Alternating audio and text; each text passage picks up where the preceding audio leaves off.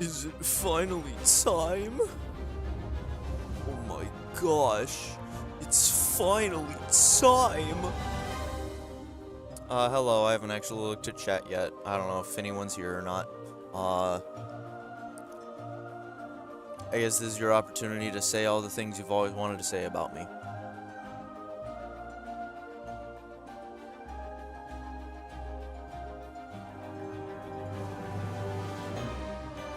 Okay, let's get YouTube chat pulled up.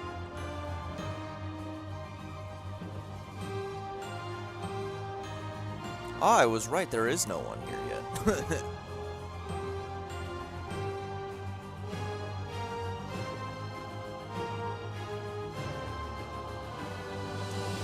Okay.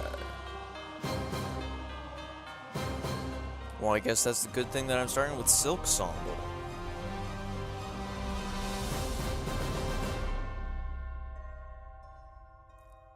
Also, I need to know if the music or not is too loud, because it's hard for me to tell, and I don't know if anyone else is here, so they can't tell me or not.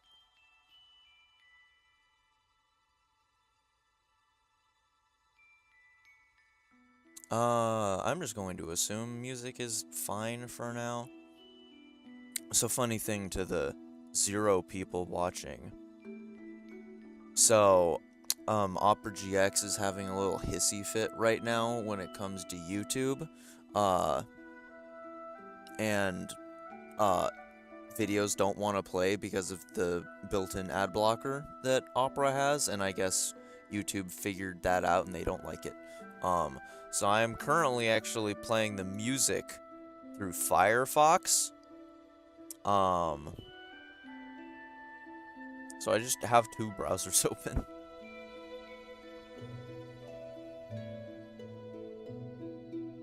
Dude, Silksong's music is so good. Alright, I guess I'm gonna start Silksong and hopefully somebody can show up in that time, maybe? I don't know.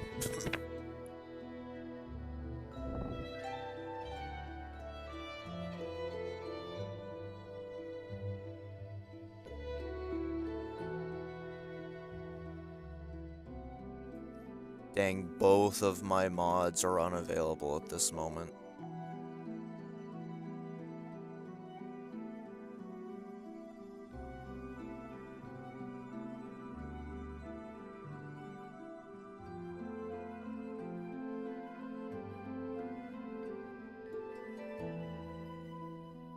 Well, I guess we're just doing Silksong for now.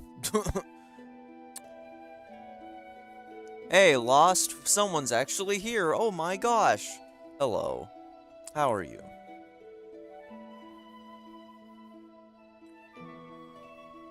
Is this tier list? I don't think this tier list I looked at had enemies. Yeah, no.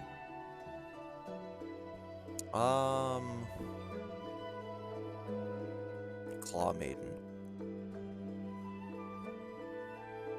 That's the surprising amount of things, correct?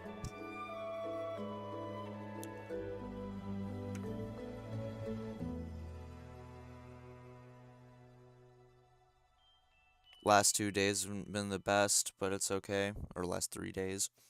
Dang, I'm sorry to hear that. Hopefully things can get better. Yeah, life can suck sometimes, so I totally understand. Coral Chambers High Hall, so it's probably gonna be one of the wire enemies, I'd imagine.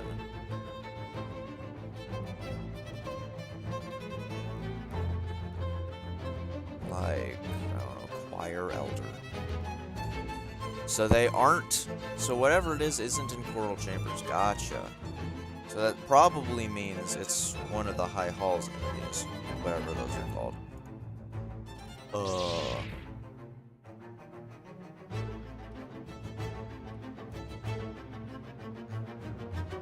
High Halls. It's gonna be probably this guy, maybe, or this guy, one of these. Minister, let's try that.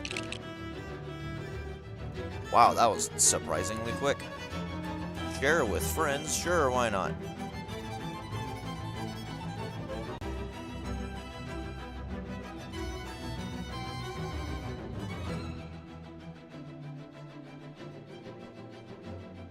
Hunter's Journal. Oh boy, I always hate these.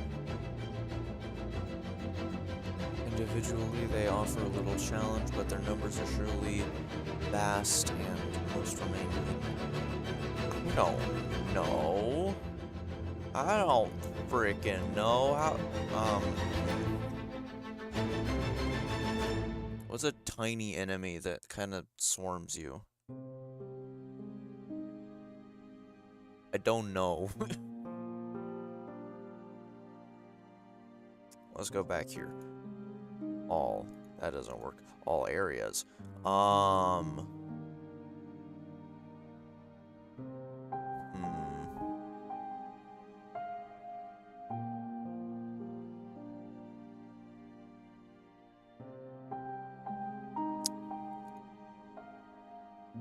don't know. I'll try a couple, and then I'm gonna get the hint, because these ones are always hard.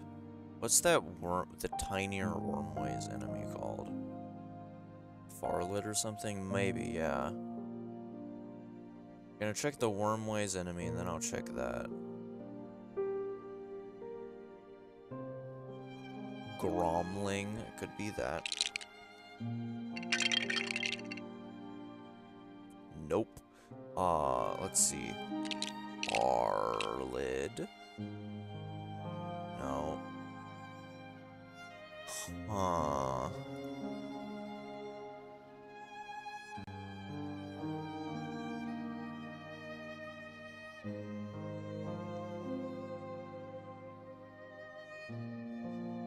Quite a predicament here. Dude, these ones are always difficult.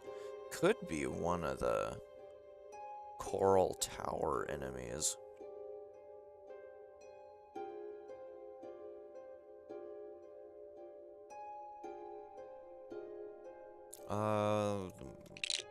Mothleaf, you. Nope. Hey, what's up, Rico? Haven't seen you in a bit. Currently trying to figure out whatever the heck this enemy is, and I am not having a good time with it. What's tiny and could, like, swarm you or something?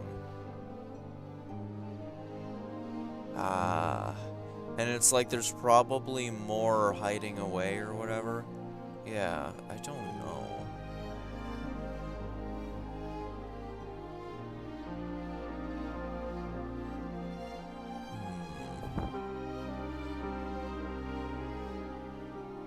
And it has to be something dangerous, so it's probably not gonna be any of the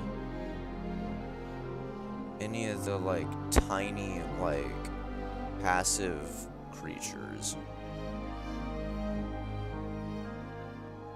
Change the category to enemy. That is a good point.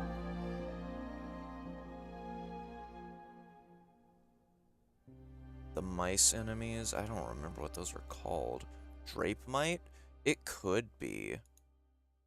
But at the same time, I don't really see those as being like a swarm enemy, but I could be wrong. Drape mite. Okay. I'm gonna get the assistance. A Greymoor enemy. Okay.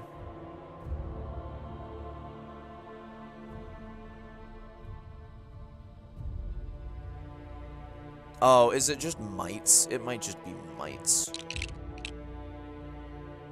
Okay, well that was easy.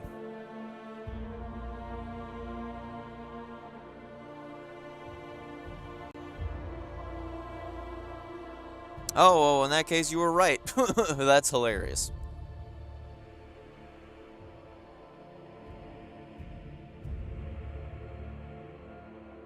I feel like we've gotten this exact one before. That's just the big drape mite. Yeah, wow, that was easy.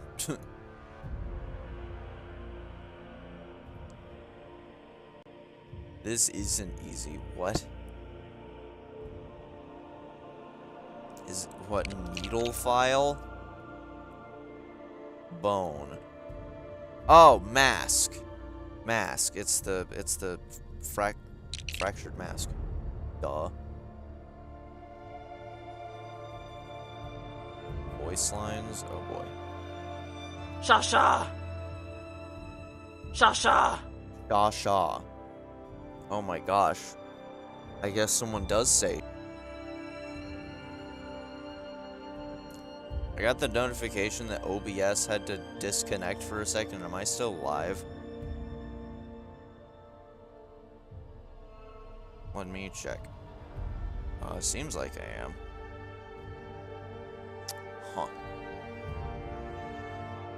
Huh. And by the way, yeah, Vlog. Wahoo! Not hard at all. Location. Finally, a location that isn't, like, immediately obvious. My first guess is here. Oh, interesting.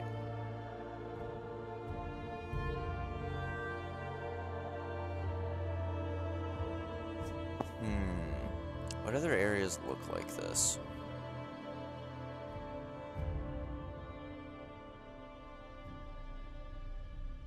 It could be Verdania, maybe.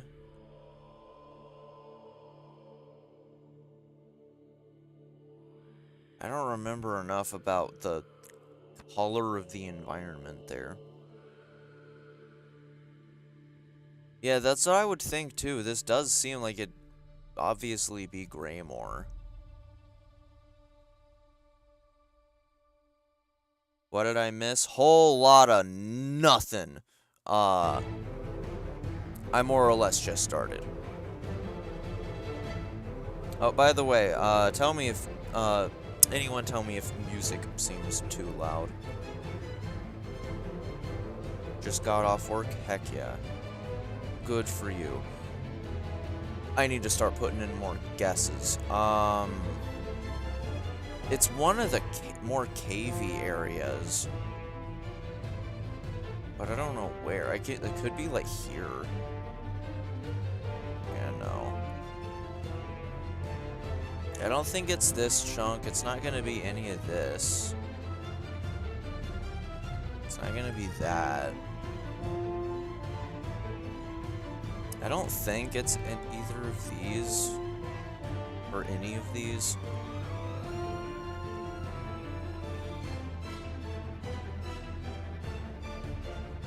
Just gonna have me playing in the background while you play Baldur's Gate. Hey, I have no problems with that. Okay, I can zoom out, but I wanna... I feel like that's gonna make it too easy. I don't know, here. It could be a Verdania location. Like, I don't know, here or something. Oh. That's interesting. I've never gotten a yellow one before.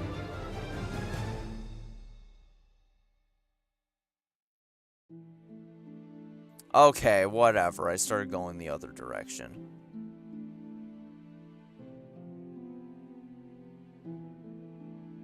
Oh, it's so obvious looking at it in hindsight.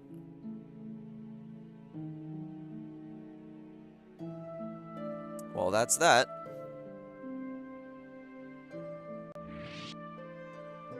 I don't know how long this stream will be, because it kind of just depends on how fun it is, I guess.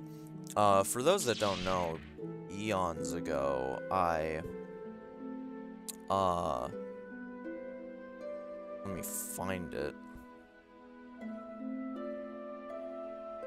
Yeah, over a year ago, I did another,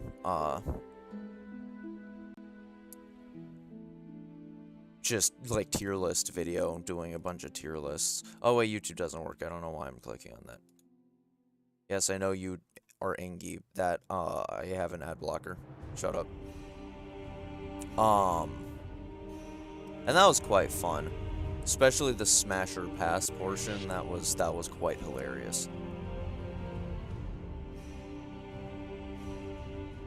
Bro,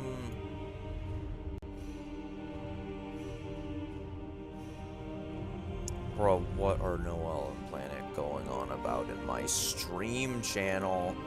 What great freaking moderators they are, just having a conversation in my live stream channel. Anyways.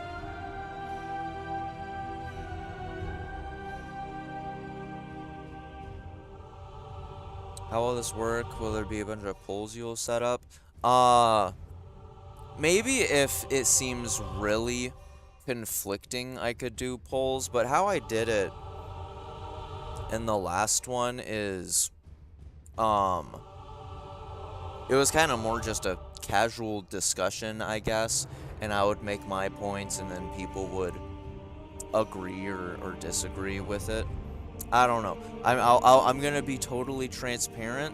This might be a bit more difficult with this few people.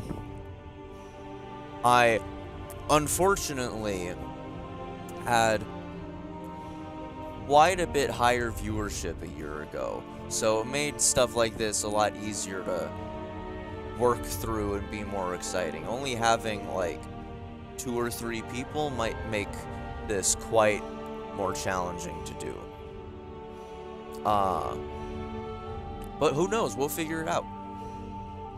If worst comes to worst and it's just not fun, then we're just gonna cancel the stream.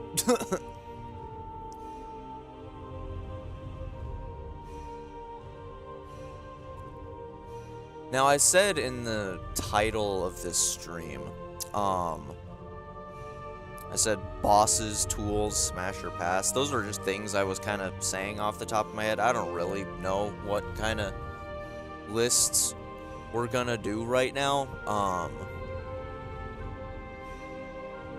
I want to do the smash or pass, and I want to do like boss difficulty. But who knows how long those will take, and who knows what other ones we might come up with.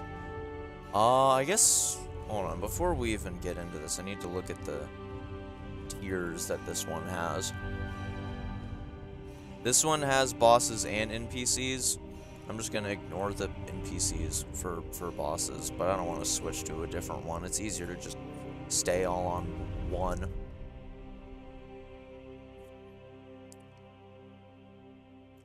Let's see.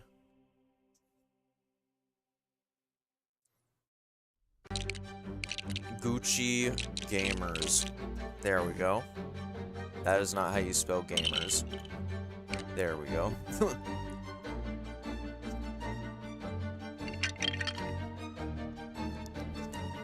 Let's see. Very Pog.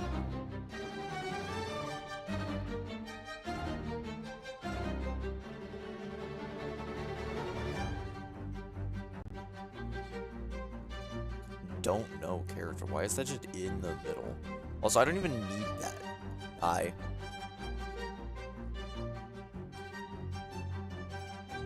Good, mid, bad, worst. Let's change this. Meh.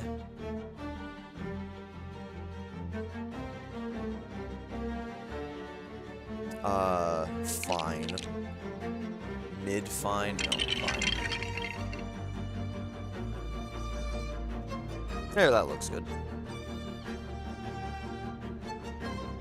I guess I can just go in order of bosses that they show up here. That'll make it feel a bit more random, I guess. 10 images? Huh.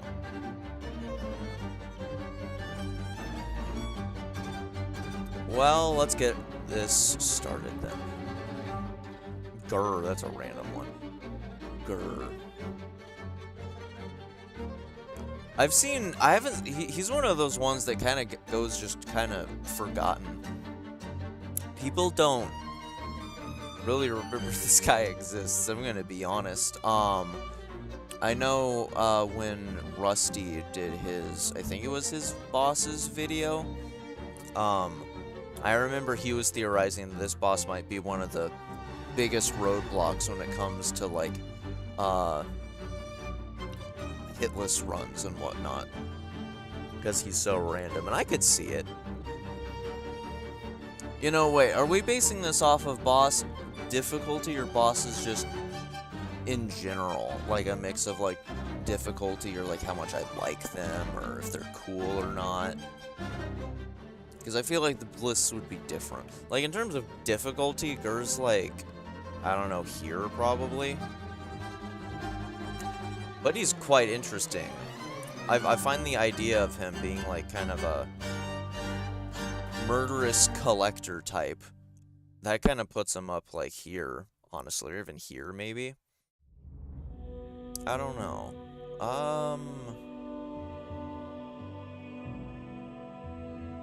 I mean, I guess we could just do two different ones.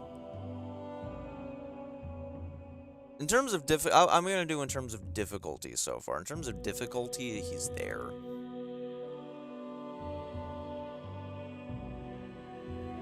Granted, all these things are like good to bad, not easy to hard.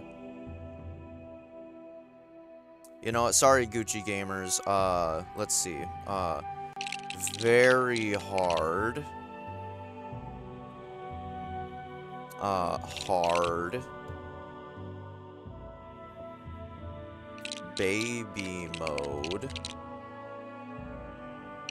Easy.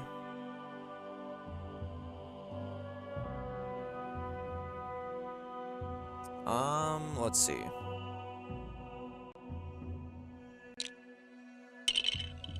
Challenge. Am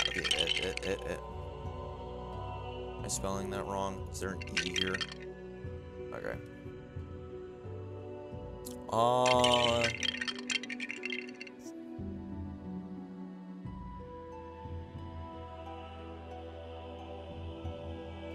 I don't know, what's a middle of the road sounding tier for difficulty? I don't know, might I? There we go.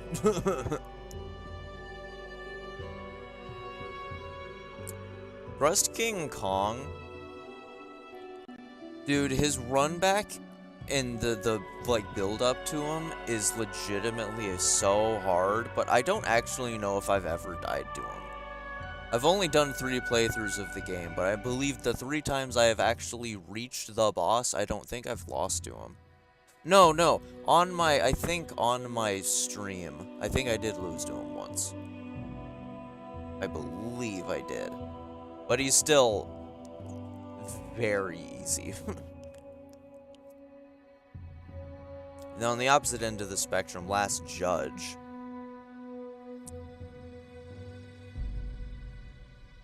I'm probably leaning here. Either here. No, Last Judge has to be here. Last Judge is hard. Not cream of the crop in difficulty, but far from just being challenging. She was the first big roadblock for most players.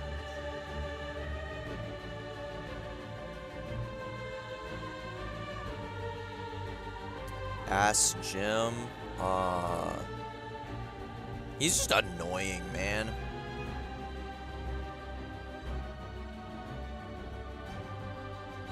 He's probably in the same tier as you, maybe a bit higher. I'll do there.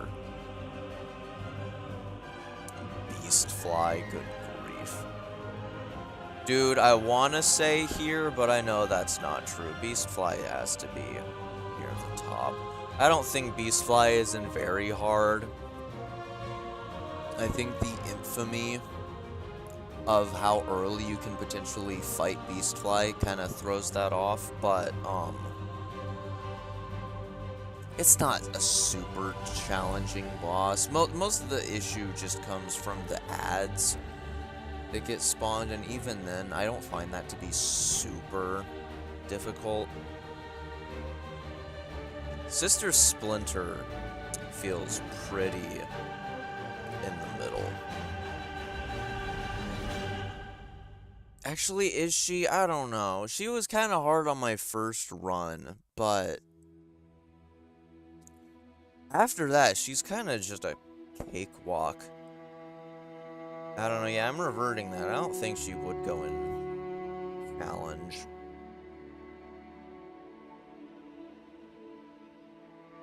Volt Verm is easy, just get that out of the way.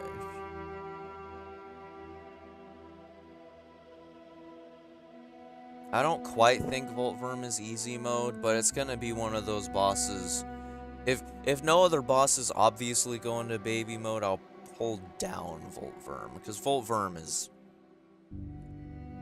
it's one of the most mediocre boss fights in the friggin' game.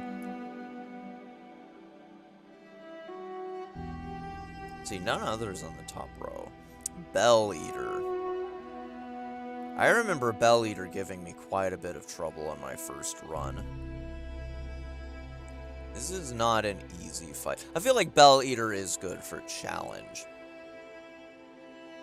Like, they're not easy, but I don't think they're on the same caliber as Beast Flyer Last Judge either. Is that separate from... Okay, yeah, Green Prince is by himself, so this is the boss fight version. Also, I almost forgot this. I forget that this boss even exists.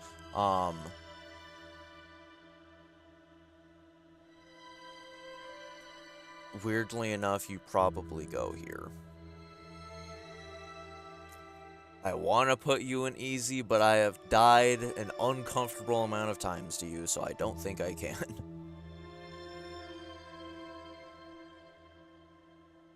Green Princes, or whatever the fight... Clover Dancers, that's what this fight is called.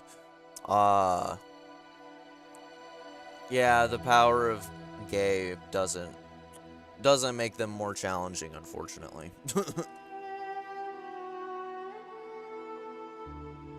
It's a very cool fight, but it's debatably even easier than Cogwork Dancers, which is already, like, a mid-game boss fight. Like, I don't know. This boss fight definitely could have been harder. I guess it's at the same caliber of Crust King. They're both at the same point in the game, technically. Clockwork Dancers, I'd say, are also on this tier. Like, they're not hard when you play the game in post, but it can take a minute to get used to it on your first go around.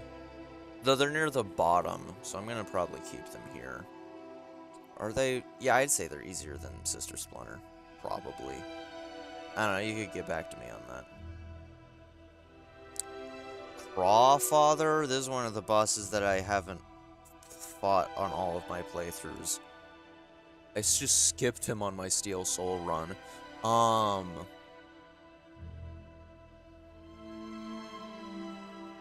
Half of the difficulty comes from the ads, and even then, like, that's kind of... Unlike some of the other fights, like with Beastfly, where the ads kind of become an annoying extra aspect, with Crawfather... Alright, what is it? The Court of Craws? Is that what it's called? That's kind of more so the point, is that it's more so an enemy gauntlet, but then there's just, like, one big guy that's just kind of there during the enemy gauntlet. That's more so the point of the fight.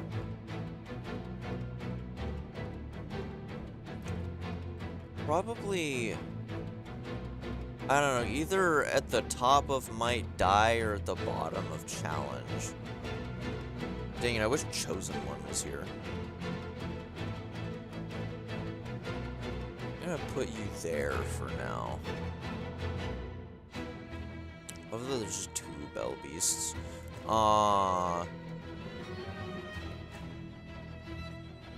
You can go top of easy. Also, to put in perspective, this isn't me ranking them in terms of just overall difficulty. Because, yeah, obviously Bell Beast would be, like, at the bottom at that point. But Bell Beast, like being the second boss in the game, already dealing double masks, it's not a cakewalk. Like, it took me quite a few tries to get through Belbeast. Still not a difficult fight by any means, but it's not baby mode, I wouldn't say. Father of the Flame, good grief. Dang,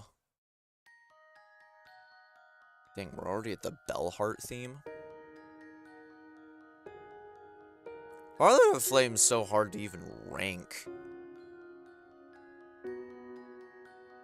I'm leaning just middle of easy, but that almost seems wrong. This fight took me a while to figure out on my first playthrough.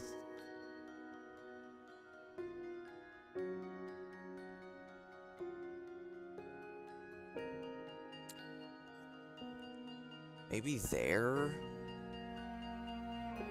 Maybe a bit higher than that, like there?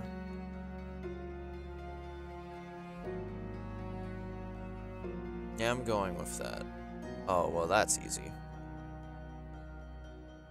See, I don't even know if I would 100% agree with this now. Like, for those that were watching during my streams, I did not struggle nearly as much with First Sinner as a lot of other bosses. But I think it would be wrong to say First Sinner isn't on this tier, because like it's similar to like Nightmare King. Like, Nightmare King is one of the bosses in Hollow Knight I can do more consistently. Nightmare King is, in terms of my current skill level, there are so many other bosses that I have higher chances of dying to than Nightmare King.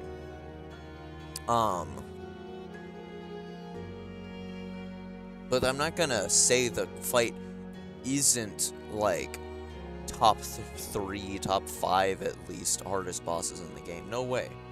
That's the same way I feel about First Sinner. First Sinner is one of the few bosses that I do think is at that caliber of difficulty. Even if fighting them after the fact it isn't as hard. I feel like the difficulty that you had to get to that point puts First Sinner at the top, in my opinion.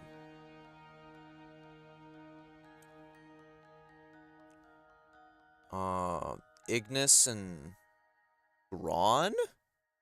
Is that their names? Something like that. They're also... I'd put them, like, here. I don't know, I remember having quite a bit of issues with them when I first played. That run back for them was annoying as well. Yeah, I'd say they're about there. I just turned up my own microphone, or my headset. Friggin' music jump scared me. Fourth chorus. Probably here. Fourth chorus isn't super hard. It has a very easy moveset to learn.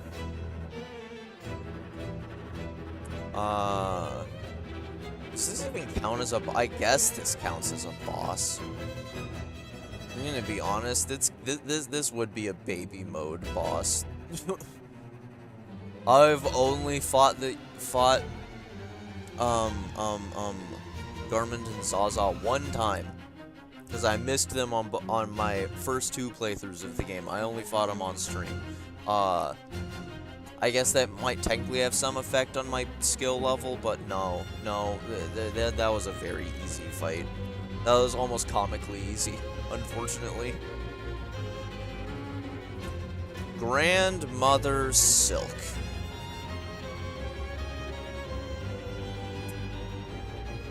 Now this one is difficult to place. There's so many ways you can look at the fight.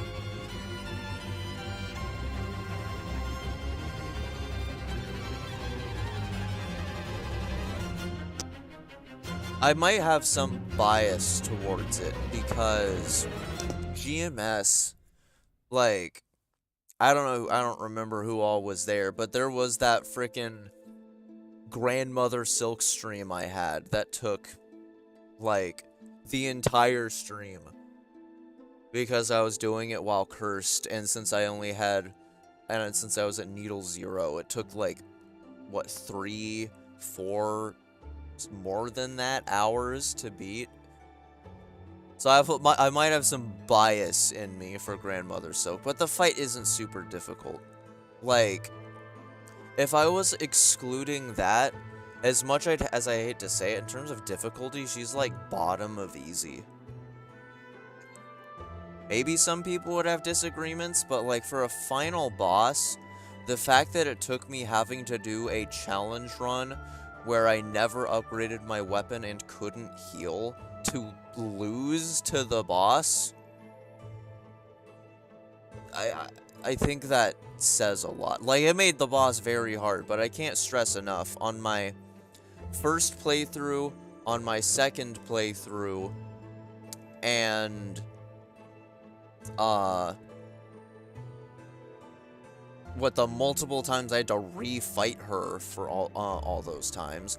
Because I fought her for normal ending. I fought her again, later in my first playthrough. Then I fought her a third time to go into the next act. And I've beat her first try each of those times. She's unfortunately not a hard fight at all. If this was ranking in terms of, like, peak difficulty, like, as difficult as she can be, she's here. Because if you're doing it cursed, that is significantly harder. Doing this fight cursed is so much more challenging. But just in general, she's there. The only reason I'm not putting her in baby mode is literally because the technical aspect of curse that plays some part in difficulty, since it is an actual requirement for an ending. I wouldn't say it's just a challenge run for the sake of it. But even then, it's just, this fight's not hard, I'm gonna be honest. What is this boss called? Is it just conch flies and then raging? Are there two different ones? I need to check. There are two of these fights. Doesn't look like it. Can I duplicate?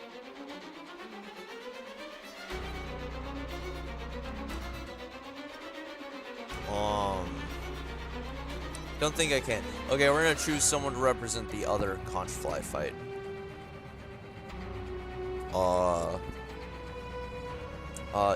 You're the other conch fly fight. So, normal conch flies, you are gonna be normal conch flies. Normal conch flies, you're like there. It's also not a super, okay, it might be more there, maybe. It's not hard in the slightest, though. It's one of the easier fights, especially for it being, like, closer to mid-game. The fight's not super challenging at all. Raging conch flies is around the same. I'd say it's slightly more difficult, but only, like, there, in my opinion.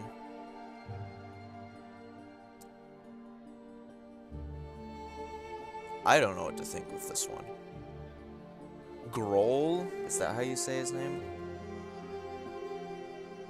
Everyone knows the infamy of this fight. But half of that is also just because of the run back. The fight is one of the easiest in the game, in all honesty. He is one of the easiest attack patterns to learn in the game. The only reason he's a challenge is because it might take you a few attempts to get used to it, I guess, and you're gonna be stressing out because of the run back.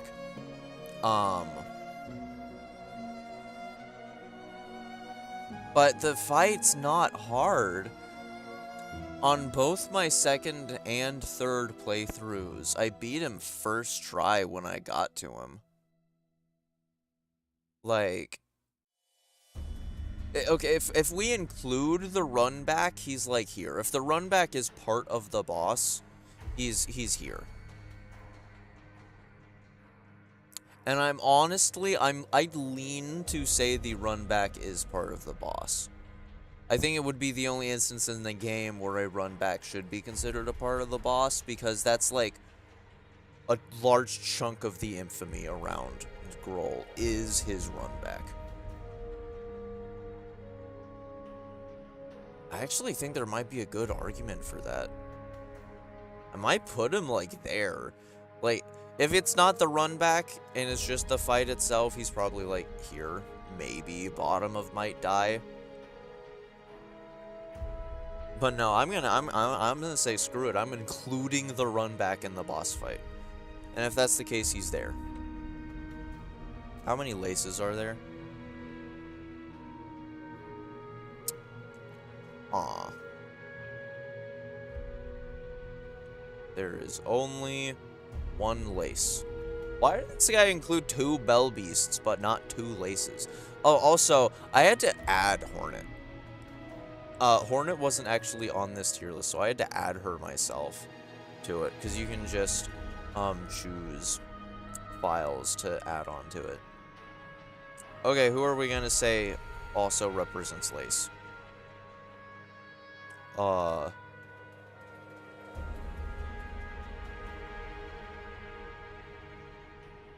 don't know. You look vaguely lace-ish, maybe. I don't know. Lace 1. You're Lace 1. That's what I've decided. Lace 1, probably here. Around there, maybe? Lace 2 is here. Lace 2 was so difficult for me. Lace 2 was one of the harder fights in the game. I don't agree with this now, but when I first played the game,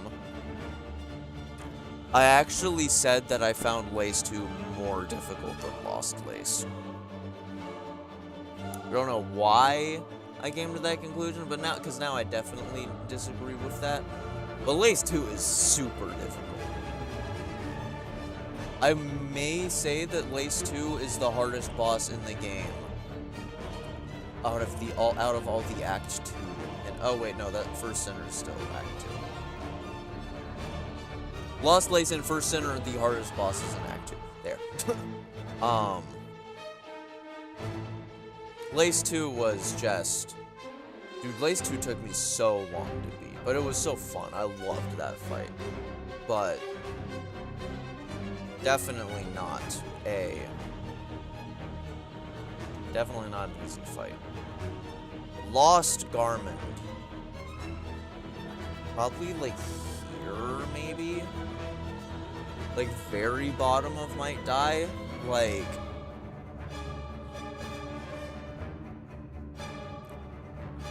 he's not super challenging, but I would be lying if I said that I did die quite a few times when I fought him. Both on my first playthrough and on the stream playthrough. He was not... I would be mistaken if I said he was just an easy fight. Though he's definitely bottom of Might Die. Ah, Bile Water, you have such good music. Lost Lace. There... No one will argue that. Let's carry on. Dude, there aren't many bosses I feel like go and challenge. But, this guy, how am I blanking on the name of this boss? What is this boss called?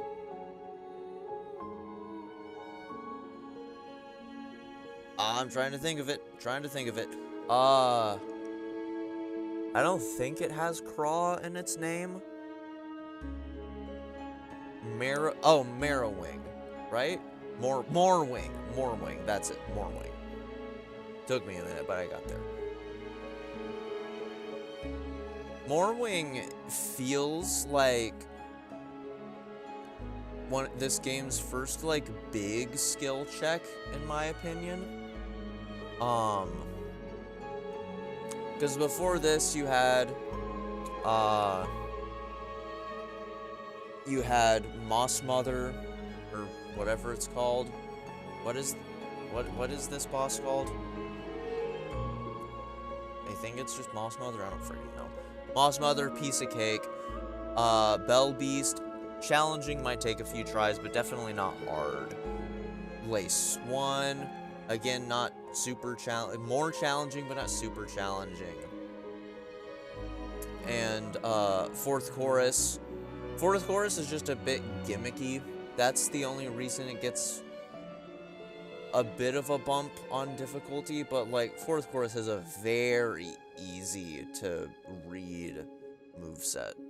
Morwing is the first time in the game. What the frick? Hold on. I just noticed this. I am so sorry. Wow.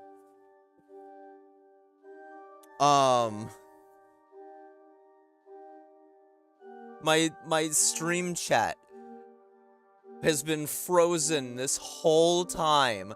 I didn't realize. Oh my gosh. I thought y'all just weren't talking for a good chunk of that. It's been frozen for I don't know how long now. Oh my gosh. Hope I get more people in here. I agree.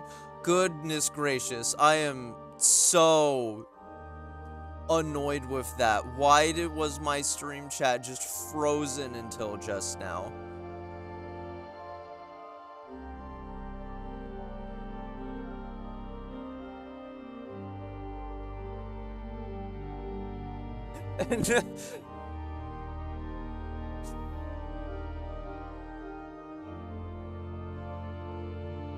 Yeah, I don't blame you for wanting to leave, because, oh my gosh, I am so ashamed. Why was that the case? I kept looking at chat, waiting for things to be said, and they just weren't, nothing was being talked about. I'm so sorry. Well, let me try and find where it just kind of froze.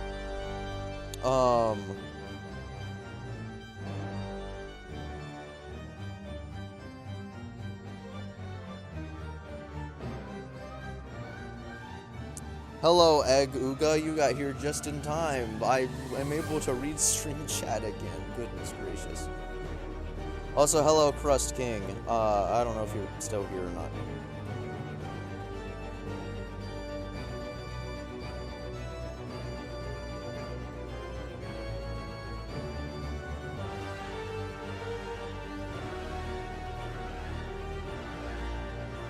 Okay, well, I guess we're continuing now.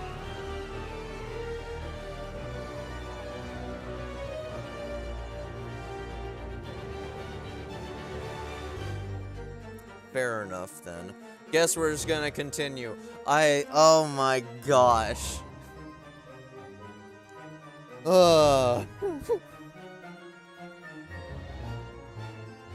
I'm so glad I'm not a professional streamer. Or I do this as a hobby. If that happened and I actually had a kind of large viewer count, granted, I probably would have caught it if I had a larger viewer count. Whatever. I'm not gonna linger on it anymore. I'm very upset with myself. We're gonna move. What was I just talking about? Morwing, I think. Yeah, Morwing is one of the bigger skill checks in the game early on, because all the bosses before Morwing, again, they're not easy, I wouldn't say, but Morwing's the first one that has like a pretty complicated moveset.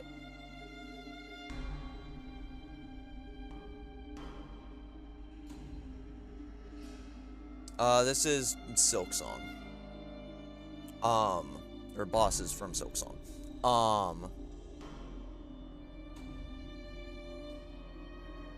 Morwing is... Yeah, I'd say he's about there. I feel like he's a good challenge boss. Yeah, if you haven't played Silksong, yeah, get out of here. We're gonna be... I'm not holding back on spoilers. This is gonna be talking about the whole game, start to finish. So, yeah, if you don't want to get spoiled, I would recommend tuning out.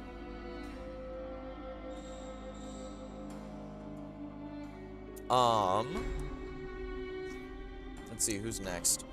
Oh, there we go, Moss Mother. Yeah, baby mode. I could legitimately argue that Moss Mother might be a easier first boss than even what Hollow Knight had. Like, in Hollow Knight, you could either fight False Knight or Gruz Mother, and I think both of those bosses are more challenging than Moss Mother. Yeah, Moss Mother's baby mode. Yeah, there's not many bosses in this game that I feel like is easy. Moss Mother might be the easiest boss in the game. Nihilith. Maybe one of the most gimmicky bosses in the game.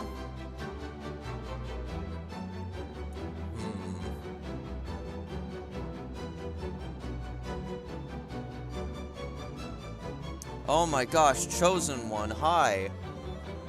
I'm so glad you weren't here for my... Okay, so Chosen One, I have to vent about what the thing that happened like 5 seconds ago. So, for whatever reason, my phone decided to stop updating Stream Chat. And, I just wasn't seeing any new messages on it. And I wasn't saying anything because I was just assuming, oh, maybe I just don't have enough people tuned in. Maybe people just aren't having anything to say. So I was just moving on. I didn't want to put a big focus on that. But then I randomly picked up my phone just because I was starting to get kind of suspicious, and I reloaded YouTube, and I saw that chat was actually being used this whole time.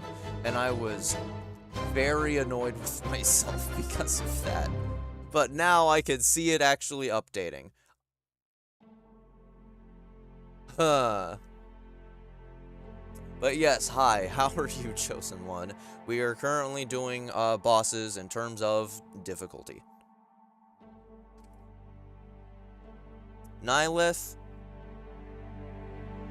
Dude, Nihilith is one of the hardest to rank for a category like this. Like, I feel like Nihilith can go as, like, pretty much anywhere here, dependent on who you ask.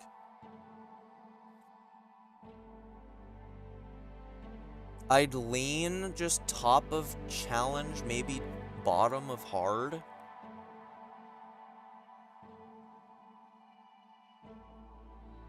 I'm gonna say there. It's hard for me to make an unbiased judgment on Nihilith, because most of my more recent attempts were practicing and doing a lot of the more like gimmicky things. Like, that was one of the first bosses on my second playthrough that I was utilizing Sawtooth and Beast, etc., etc.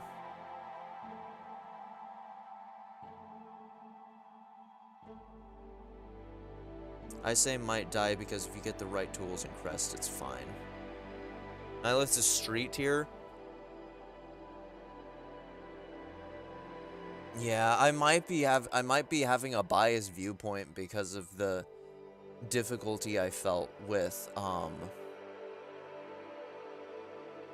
Beast and Sawtooth using them basically for the first time.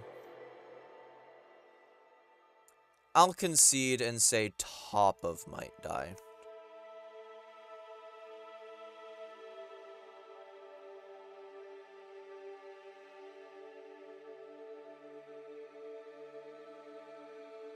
Good luck with views, bro. Thank you, Egg Uga. Have a nice day. Please stay safe. For example, the thing that lets you stay still on walls just does it for you. That's fair. Yeah, y'all have made convincing enough arguments. I don't think I can go any lower, because I don't think Nihilith is easy, in my opinion. I just think because of the boss being gimmicky, that inherently boosts the difficulty a little bit. But that's my take. Who's next? Pale Stag. I always forget that this even exists.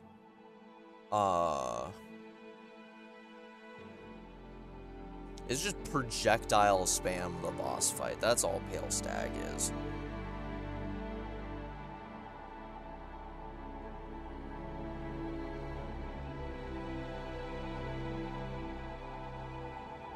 It's a challenge at best.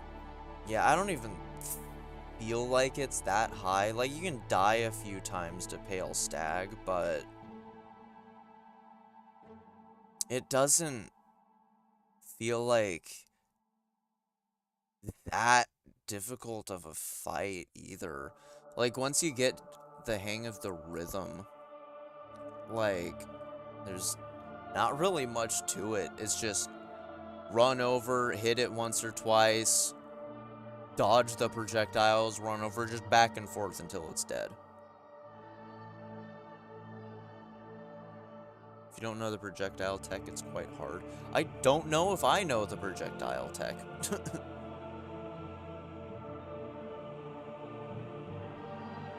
And even then, it's not, the projectiles aren't super difficult to dodge as long as you have a quick enough reaction time. I'm gonna say middle of might die, probably.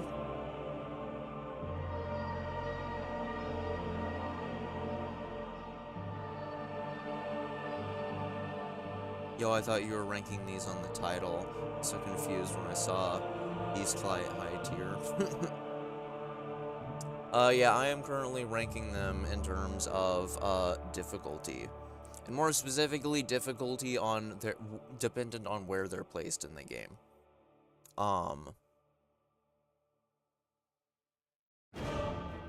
And by the way, hi, Lush Spider. How are you? You can use Threadstorm to destroy the projectiles? I didn't freaking know that. Why does it say Smash or Pass? Because I'm going to be doing multiple. Smash or Pass is the thing I was going to do after this. Yeah, I believe it should be, yeah, in the parentheses on the stream, I put, like, multiple different things.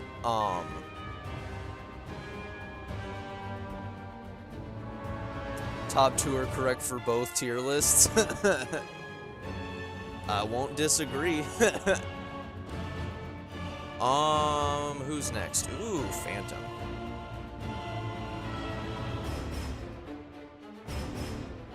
Phantom seems like the most, like, balanced fight in the game, in my opinion. She is, like, absolutely, like, perfect. Also, I'm using the wrong pronouns, I apologize. They are absolutely perfect for where they are in the game. I would say Phantom is easier than Last Judge. I feel like that's my opinion. I feel like other people would agree. I don't know. I think Last Judge is more difficult, but if enough people in chat disagree with that, then I'll totally concede. Phantom I hate simply because they're in bile water. You know, that's a fair argument.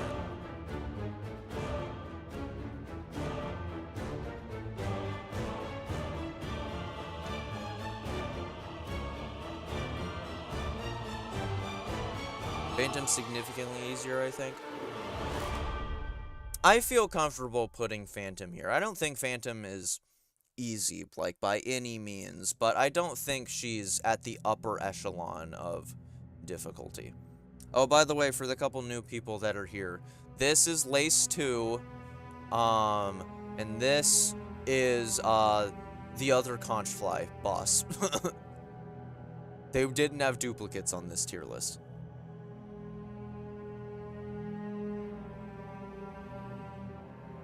Yeah, she's technically in Bile Water, and she can be annoying because of that. But also, I think there could be an argument that she's technically a mist boss more than anything, if you want to get really technical. Who's next? Ooh, one of my favorite bosses. This boss is so fun. If we were ranking them just on terms of how I feel about them, this would be near the top. I love this boss fight.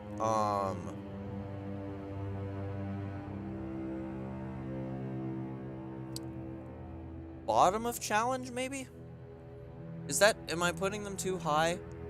This doesn't feel like an easy fight, but it doesn't feel like a super difficult fight either. Like, I could see an argument for both challenge and might die here.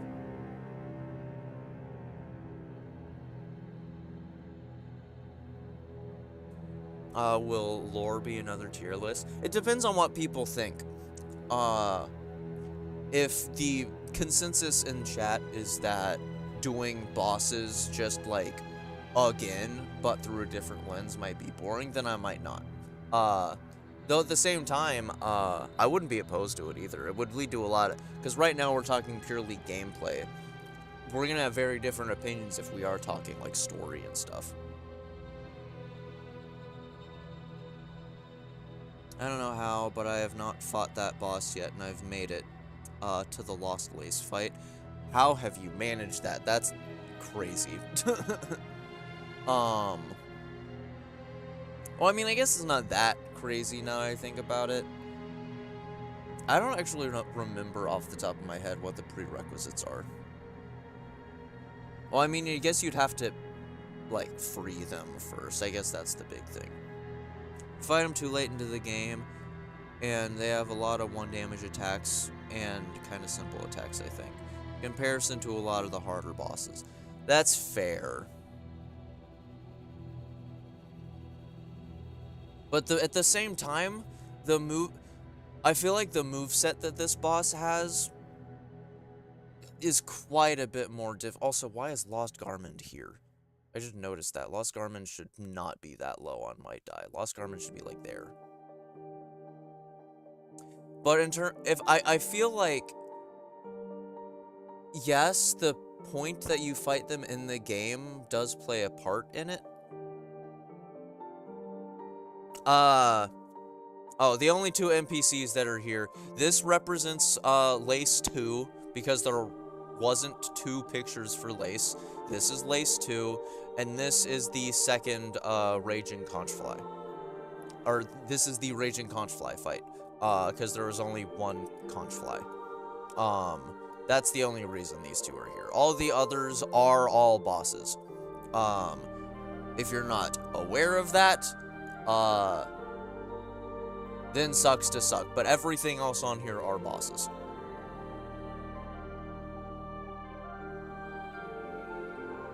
When you find them, you have a lot of different ways of fighting and a lot of freedom, but at the same time, the moveset is as complex as, Last Judge. I don't know if I'd quite say Last Judge tier, but I would say Phantom. I think in terms of moveset, him and Phantom feel pretty similar. Them and Phantom. I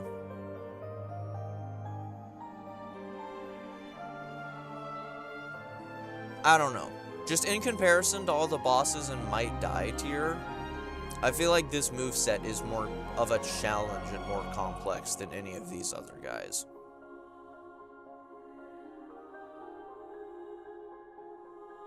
I don't know. This is where I'm staying in terms of my opinion. What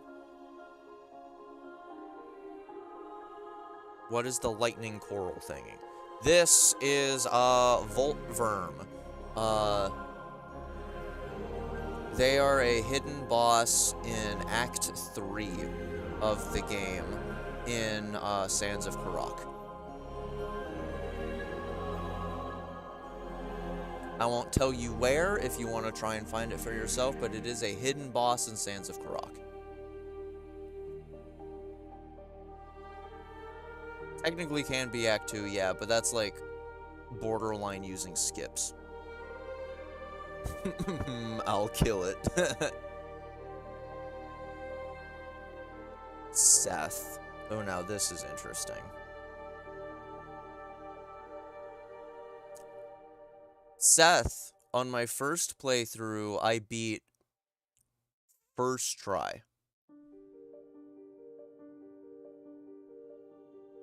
But on my subsequent playthroughs I've done, I actually died quite a few times to Seth. On my second playthrough, I don't know how many times I died, but I died to him a few times. Or almost died because it was Steel Soul and I just save quit at one mask. Don't judge me. Actually, yeah, judge me. I don't care. I don't like Steel Soul. Seth was... I died to him a few times there, and y'all know how it went on stream. I struggled with him a decent amount there. But it's hard for me to just say he'd be like here, because again, I beat him first try on my first playthrough.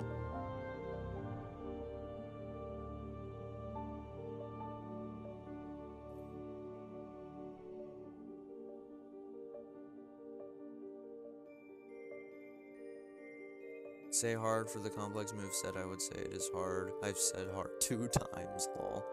Beat Seth first try while having the parasite because I didn't know how to get rid of it until I got annoyed and looked it up. Dang, that's crazy. Holy crap, you beat Seth with the parasite? Dude, I need to do a, playthrough of this game. Like, as a challenge run where I'm infected the entire time. Taz, don't believe you. Yeah, that... I'm not gonna say I don't believe you, but that's a hard sell, I won't lie. Like, even if I'm saying I beat Seth first try, I at least was able to heal during that.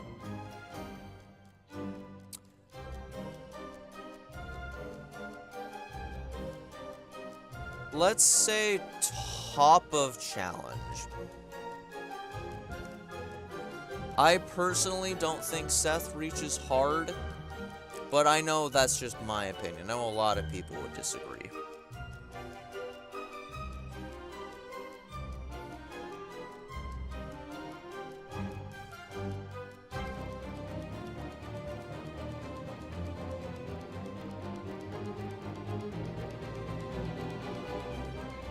Oh yeah, wait, you don't even get silk skills and tools, and I forgot about that.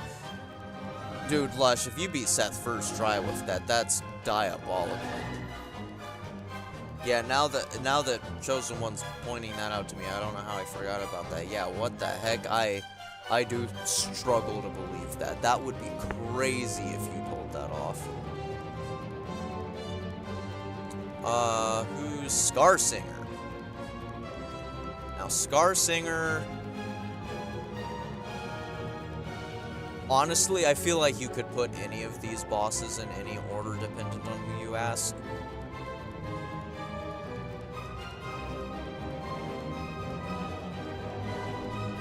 I don't know. I think First Sinner, is last place out of the 3, but I think these 2 can kind of be interchanged.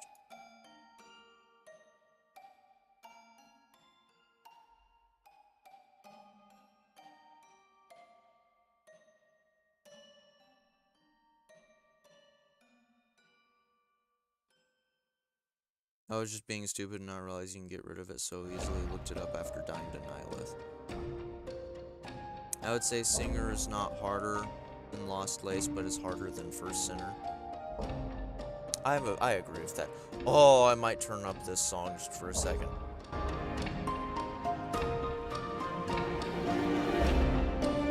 It is still my favorite song in the soundtrack. It's so good. Y'all can hear this, right? Let me double check. Yeah.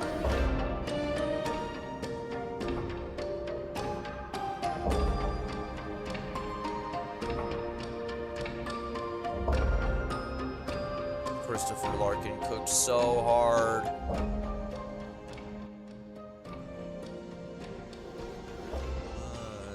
Oh, bit. Yeah, there we go. Who's next? You.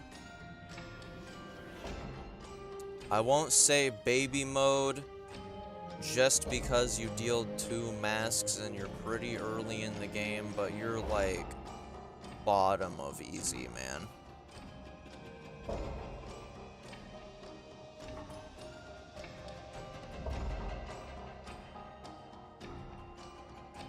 Wait, is Plasmified Zango even on here now that you're pointing that out?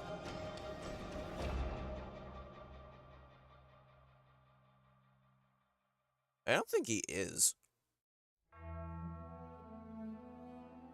I actually do feel the need to hold on. I'm gonna grab a PNG of him and add him on this because top right. Wait, is he? Oh no, that's not Plasmified Zango. That's the doctor guy. No, those are different.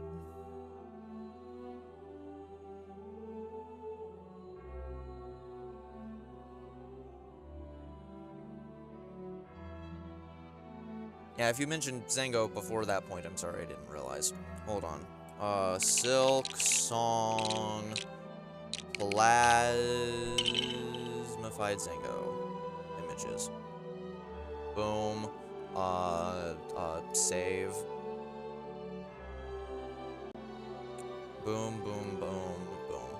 There. There's Zango. Where are we putting Zango?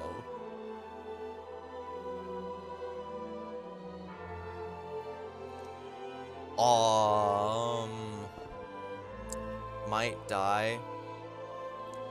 Yeah, he's so easy, but then at the same time, he just randomly decides to go, like scuttle mode and will, like, ram you to death, like, instantly.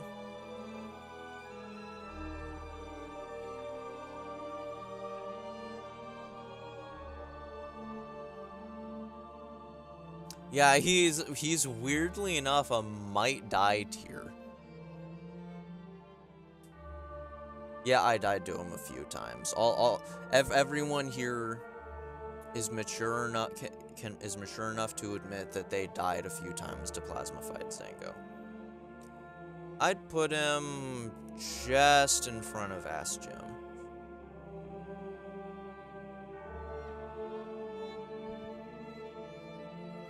Oh dang, we have a bunch of bosses back to back to back to back to back to back here. What is this boss called? I don't remember what this boss is called. Though I do feel obligated to put it top of baby tier.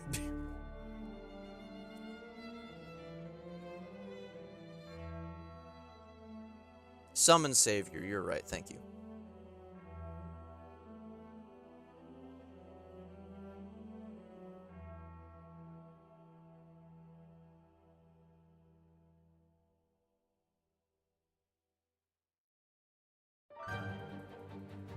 Oh, okay.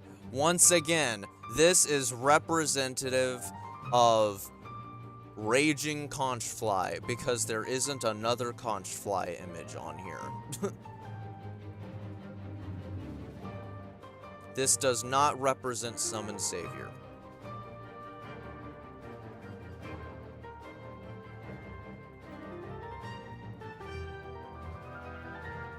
Wise Father of the Flame right there. He felt so easy. I beat him first try with help of Reaper Crest, Multi-Binder, and Warning Bell got me through it with little trouble.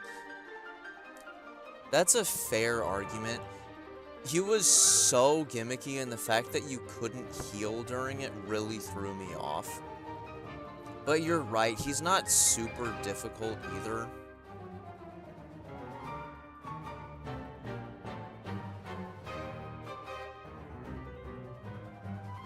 Yeah, I might concede with that. I don't think it goes in easy tier, but I can concede with it going a lot further down.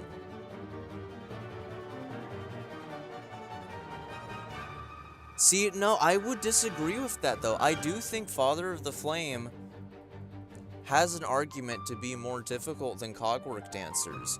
Because, like, Cogwork Dancers, I beat, like, second, maybe third try. It took me a good few attempts to beat Father of the Flame.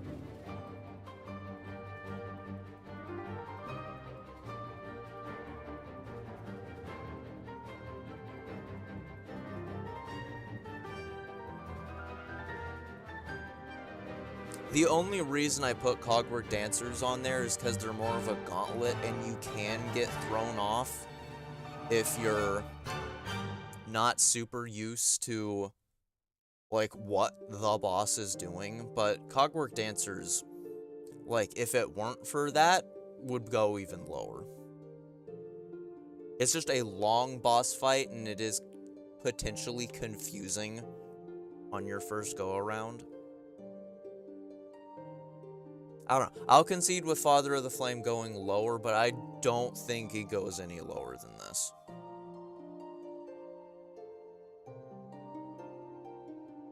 Oh, boy.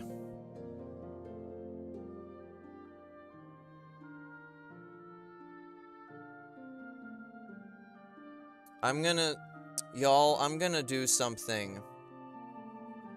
I'm gonna do something that y'all might not like.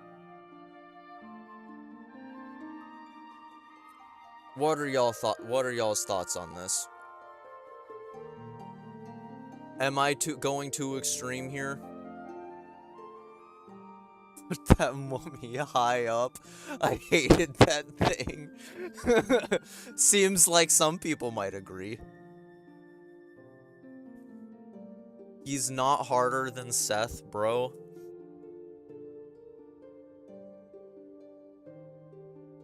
His back hitbox threw me off. Yeah, maybe he's not in hard tier, but I do think he's up there. This boss was just stupid.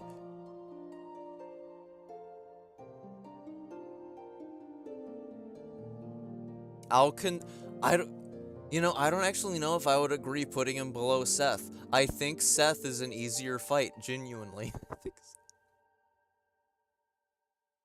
I don't know, I'll see what everyone else says about that, but like, nah, this man, I'm blanking on what his name even was. This man was so sucky. Also, he's so big, if he gets you by surprise, there's no coming back. And he's so fast. You have such little time to react to a lot of his attacks.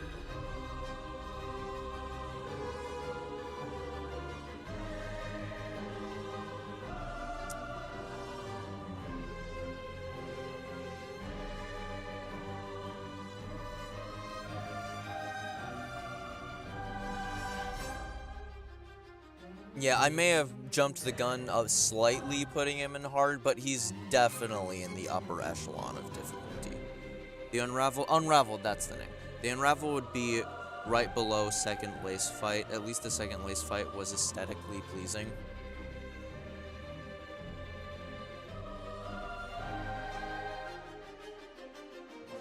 Chosen One, I'm sorry. I think he at least goes above Seth.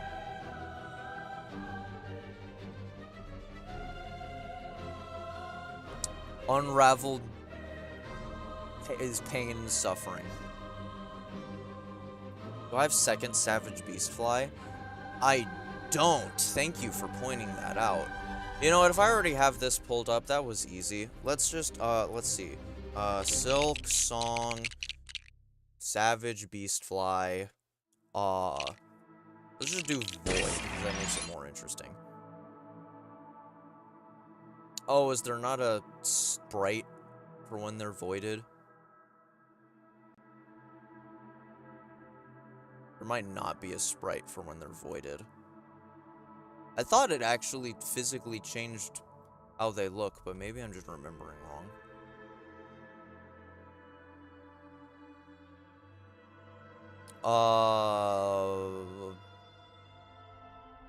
Lost beast fly. Wow. Let's see, second savage beast fly. I'm just gonna choose this one. This will be second savage beast fly.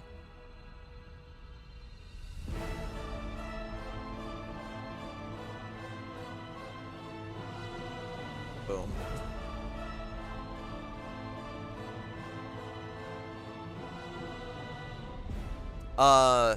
If you don't fight the, far field savage beastfly, the one that's at the lava, if you don't fight that boss until Act 3, the boss gets voided. So if you've already killed that one, the one that's in the 4th chorus arena, if you've already killed that one, then you can't fight the void version. It doesn't change much of the fight, except it gains void attacks like every other void enemy. But, yeah. If that's the case, yeah, you go there. We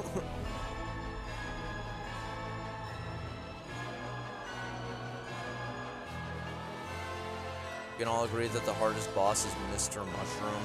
We can agree, yeah. Let's see, Trobio is next.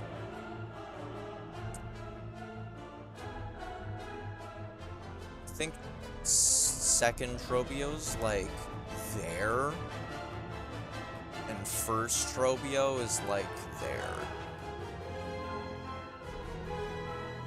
What do y'all think about that?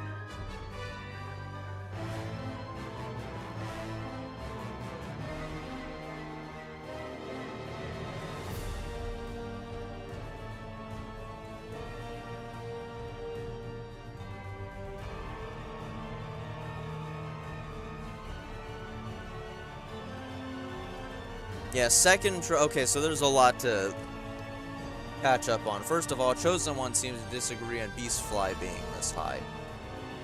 I understand the argument, and I would say now with my current skill level, yeah, Beastfly wouldn't be this high up, but Beastfly was one of those fights that took a lot out of you to be able to successfully beat it.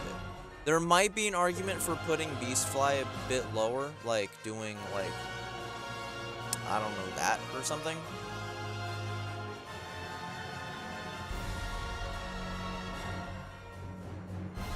But Beastfly, I think it would be incorrect to say that Beastfly isn't one of the harder, wasn't one of the harder bosses in the game, especially on a first playthrough.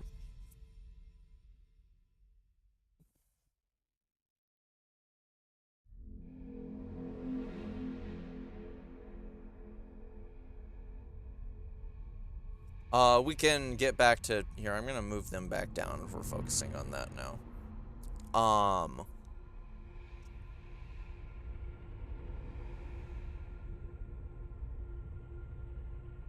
I don't know. I feel like Beastfly is.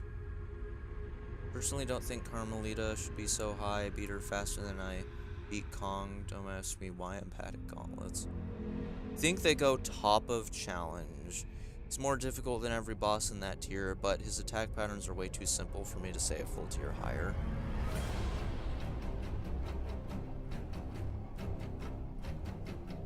Let's say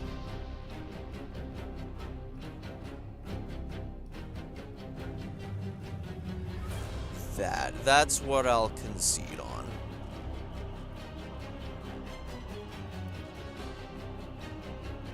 I think fighting the Beastfly while with that lava, especially if we're talking the voided version as well, that boss was not easy in the slightest.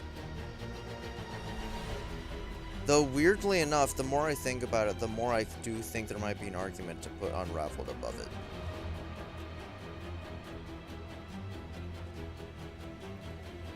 I don't know, I was just now thinking about Unraveled, and I think Unraveled might be even more annoying.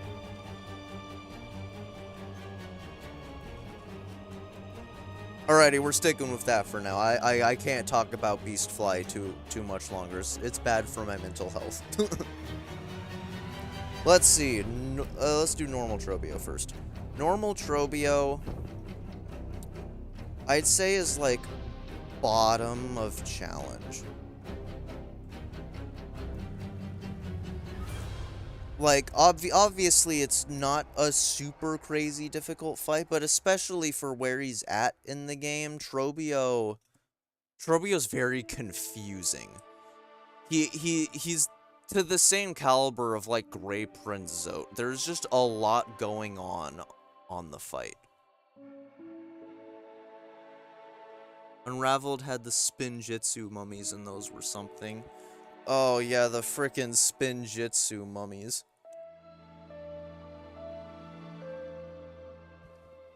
Normal Trobio's challenge, at least. Yeah. I don't think he goes super high on challenge, but I definitely would say he's challenge.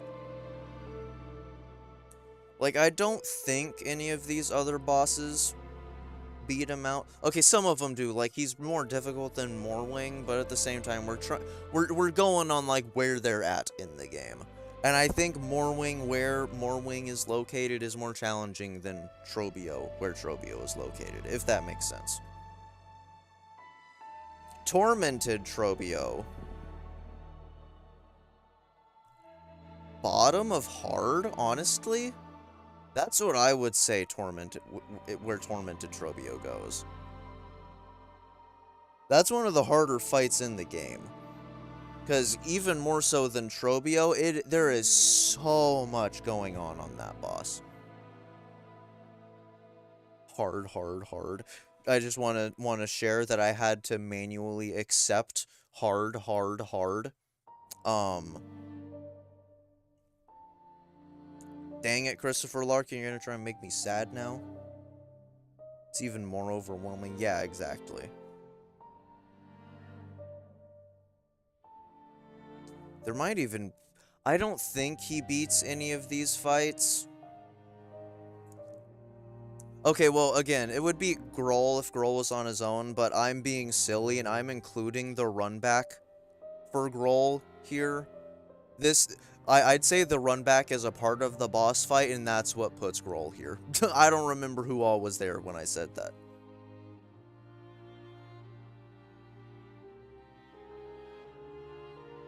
Best theme in Silksong is Carmelita's. Carmelita's is really good, one of the best in the game. I don't think I would quite say it's my favorite, but it's up there. I was still there, gotcha. Alright, I don't think anyone has any arguments with any of that, so we're going to continue. Watcher of the Edge. Watcher of the Edge is like, I don't know, near the top of Might Die.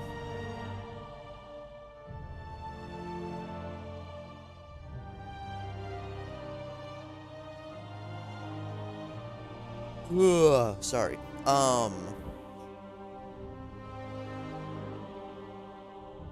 It's probably the boss with the fewest number of fights, like, in terms of the community. I have a feeling it's the boss that the most people have missed.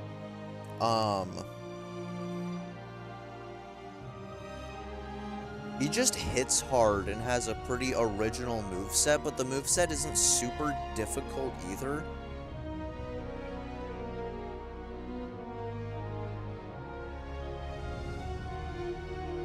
You fought in most of the main bosses, you just seem to be missing some of the optional ones. And with Watcher, I don't blame you. There's like no tell in the game that he even exists. He's just hidden in a random ceiling. And you don't even...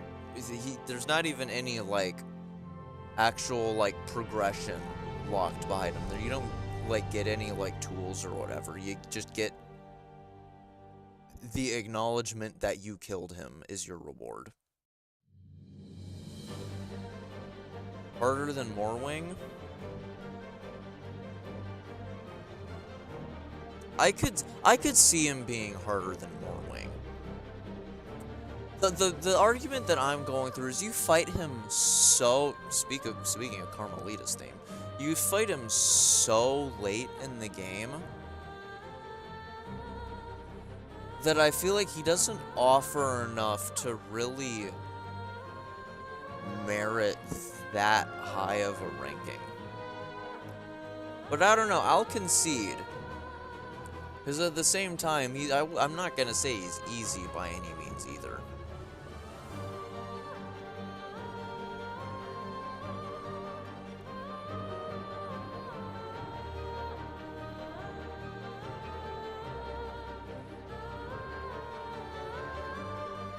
If we're including Grohl's run back, we have to include Khan's arenas, right? You know, that's a fair point. I think they're the only two bosses in the game that really have a lead up that's that notable. I can't think of any other bosses off the top of my head that have a lead up that crazy. But I'll concede with that. And if we're including the gauntlets, then yeah, he goes like there. If we're including gauntlets.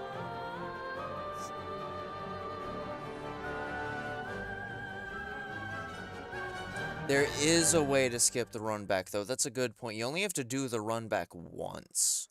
That's a fair point. Nihilith is a whole boss in front of her. Yeah, but I feel like that's a bit different because that's another boss. Like, the reason I think it's easy to say for Grohl is that, like, you have to do the run back every time. With Crust King and Nihilith, once you conquer the challenge, you don't have to do it again to get to the fight. I guess with Crust King, you do have the final gauntlet, but there's like, you get to skip the first three once you beat the first three. How about we just move on? Here, let's put Crust, if we're only including the last run back for, or the last gauntlet for Crust King, we'll put him like there, is what I'd say.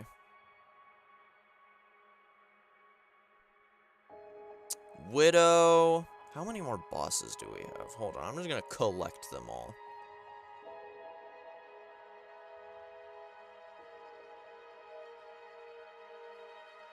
Oh. Widow's the last boss. Oh, and Chakra, I guess.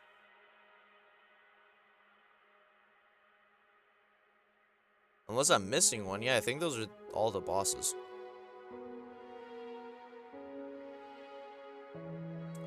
Huh. Pinstress. Oh, you're right, yeah. Totally forgot about Pinterest. Pinterest? Yeah, I forgot about Pinterest. Widow?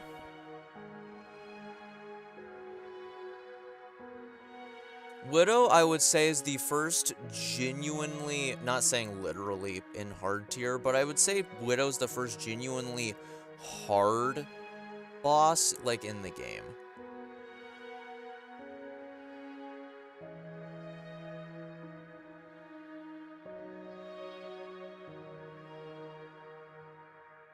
I think he legit goes and might die. I don't remember who you're referring to there.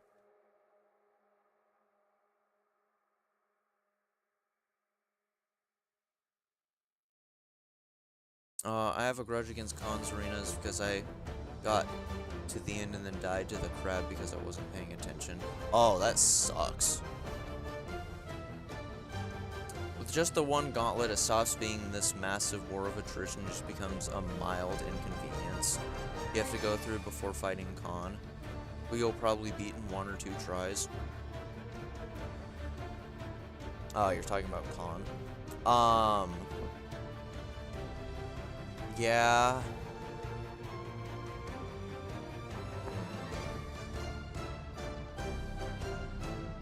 If we're including the gauntlet, I do think it adds for some difficulty, but yeah, I don't think it's It's probably like there if we're including that.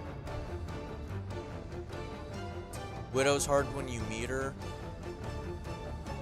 Widow's either like near the top of challenge, or I could see an argument for bottom of hard. Widow really is the first like big skill check of the game. Like, she will take you a while to beat. Even on subsequent playthroughs, she still isn't a pushover.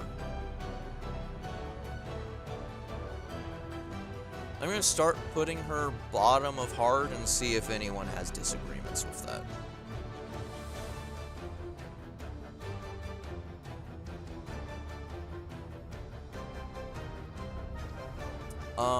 While I do that, Chakra.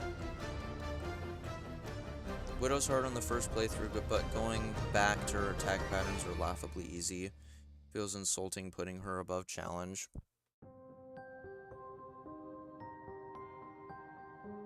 And I would actually semi-disagree. I still think her attack pattern can be hard to get a read on, even on subsequent playthroughs. Just because the bell projectiles aren't the easiest thing to figure out, in my opinion. Kind of forgot the Widow fight. Dang, poor Widow.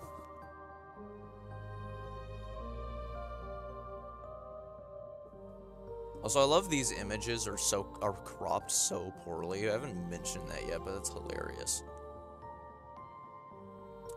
Chakra. For those who don't know, you can fight Chakra at the end of Act 2 before you start Act 3. She will challenge you for training. She's really hard. She might be the fastest boss in the game.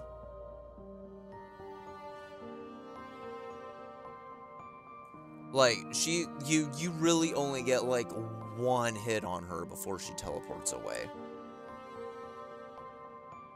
Yeah, I never fought her on my first playthrough either, because that's not, like, the most obvious thing.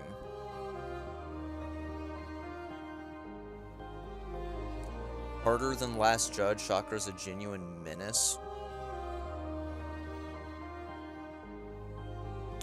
We're getting some conflicting opinions here. This is interesting. Lost is saying under Beastfly. Chosen One's saying above Last Judge. That's quite a big margin.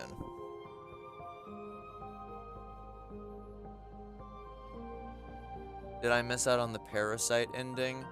If you already got rid of the Parasite, unfortunately you did. I wouldn't say it's a negative of the game, but I do think it's a bit frustrating how much you can potentially miss in Silksong. Like, I don't think it lowers the rating that you can miss out on a secret ending, but it is annoying.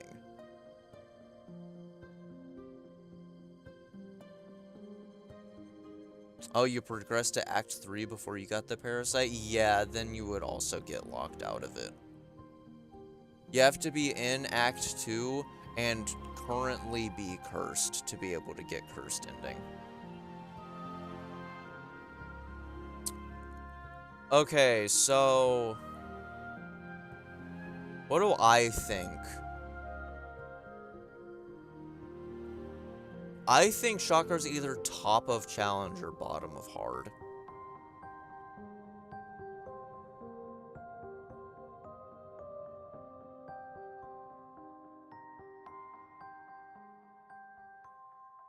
It makes so much more sense for the Farsight. Mark all the things on your map. Yeah, the Farsight's definitely... The Farsight's very nice. I appreciate that item immensely, but at the same time, it would have gone a long ways for it to actually give you more of an idea on where the items you're missing are. What I ended up doing is, when I got the Farsight near the end of the game, I ended up just asking one of my friends who had already gotten all the items, and I just asked him to give me, like, hints on where the items I'm missing were. How about we make a poll for chakra? I can try. I don't know exactly what I'd write as the options, but sure, why not? Let me go to my stream.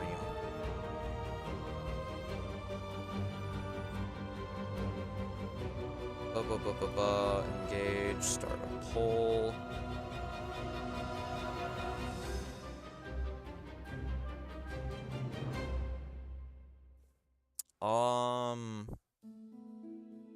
I will take personally if it's ranked beside Last Judge. Isn't the Farsight in the Abyss? Yes, it is.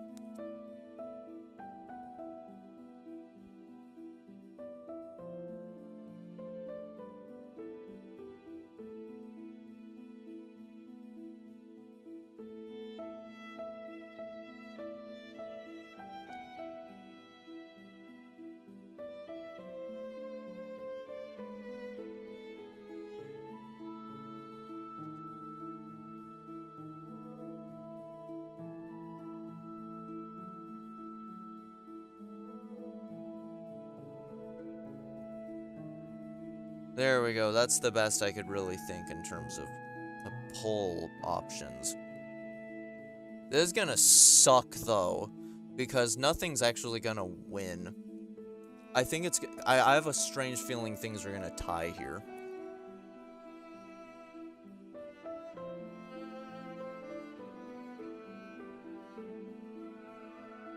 Yeah, wait, we only have 2 people in chat, and they both have different opinions. This is a pointless idea.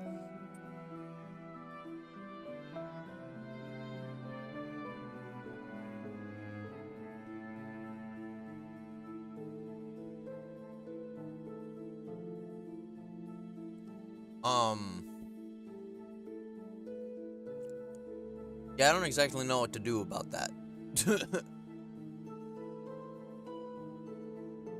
Just a LARP?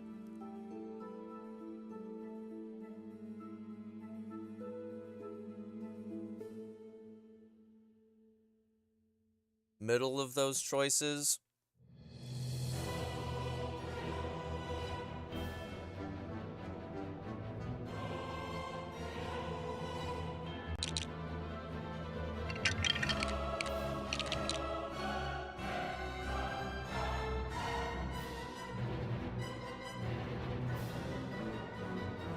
There we go.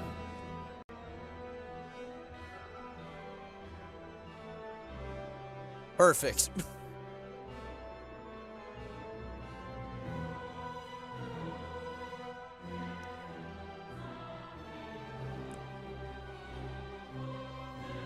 There, now no one can complain.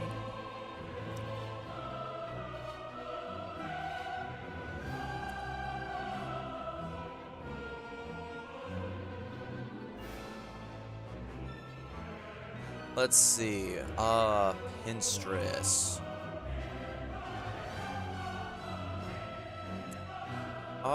Pinterest isn't super difficult. She might take a couple tries. She's like, I could see low challenge, but she's probably somewhere mid to high. Might die. Like, she's not super hard.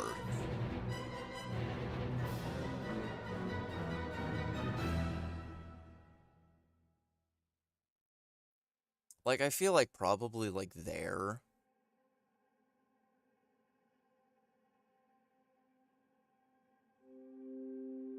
I feel good with this placement. Let me double check if there's any bosses I missed.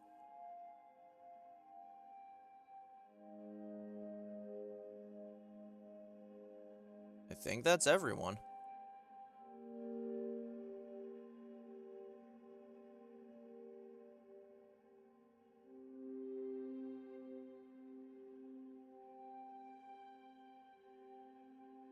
Beat Pinterest today, first try. Heck yeah. Yeah, it's not a super difficult fight by any means. I say might die literally solely because I have died to her a couple times. Like, she isn't a cakewalk in my opinion.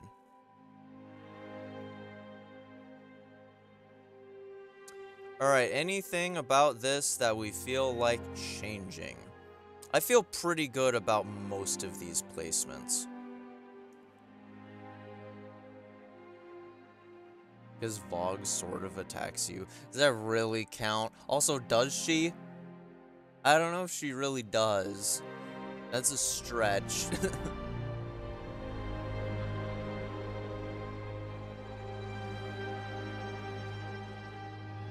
I feel pretty good about this. Anyone else feel bad for Seth? By the way, he got Men in Black and woke up in the middle of nowhere without memories. I would feel bad, but he was just so whimsical and happy that I really don't. It's like,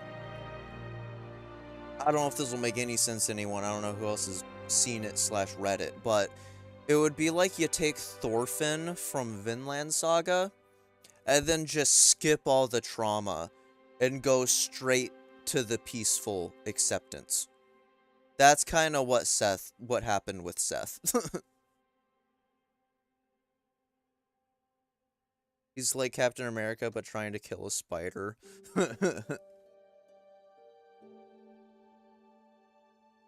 Alrighty. I feel pretty good with this tier list. Save or download? Sure, why not? Download image? Sure.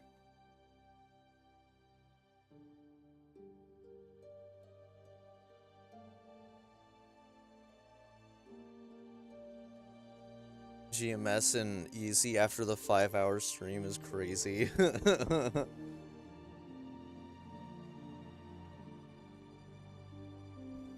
What do y'all think? What do y'all want us to do next?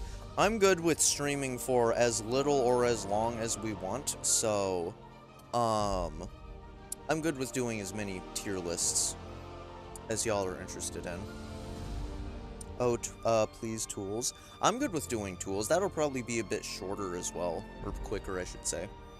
I'm good with that. And then we can move on to the Smash or Pass, which is going to be the real meat and potatoes. That one's going to be really fun.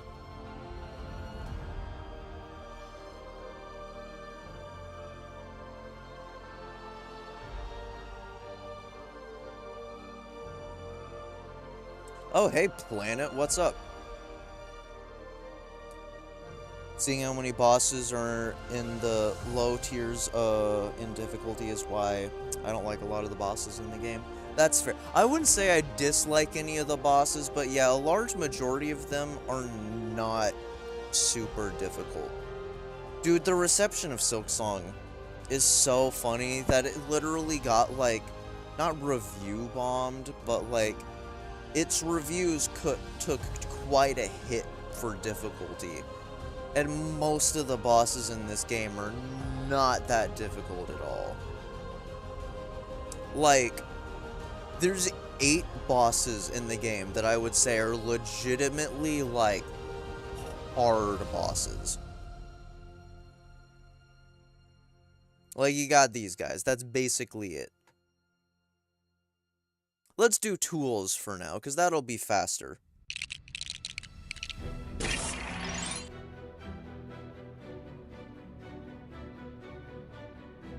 Is there one that already is? Silksong tools.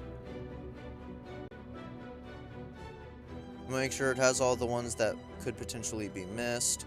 It has you, good. It has you, good. Does it have a snare setter? Yep.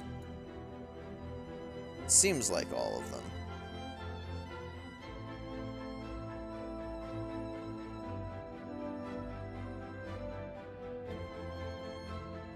Remember to add polyp pouch as its own category in the tool tier list. OMG, wait, it does have polyp pouch. It even has both variants of Druid Eye. Does it have single claw mirror? It does! Yeah, this has everything. That's good.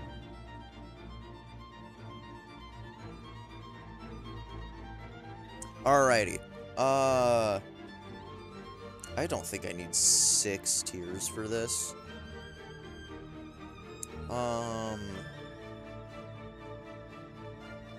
I'll keep the 6 for now. If it ends up seeming like too much, then I might remove one. Alright, there isn't going to be as much to talk about here, so just anyone stop me if you have, like, opinions to say on something if I go too fast over it. Will we mention crest synergies? There aren't many of them, but yes, I think that it would be appropriate to mention crest synergies. Normal claw mirror? It's like, I don't know, C tier? It's not very good. Not very good, honestly.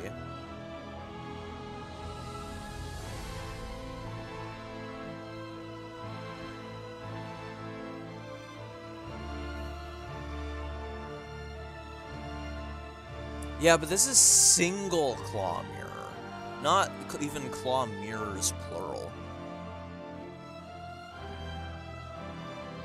And also, yeah, I do the changing the names would be more fun, yeah.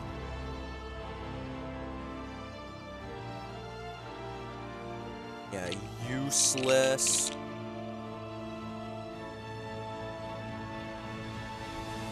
Rarely used.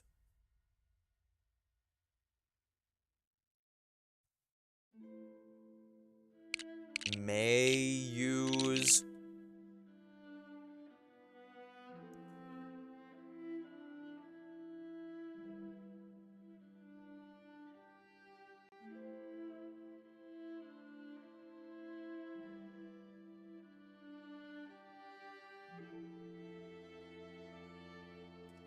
Always.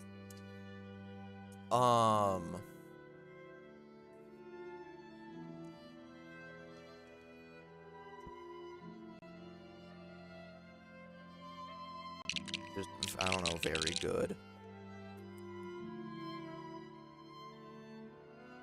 You do make a good point. You made a travel-only category. I just don't know where to put that, because that's separate from just saying how good something is.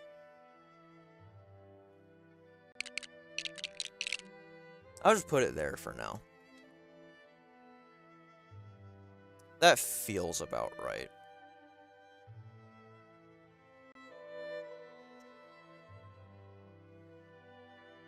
Yeah, I think this is about good for where Claw Mirror should go. Long Claw.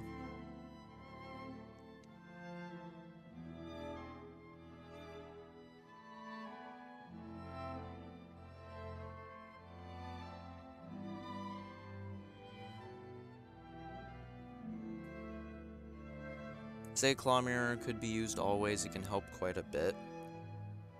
See, the response to all of those is just claw mirrors exist. Like, normal claw mirror, I just don't feel like it's enough on its own. Like, if you're using Witch, sure. But in normal scenarios... Here, how about this? How about this?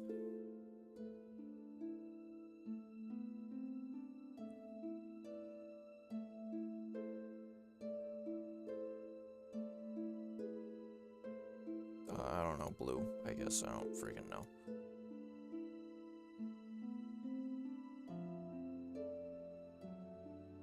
I think may use should be depends. I was gonna make a new tier for that, but maybe I should just make may use into depends. Yeah, I actually like the idea of that more. Depends. Because then at that point, like, yeah, it's like if you're doing a witch build pre-Act 3, then yeah, you'll probably have Claw Mirror equipped, but that's like really the only situation where you're gonna have it. Claw Mirror singular is not an always used. There's so many reasons to use anything else over it.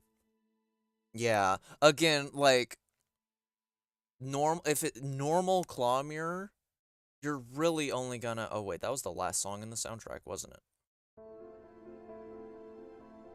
Oh, now we're listening to normal Hollow Knight music. I guess that works. Why not?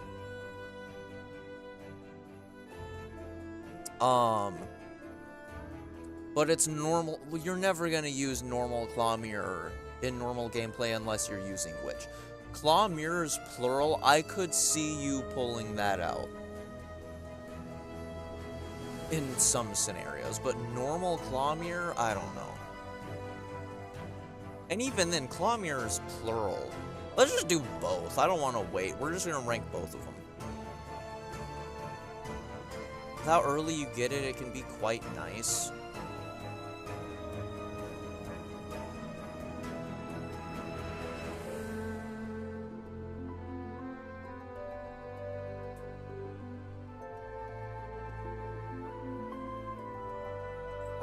I don't know. I guess should I make another poll for this? Because I cannot get a consensus from y'all. I'm a big fan of making everything difficult.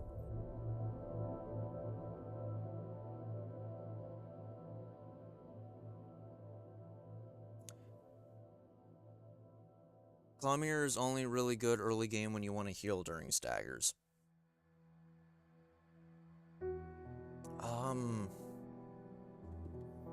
We're just gonna leave it here for now.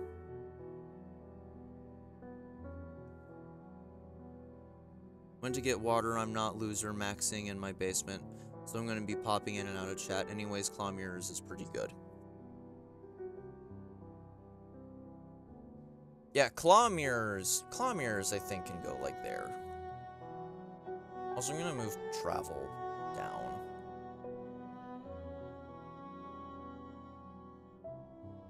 I'm gonna swap these colors. There.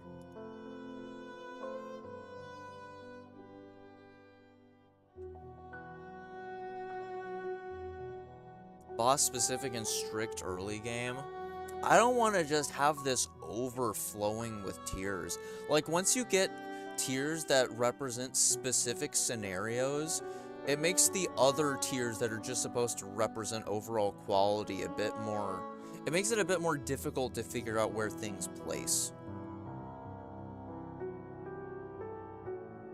Like, if you have a boss-specific tier, where does that go in terms of the other ones?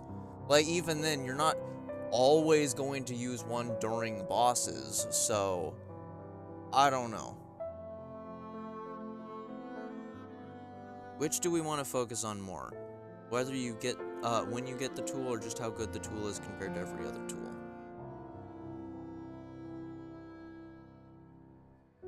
Don't know what half of these do, not gonna lie. Well, you'll at least be able to participate in the ones you do know about. I would normally say we just compare them all overall. Like, if something really is a game changer early game, we might mention it, but, like, I don't think that's necessary. The only reason we're talking about that so much with Claw Mirrors is specifically because it has an upgraded variant you get later. How well the tools do their job. Yeah, that's a good way to look at it. And I think Claw Mirrors depends on the job it does, and I think sorry, I said that wrong. Claw Mirror depends on if it does its job good, because you're more or less only going to use it with Witch. Claw Mirrors is pretty good at doing its job, because it's just more DPS and just seems like it can be integrated. Let's move on. Yes, please, let's move on. Long Claw. Like, I think the fact that tiers are named on whether or not you use them or not is fine enough. It makes it so you just rank them based on how well it does its job and how valuable the job is. Yeah. I understand travel specifically because I think that makes sense, because what are you going to do with the compass otherwise? Where does compass go? Compass can't... You can't really rank compass the same as the other one. So I feel like that... It makes sense to have travel specifically, but that's about it. Long Claw? Is it a hot take if I think it's only in Depends? Like, I don't think it's super great.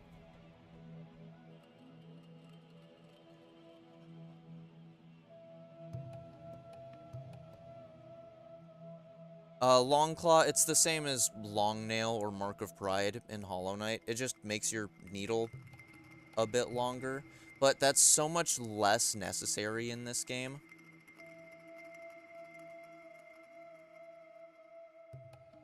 Make a good tier and put Long Claw there. You lost a tier by making Travel tier. That's fair. That's a good argument.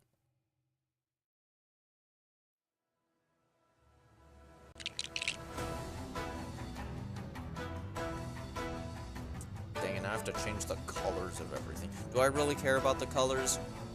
Maybe. Maybe I kind of do.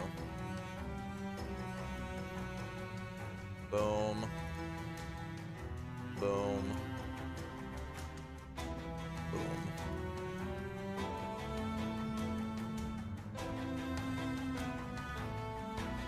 There, I like that. Yeah, that seems about right. Spool extender. It's not bad. It's not bad. Like, it can have its uses, especially if you're doing a spell build. But at the same time, I feel like in a lot of instances, there's other things you would like to have more than spool extender. But, like, I wouldn't complain if I had equipped. It's not... It's helpful enough. It just gets outshined by a lot of other tools. But I think it's also probably good tier. It's higher than Long Claw.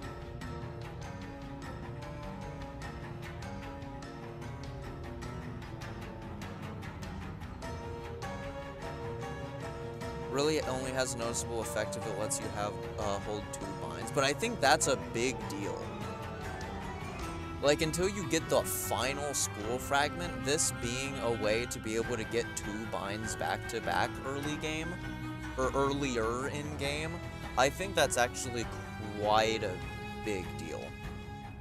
Like, I'd use it for traveling when it lets me heal twice. Yeah, I think that's a good enough argument for it to go in good. I don't think it's very good, but I think it has enough uses. Multi-binder is staying silent in the corner. Magma Bell? See, I guess it would, like, if we're talking literally, it would literally go in Depends. But there's so many instances where it's a must-have. See, that's why I don't know what to do with Depends. Because, like, Depends feels so low on the tier list, but at the same time, if you're in any combat encounter that involves fire or lava, Magma Bell is like the single best thing you can have equipped. So, like, I don't know what to do with that.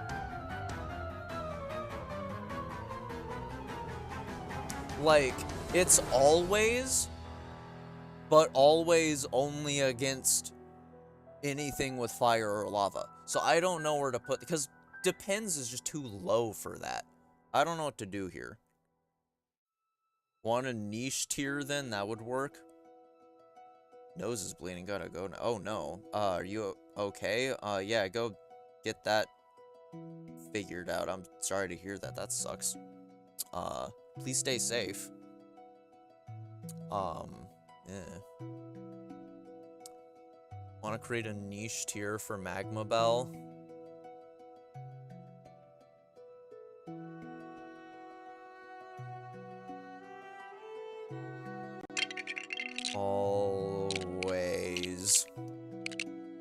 parenthesis, lava. There. Perfect.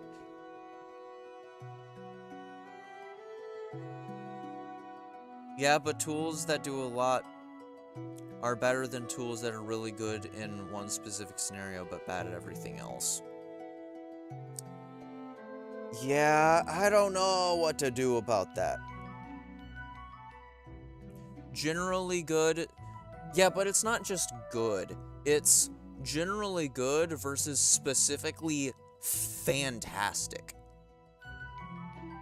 Like, it's not just good. It's literally like it's a must-have for a lot of encounters in this game. It's a must-have for Four Brothers. It's a must-have for Beastfly, the second Beastfly fight. It's a must-have for Father of the Flame. It's a must-have just for Deep Docks in general as an area. It's a must-have for that one gauntlet where the lava's like rising. Generally good versus specifically necessary.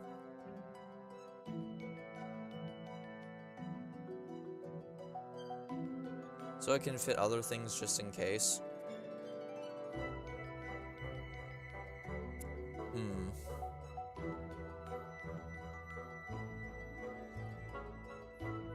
Alright, here's my final idea.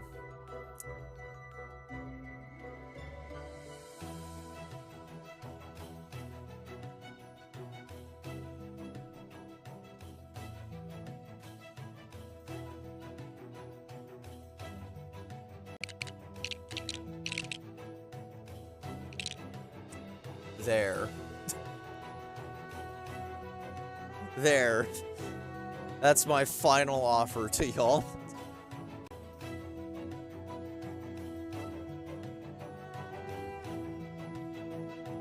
Anyways.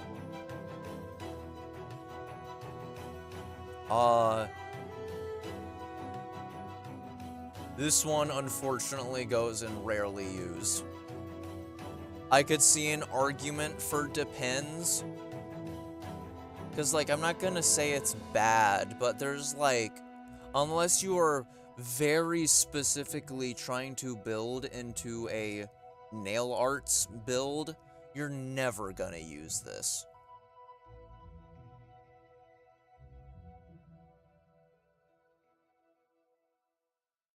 You're just like Disney? What does... Oh, depends plus. I see. Okay, so we said that we were ranking them on how good they are at their job, so maybe it shouldn't be depends, but it's good at its job, so we put it in good or whatever tier. It is good at its job, but its job is very rarely needed. Does that make sense? Like something here, let's just jump ahead a bit. Something like I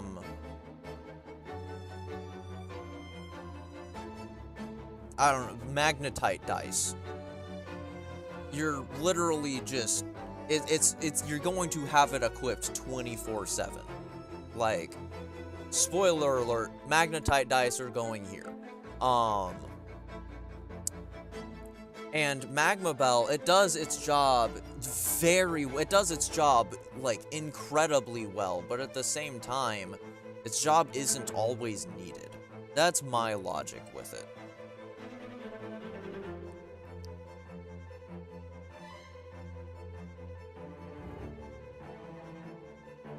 Also, yes, I'm sorry that needle arts or whatever they're called killed your child, chosen one. That is quite unfortunate. Rest in peace.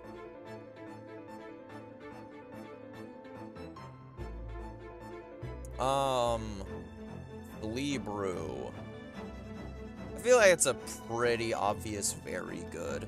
Like, it can fit into most builds in the game. Like, it's very versatile.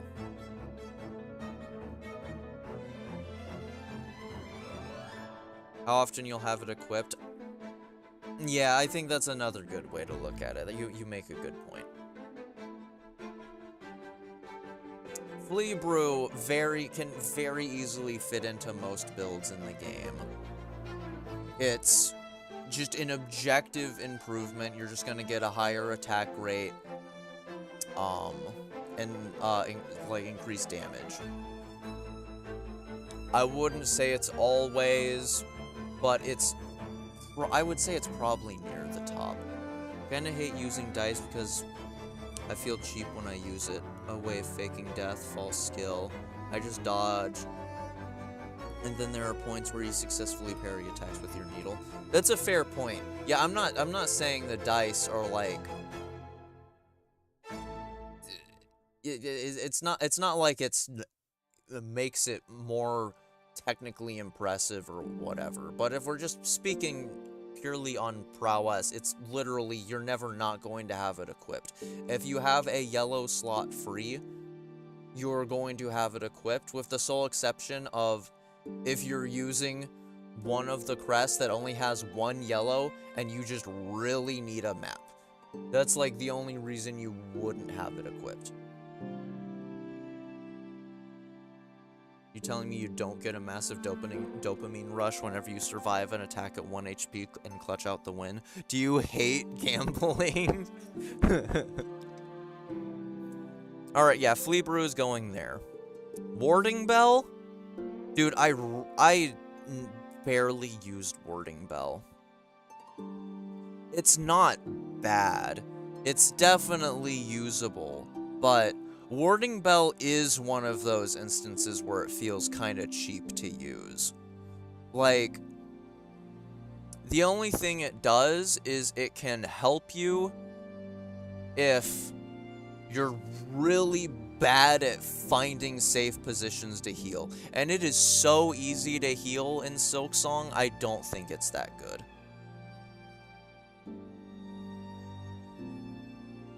I would actually say it's pretty bad.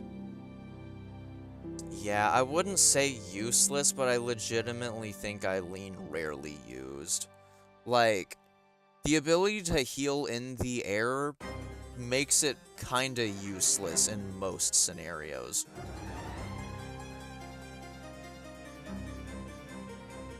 Alright, Volt Vessels, is that what this is called? I don't remember. Oh, okay, it has both of these separate. Let's rank these together, though. Or, wait, let's rank them at the same time, I mean. We don't have to put them in the same tiers. Warding Bell is great only with multi-binder against the chef lady. Good old ass gem. I never even thought about that, but I guess that is kinda... I guess that is something, but... I don't think that's enough to get it out of rarely used, not gonna lie. This thing...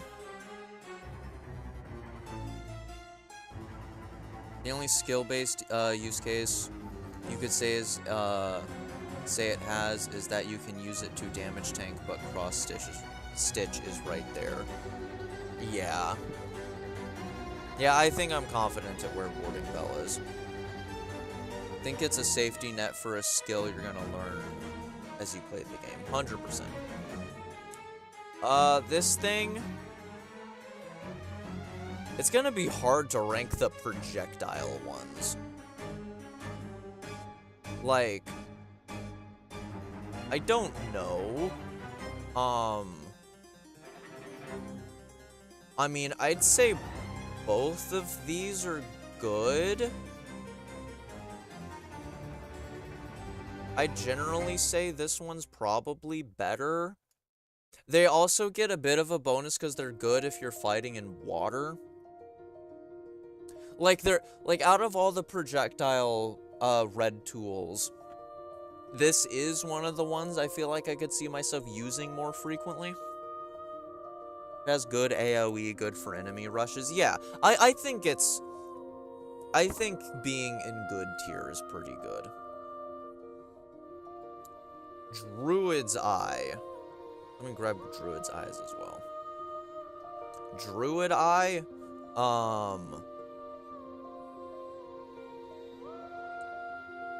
it's... So here's the slightly embarrassing thing. I actually used this for a majority of my first playthrough. As much as I'm ashamed to admit it, I, like, really utilized... I needed all the silk I could get, so this was equipped for a large chunk of my first playthrough.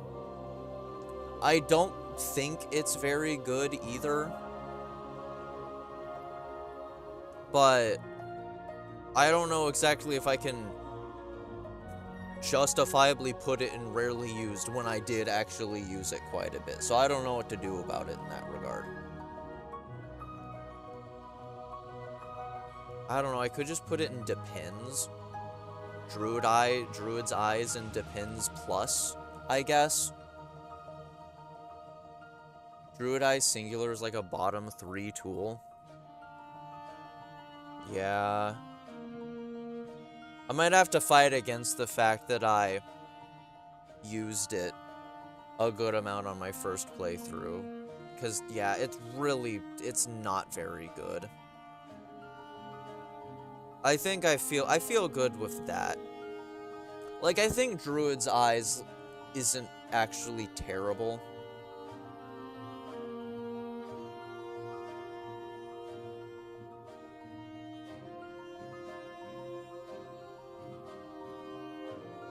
Wait, how do you get more? If you get every single Mossberry in the game, Moss Druid upgrades Druid Eye to Druid's Eyes. Which instead of getting, one little green silk bubble, it gives you 2 little green silk bubbles. So if you get hit once, you get 2 silk bubbles, and then if you get hit a second time, you immediately get 2 silk instead of just 1.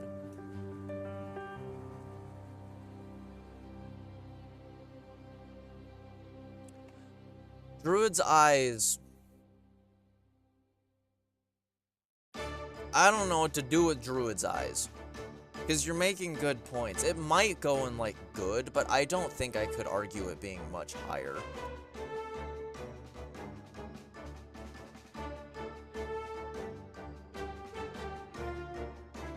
Depends Plus. What do you think, Chosen? Also, while we're at it, this thing, I don't remember what it's called, Sling something. Better than Longclaw? I could actually see that, yeah. Also, Longclaw needs to go at the bottom. I think there. I think I like that. Sling, whatever it's called. It's somewhere between rarely used and depends. This thing is very situational. It's great for attacks, chakra rings, cogflies. Top of Depends Plus. It's literally the best blue tool in the game if you use Architect. Yeah, I think I'm good with Depends Plus. Okay, if we're ranking straight off of usability...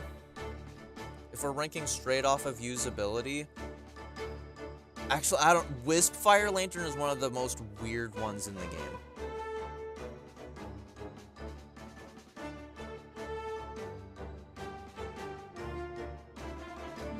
Okay, I'll try and remember that. I'll try not to rank Scuttle Brace without you. Don't worry. Wisp Fire Lantern is... We were talking about it on my last stream. It seems like it would be very bad, but unlike in Hollow Knight where, like, Glowing Womb is just... You'd never have that equipped for optimal DPS. There's a legitimate argument to use Wisp Fire Lantern for its DPS increase, because there's not many blue tools that just straight up make you do more damage.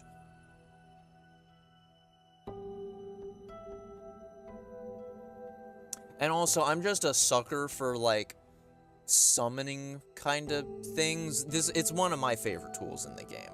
I know we're not ranking these based off of favorites, but if we were, it would be near the top for me. I love this thing. This is one of my favorites. But it's like, it's hard to rank as we currently don't have Godhome, or a Godhome equivalent in the game. I think that would really bring to light how good this, like, where this would be placed. Because, the increased DPS you get for really not that big of a drawback it's a legitimate plus side. Whereas with something like Hollow Knight, all of you'd basically have all 12 of your slots. Is it 11 or 12? It might even be 13. I think it's 12. You'd have all of your slots filled out with Quick Slash, Shaman Stone, Unbreakable Strength, and then your last 2 slots would probably be some equivalent of, like, Long Nail or Spell Twister or something along those lines.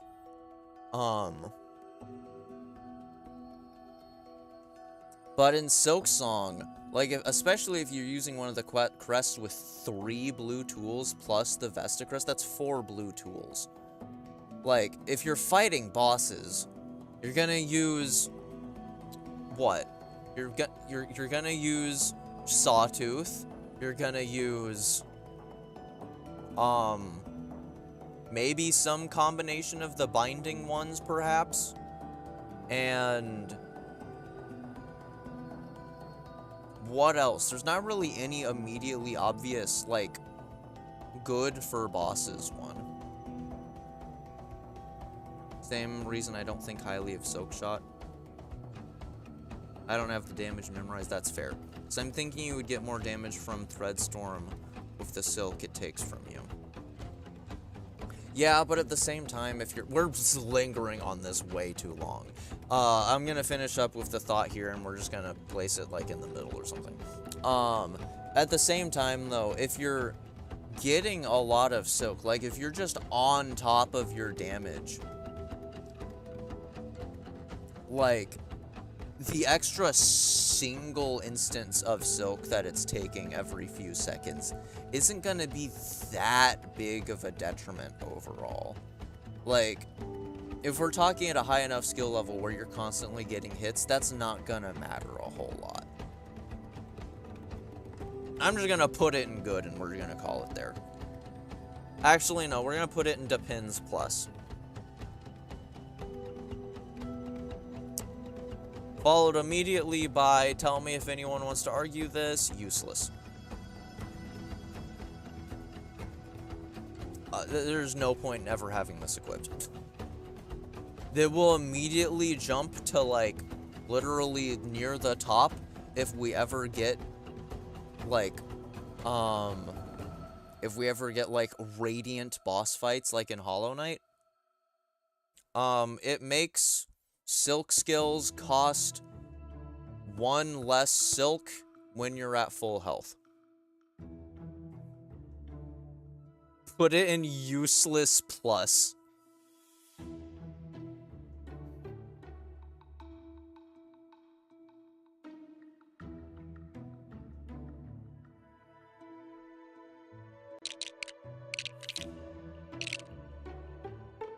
There we go.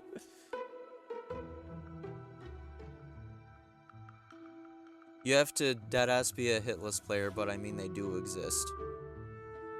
Useless plus is a funny ass tier. Think I'm missing the 3 different kinds of silk shot? Am I? Let me look. 1, 2. No, yeah, I have all of them. I have all of them.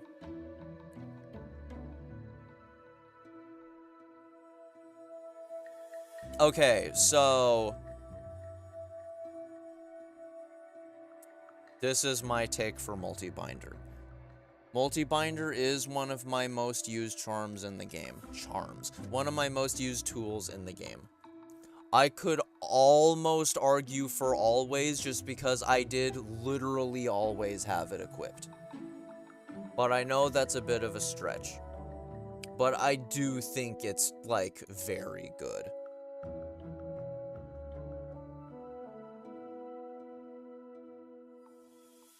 I don't think there's much of an argument there. Also, finally, something to put in useless. Multi-binder goes in always, don't even. It's travel necessary, it's needed for any double damage bossage, which are like all of them. My take is it has to be right next to Druid's Eyes, so Druid's Eyes goes up or multi-bind goes down. See, but I don't quite agree. I think Druid's Eyes is a lot more... I think Druid's Eyes is more situational. Multi-binder, there's no inherent down... I guess it takes longer. But like, say, if you're fighting a hard boss, you can either jump up and heal in the air and heal 3 masks, or jump up and heal 4 masks. I feel like it's more or less just an improvement. Especially if you pair it with this, which just makes it even better.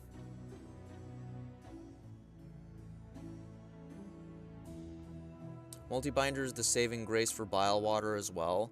That's a good point. It's literally, it is an always in Bile Water because it actually counts the 2 binds as separate binds. So you can use the first 2 masks to get rid of maggots and then still heal the second 2 masks with it. That's another very good point.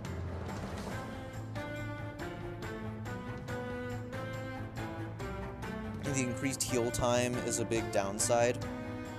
I would agree to disagree there. I think a lot of the bosses in this game are poorly designed in the fact that they kind of just can't hit you if you heal in the sky.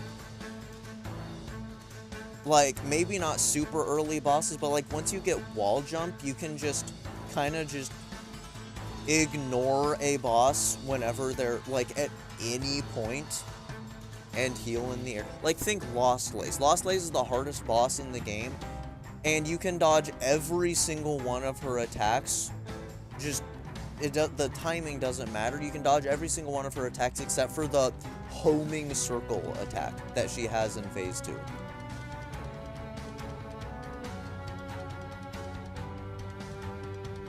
Druid's Eyes, okay, to go more into detail with Druid's Eyes, it's very good. I won't argue that it's not, but what you get from it, I do think, is ultimately less impactful.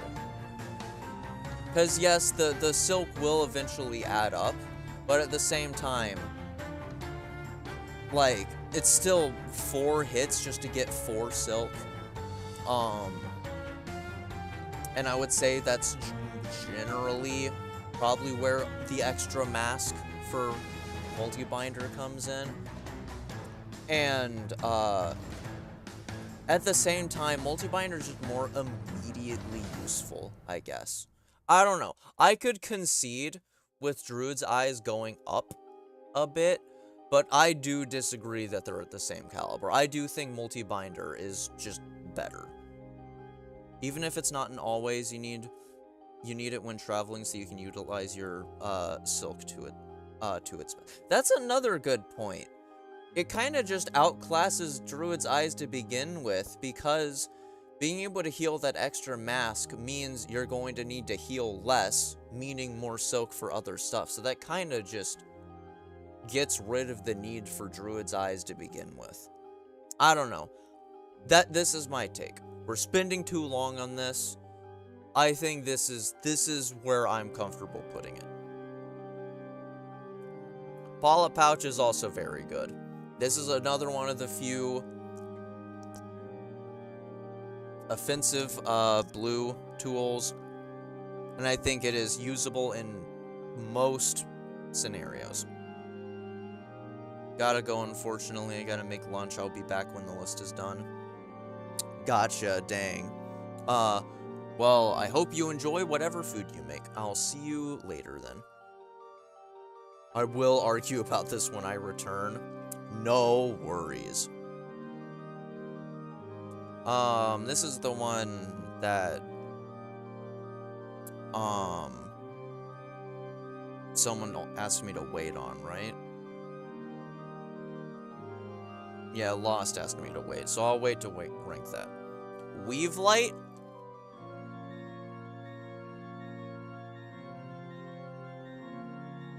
Was it Soak Speed Anklets that Lost said? Oh no, it was Scuttle Brace that they said. Okay, I'm sorry. Yeah, this is Scuttle Brace, these are Silk Speed.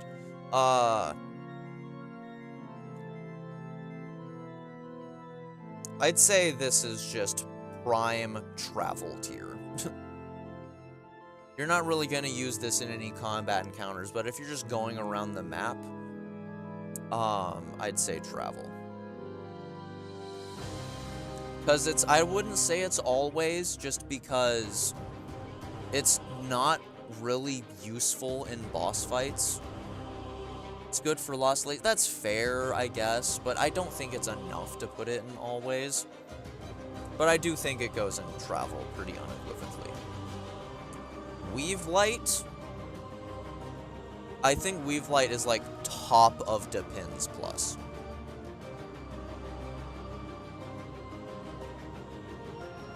Magnetite Brooch? Yeah, honestly, I'm just gonna put that in there now. There's no point.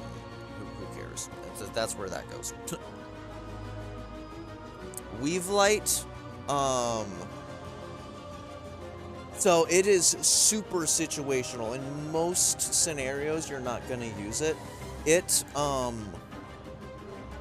you know, silk hearts and how they like help you regen silk. What Weave Light does is it makes you regen the silk from your silk hearts faster, and it gives you an extra silk that it automatically regens. It's not super helpful on its own, but it is literally, I would argue objectively, the best tool in the game when you're doing platforming. Just full stop, it is the best tool for platforming in the game. Because it allows the use of Claw Line. I'm confused, what are those? Silk Hearts, it's the thing you get from Bell Beast. You get another one from Lace 2, and you get another one from Unraveled. It's the things that make you automatically regen a couple instances of silk. So why not put it in travel? Because I wouldn't say it's good for just travel. Like, it's specifically, like, it's very good for Mount Fae. It's very good for, what do you want to call it? The, like, lava rising portions in the game. It's good for specifically platforming. I don't think it would go in travel, just because I don't really think it's super useful during travel, because you're not platforming. The reason it is useful is because of Claw Line. It allows you to use Claw Line way more frequently. Because typically when you're doing parkour, you'd have to wait for Claw Line to regenerate, and sometimes that just might throw you off, because you might be needing it sooner, you don't get it in time, and then you fall. It is very specifically parkour that it is good on. I don't think it's good for travel in general. That's my opinion, though. Needle File, always. You literally need to use it. And it's the best in the game. It's so good. I bet Needle File could one-hit Radiance. I'm mostly memeing here, if you can't tell.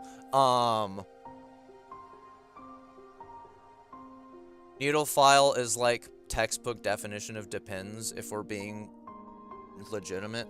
You can't say rarely used or useless, because you literally need to use it for the wishes. But, always plus.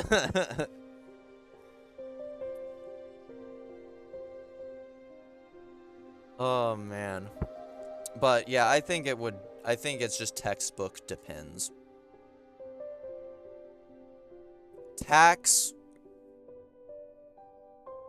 They're just one of the best red tools in the game. Their only issue is there are some bosses that directly counter them, but that's really the only bad instance of them.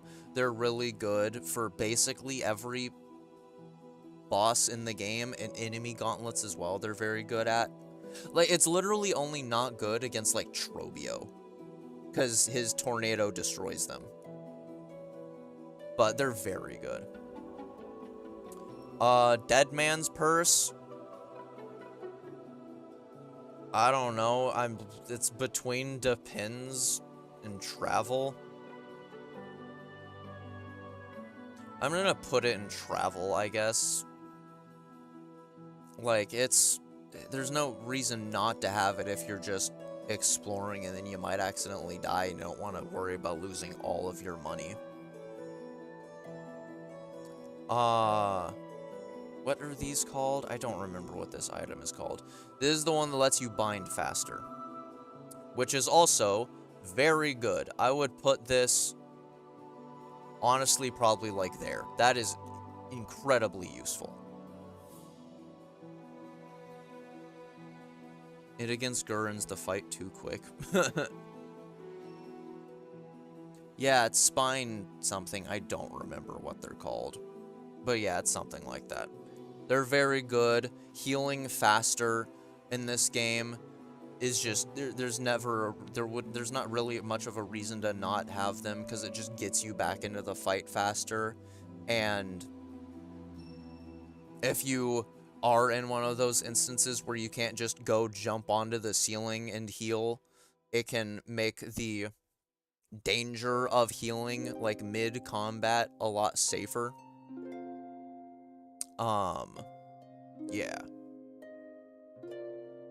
Delver's Drill just has very high damage. I also think this is very good. Probably not as good as Tax, though. Gur literally cannot step on the Tax. I killed him within a few minutes by spamming them and, Control with Pellet Pouch. Yeah, it doesn't surprise me. Tax are great. Delver's Drill, yeah, I think Delver's Drill is also very good.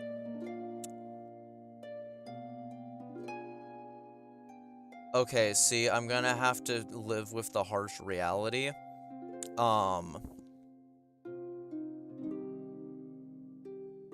This item isn't very good. I enjoy it a lot, but it's just not good.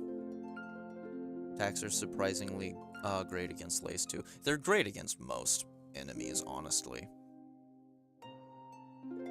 Memory Crystal. I mean, it's nice if you want DPS, but at the same time, like, if we're talking, like, peak combat, like, it involves needing to be hit to be used.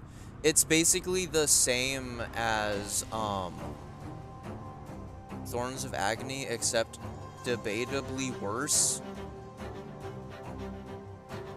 I don't know, it's between rarely used and Depends. I'm gonna put it in Depends just because I like it. It's fun.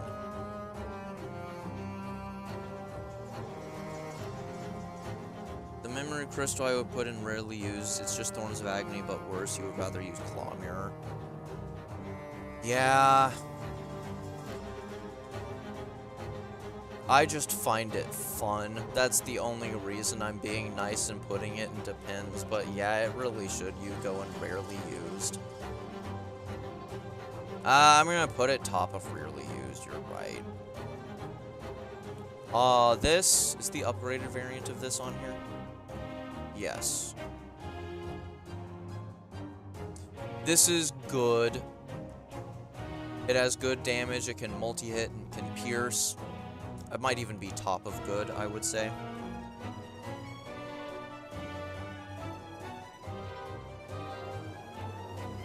Does Warding Bell do damage? I don't actually remember that being... I don't know if I've ever used Warding Bell once, honestly. That's the charm. Not charm. It's the tool I think I've used least. I didn't even know it did damage.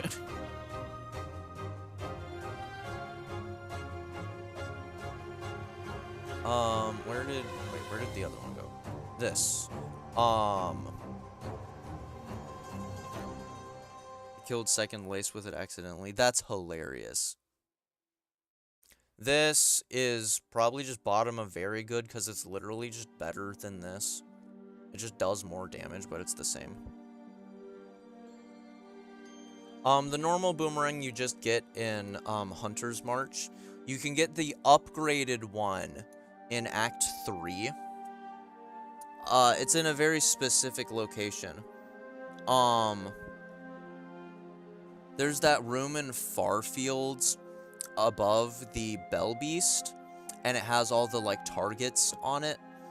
If you hit all the targets with a boomerang, then, you can trade in this boomerang for the upgraded boomerang.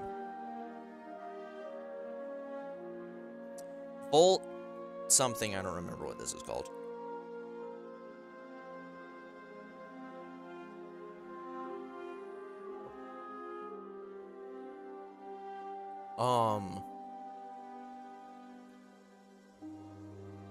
It's, like, probably near the top of good. Never fought that thing. It just upgrades your silk skills. So, if you're using silk skills a lot, it's very good. But if you're not using silk skills a lot, then it's basically it's good. It's good. Dependent on your build, it's like a necessity. Like if you're using Shaman, you use this with Shaman and it's even better.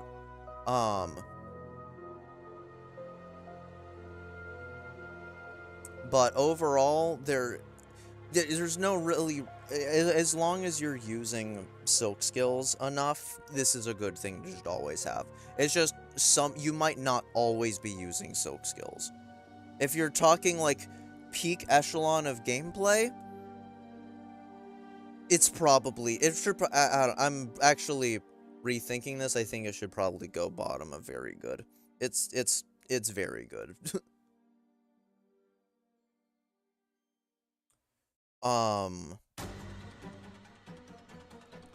mean, you literally, this is one of those weird ones. You don't even get to use it much during the game because it gets taken away from you. So I don't really have much experience with it. I'm gonna hold off on ranking that.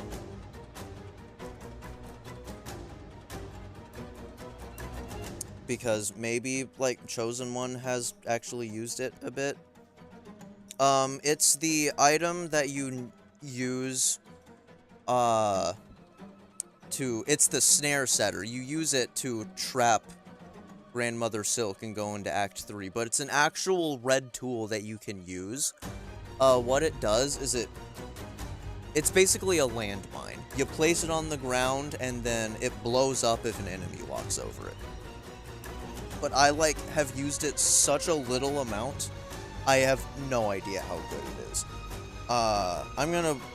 Chosen One might have more experience with it than I do, so I'm gonna wait for him. Until that point, I'm just going to keep it.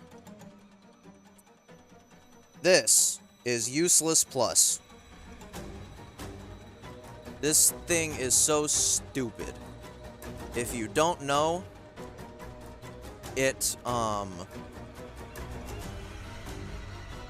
so the description makes it sound very good. If you use Claw Line, it'll grab rosaries out of the enemy. And you'd think, oh, it's good for farming rosaries because you'll get more. No, it grabs rosaries from the rosaries it drops when it's killed. So, money-wise, it doesn't help at all. The only other thing is it gets a 25% damage increase, which is something, but it's such a minuscule amount.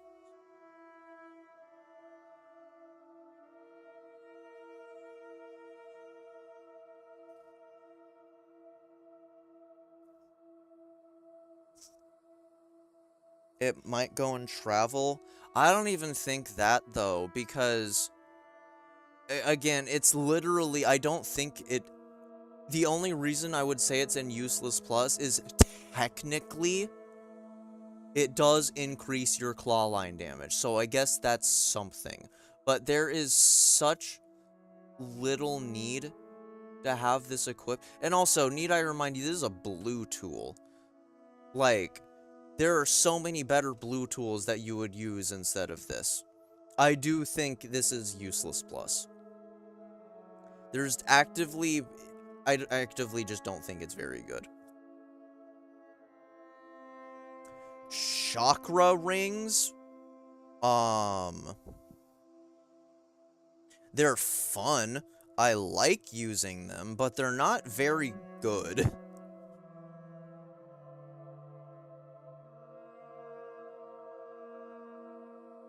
For some reason, I thought that it meant you could go through enemies without taking damage when using hook, which would have been way better. Chakra rings go way high. I'm gonna need you to sell me on that, because these are not, from my perspective, these are not very good. Sell me on chakra rings.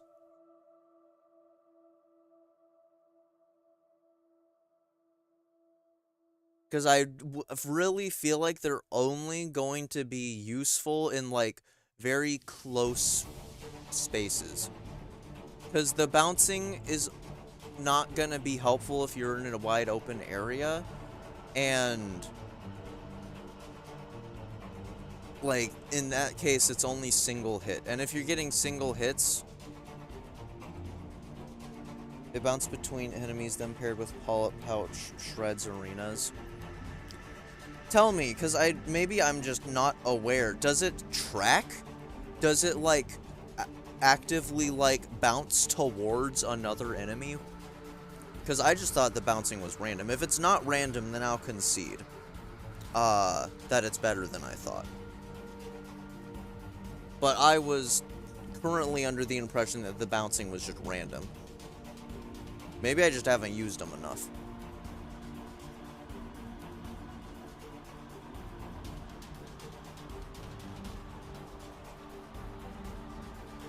For the time being, what is this? I don't remember what this is.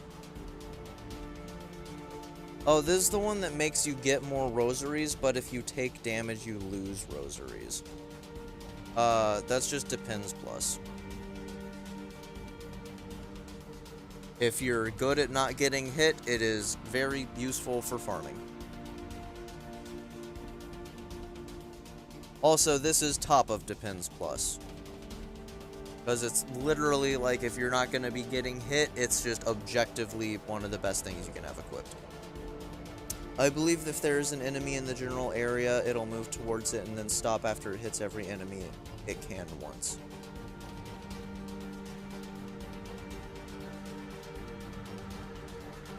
No, I thought that was the hook onto walls. Wait, this one planet? No, I'm pretty sure. I guess we can check the wiki.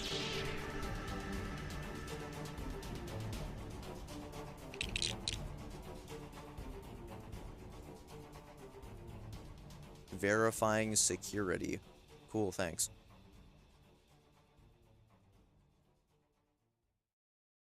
Ba ba ba ba ba.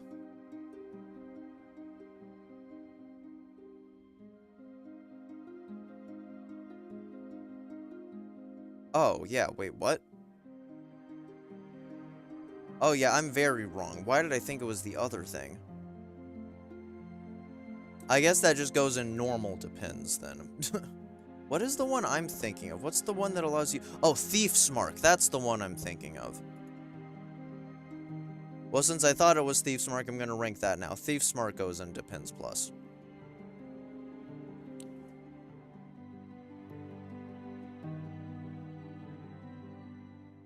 Yeah, apologies. I don't know why I was making that mistake. Yeah, you're right.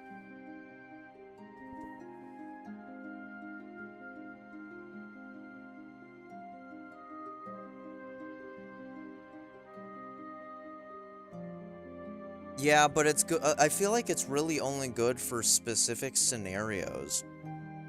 Like, I don't think it's super useful for travel in general. And,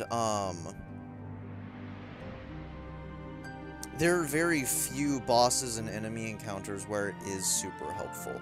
It's good for parkour, and it's good for Nihilith, but I think that's more or less where its uses end, in my opinion.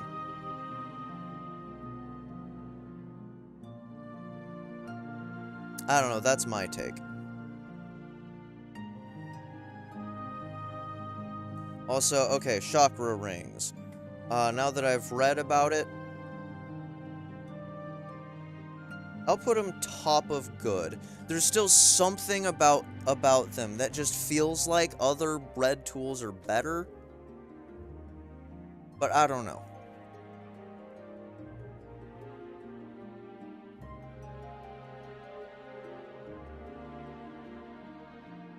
Like, it just stops you from pressing A.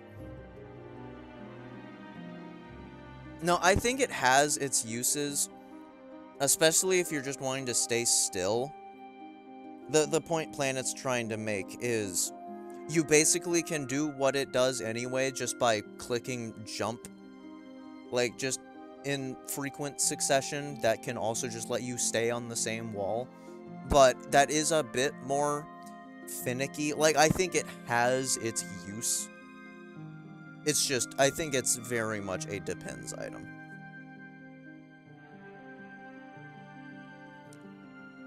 Cogflies. This is my bias one. I really like cogflies. I know they're not great, but I like them a lot. I like having little boys that can help me.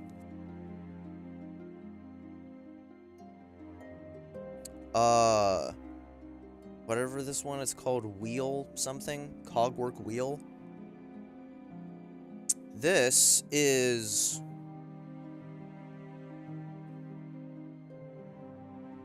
I don't know. It's also a depends thing, but it's also... It's generally good in any scenario, unless you're fighting something that's flying. But it's really, really good in certain scenarios because it can bounce off of walls and go back and forth. Like, for instance, when you're fighting Second Sentinel, it can bounce off the walls, so it can actually get a lot of hits on Second Sentinel. Because you'll throw it, it'll go through, hit him a bunch of times, then bounce off the wall, then hit him a bunch more times. And there's a lot of boss arenas that are like that. So, like, I would say it's probably top of good, maybe? Ascendance Grip should be Depends Plus.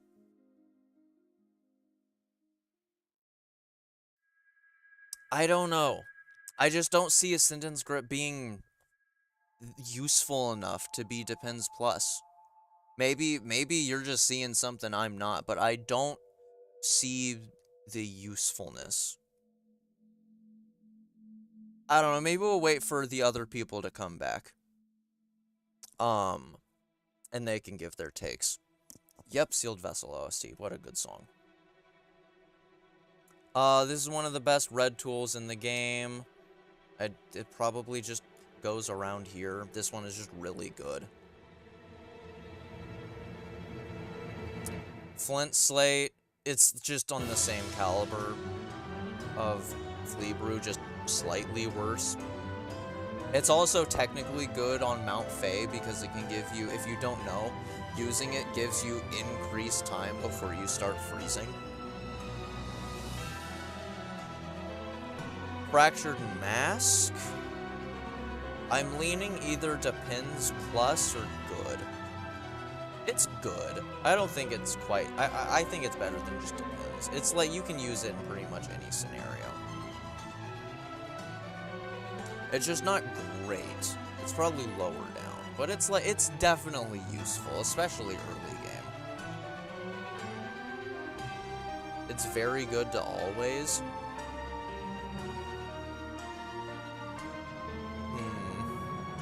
Let me think.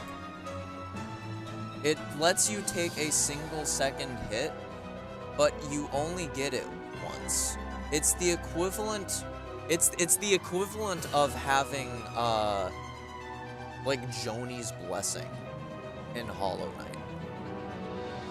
Like, it's definitely not bad to have, but in terms of the survivability it gives you, it's not crazy. Like, a single extra hit that you can take if you're just doing, and it's only a single extra hit you can take if you're sucking at the game. I don't know. Very good to all. I can concede with going to, like, I don't know. I don't see it being very good. Like, I wouldn't rank any Lifeblood to be this high. I don't know. It should be Depends Plus. Stops you from dying once, but then you could also just heal with Warding Bell. So we get someone saying very good to always, and we have someone else saying Depends Plus. I think I'm going to just go in the middle of that and just say very top of good. That's where I'm gonna land with it for now. Like, it's a good thing to have. It would never be an issue. Like, it doesn't feel like you're wasting a blue slot to have it equipped. It's just, there are blue tools that are probably better, especially late game, to use than it is. This one, I don't know, bottom of good to, like, top of rarely used. I like it that it can pierce enemies and it does decent damage, but it has a kind of funky arc, and to pierce enemies, you'd need them kind of going in a diagonally downwards pattern. That thing goes in rarely used because it's really only used for Organ Quest. Yeah. I'm gonna say top of rarely used because I don't think it's useless, but in terms of all the other red tools in the game, yeah, I don't think it's super helpful. Polyp Pouch. This is just one of the funner ones in the game. I think I could make an argument for very good just because it's, like, you can't go wrong with big, high damage explosion. It's good against armored enemies. It ignores armor and shields. The spear thing. It is. It's just there's a lot of other like Boomerang and Conch Cutter, I think that's what this is called. Those also negate shields. So I don't know. I feel like it just gets outclassed.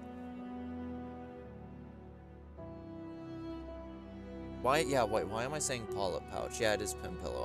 Apologies. Sorry, they have, my brain was, they both start with P and my brain was confusing them. Yeah, it's Pin Pillow. Actually, they both have 2 P's in them. I would say, like, middle of very good. It's just fun.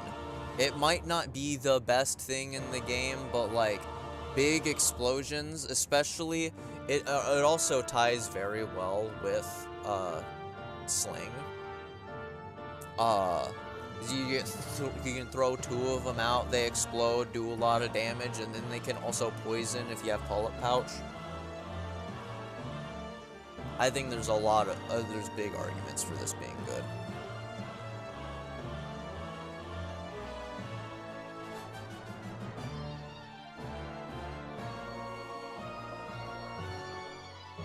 Used for sealed organs for the Organ Quest. Can it? I didn't know that. But yeah, I think that's very good. This, it's technically situational, but I don't think you'd ever argue about not using it. I think this is basically just Fractured Mask, but better. Because you can actually choose when you need it, and you don't only just get to use it once. I'd say it's like here on very good. I think that's a very good item. You do have to refill it though. Okay, Lush Spider, if you don't know this, in Act 3, you can go back to the guy that gives you this, and you can, get an item that allows you to refill it at benches. So you don't, so in Act 3, you don't need to go back to him to be able to refill it. Because once you get that item, you can just always refill it at benches. Which is very, very good. Because, yeah, if you did have to go all the way back there to refill it, that might hinder it a bit. Also, that technically should hinder Flea Brew. I don't know, we're not going to think about it.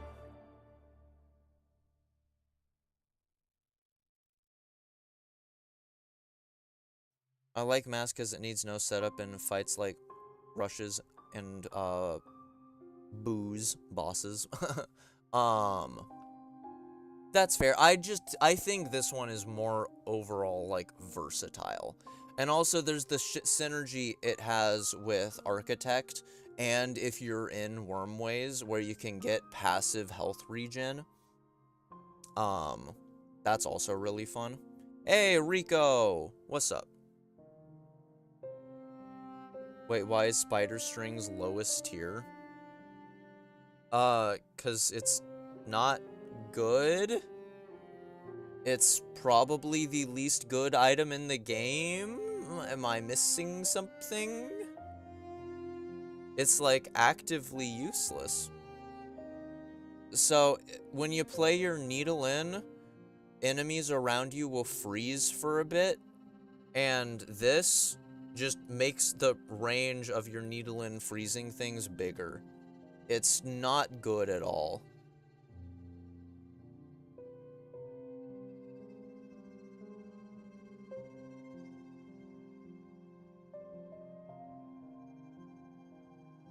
So basically, the magic about them, they have no special interactions, so therefore... How many have we done? Chosen, you can just look at it for a second. You can give any thoughts. Therefore, it's peak. Yeah, you're right. It's going always tier.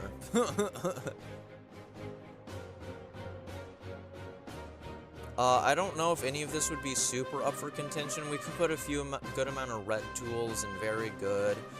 There's been a lot of discussions about Fractured Mask.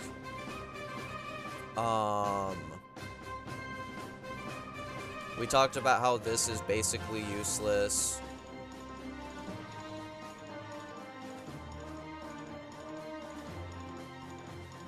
I don't know. Yeah. You can look at that a bit more while we keep going. Also, Chosen, do you have any experience with Sneer Setter? Because I genuinely don't know how good it is. I know what it does, I don't know how good that is.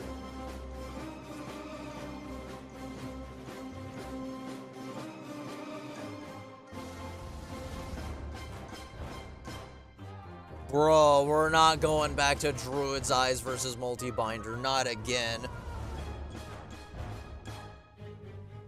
What do you guys think about Ascended Grip?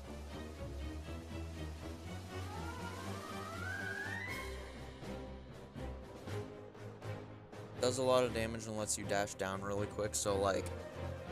I don't know, where would you put it? Pretty freaking good. So would you say like... top of good tier?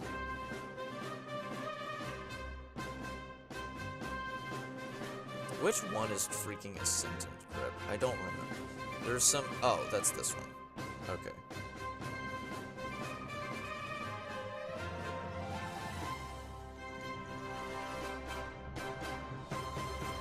Bottom of very good. You know what? Fair enough. Dude, I don't know what everyone... I don't know how everyone thinks Ascendant's Grip is, like, any higher than just bottom of Depends.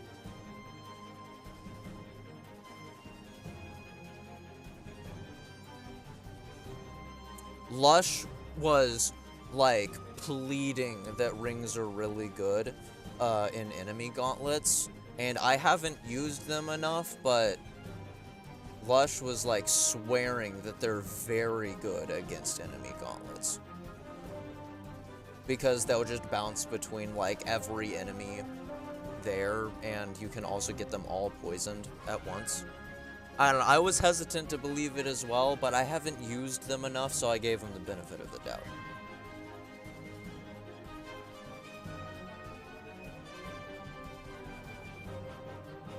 You've never been more wrong about anything in your entire life? Oh boy.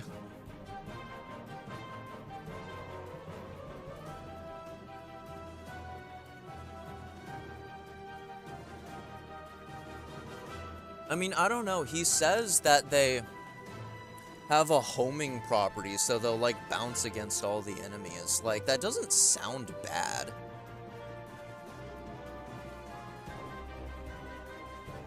Wait, that's how much damage they do?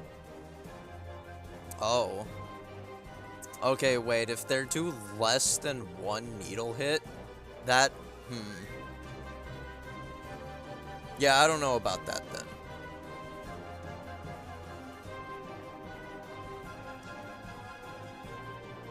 I'll let y'all fight about that. I'm gonna move on for the time being.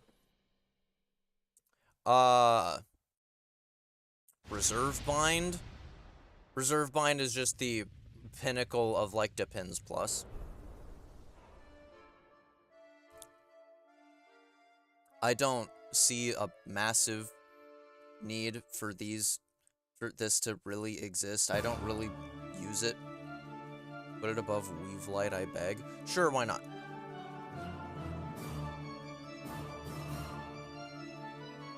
I will not drop this. Brother. Rosary Cannon is really funny. This is the stupidest item in the game. It goes in top of always. I don't know how to rank this thing. But it's really funny, so that's what I'm basing my ranking off of.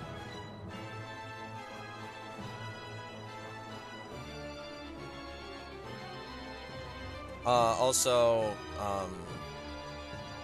yeah, I don't think that's gonna be, I don't think this is up for much contention. This is another one for travel, though I think it might legitimately be top of travel. Because just being able to get more shell shards isn't bad at all.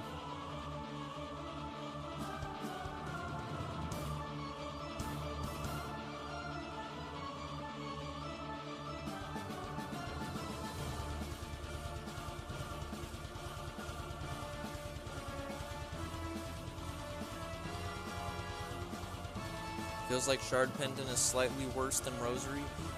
I guess my logic is you make a good point. No, yeah, you're right.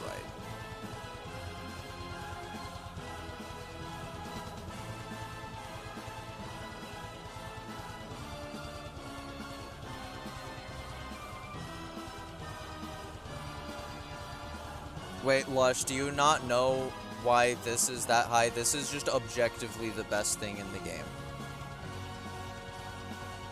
Like, it's not even up for debate. It is the best item in the game. It is better. Its damage output is better than any... Again, I'm speaking objectively. Its DPS is the best thing in the game. It does infinitely more damage than any other tool you have access to. The only argument as to why it could be brought lower is it requires skill to use optimally. But I don't think that's much of an argument when it's not the hardest thing in the world to use, and it literally decimates everything. It is a boss shredder.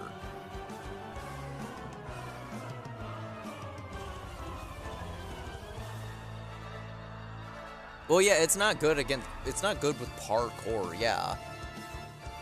But it is so good in combat encounters that I don't think it being bad against parkour matters. I'm gonna be honest. And I'm saying that as someone who actually does, I don't know if this might be a bit of a hot take. I don't actually know if I like Sawtooth Circlet. That's not me arguing that it's not good, but I don't think I like how it makes you play the game.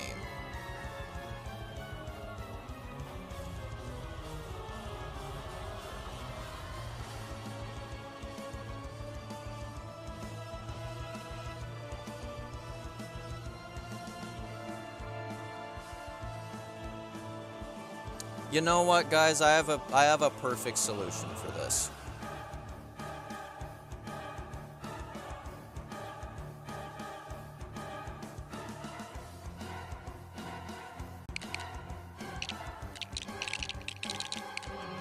There.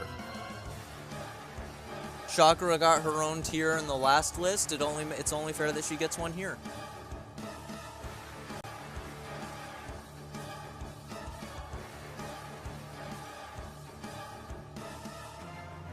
Dead Man's Purse. Okay, so this one might be one of the ones the fewest amount of people know about. It's exclusive to Steel Soul Run. Also, this isn't Dead Man's Purse. It's the other one. I don't know why I said that. It's exclusive to Steel Soul, and it replaces Dead Man's Purse. And it increases your max number of tools you can carry. Or it either increases max number of tools or max number of shell shards. It's one of those. But, if you are playing in Steel Soul, it's in always. You're not going to unequip this in Steel Soul, because it's by far, like, one of the best yellow tools in the game.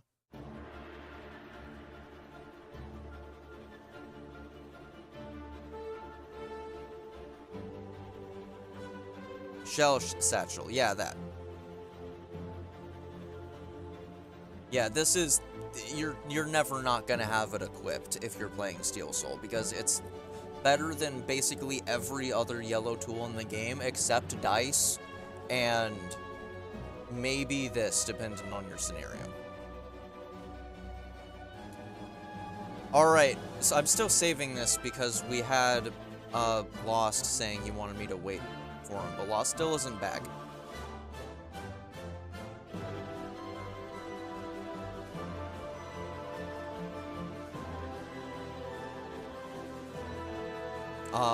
If Lost still isn't here by that point, then I'm gonna just rank it on my own. Okay, Silk Shots. Let's just do all three of them back to back to back.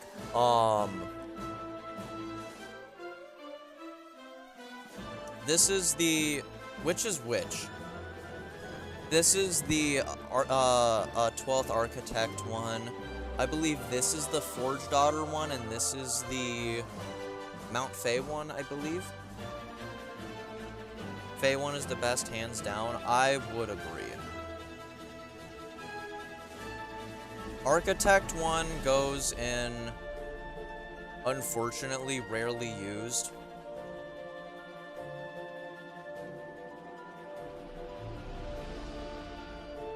Other ones are useless. Oh, dang, you're a lot more critical about these than I am, I mean. I was gonna put it in, like, kinda here. Because it's just, maybe it's not the best in the game, but it's consistent, which I like. Like, you'll never go wrong with just being able to pierce everything in front of you, and it has decent damage.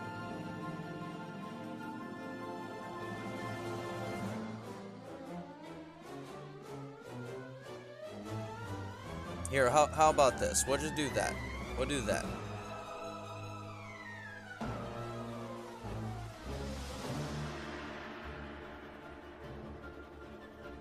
Just on the basis that they use silk? That's a fair point. That's a fair point.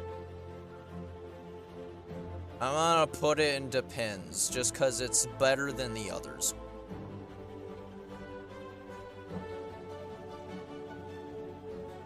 Alright, I think most of these are just... Most of the rest of these are gonna go in good. Like, these are good. They're not excellent, but they're definitely far from bad. Especially, like, earlier in the game when you get them, they're very useful. These are good for just spamming. They don't do high damage, but you get so many of them, and they're a lot better for travel. I'd say they're probably the best red tool in the game for just normal enemies. So I'd also say probably like here. And then triple one is more of the same. It's like there. Wrath of Purity is Depends Plus. Yes, I agree greatly there. And finally, what is this? Weighted Belt? Stop me if this feels too high, but I am going to put Weighted Belt in always. Just because if you don't know, these three are the only yellow tools that actually have uses. Weighted Belt gives you more invincibility frames after getting hit. So it's just one of the few other yellow tools that's actually, like, good in combat. And yeah, it's still, to a lesser extent, steady body, which is still very good. I would say that its increase in invincibility frames is the big highlight of it, but regardless, I think you're never going to have it unequipped, like, unless you're traveling.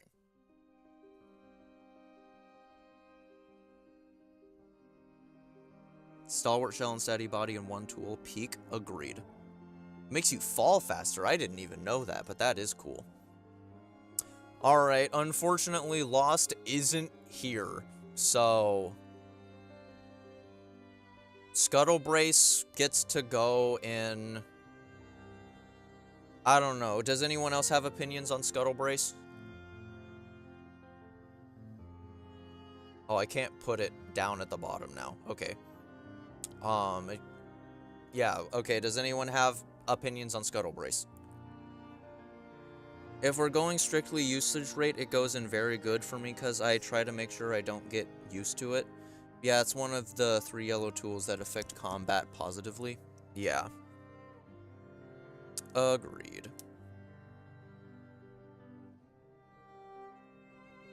If we consider... Okay, fine. Fine, try and argue it. You know what? You know what?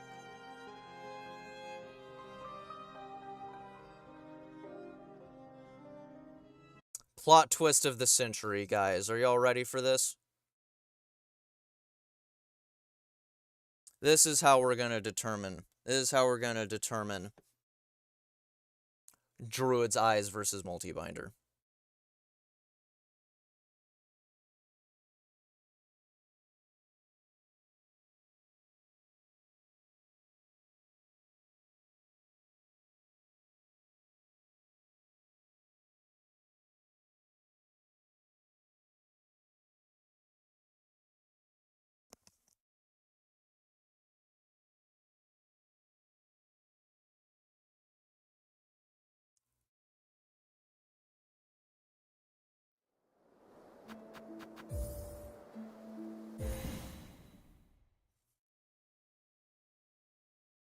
Alright, chosen ones, say your piece.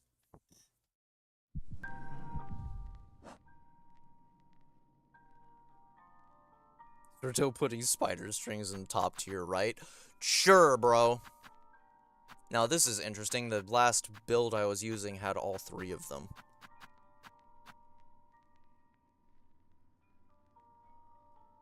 Okay, so Druid's Rise, right?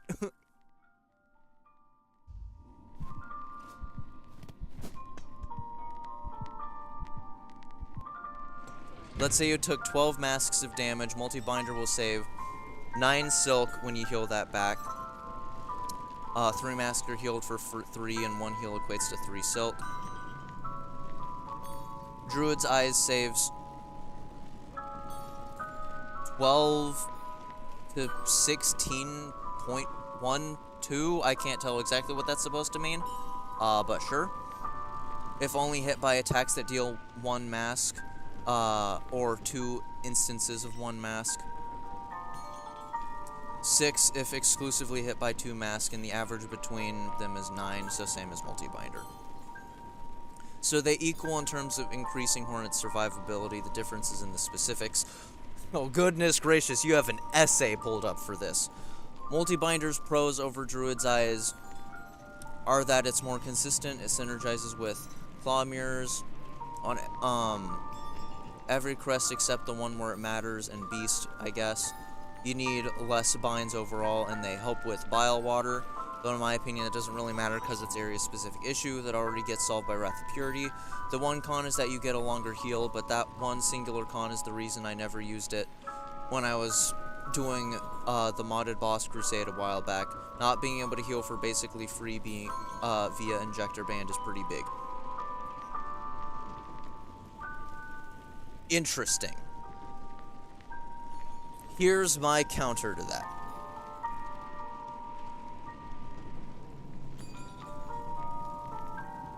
Yeah, but here's the argument. You have to actively take damage for that extra silk to be useful. So you'd have to add up the silk you get from taking damage and then subtract it from the silk you're losing from the damage taken. And with like, there's an inherent negative math-wise with using Druid's Eyes. Because you need to be losing masks and able to get the silk to heal the masks. But with multi-binder, you just get an extra mask. There's not a mathematical downside there. And again, there is an argument that the longer time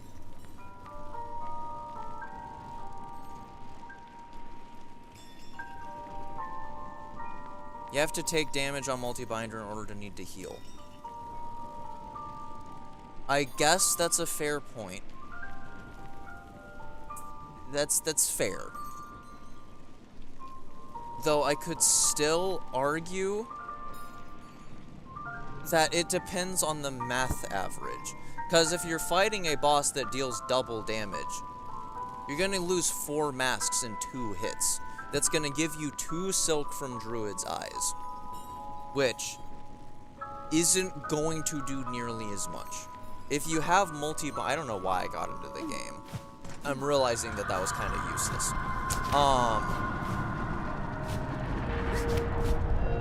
With multi-binder, yeah, you have to get hit twice, and you technically don't get as much silk if you're not using Druid's Eyes, but you can immediately heal back the 2 hits you took from the double damage.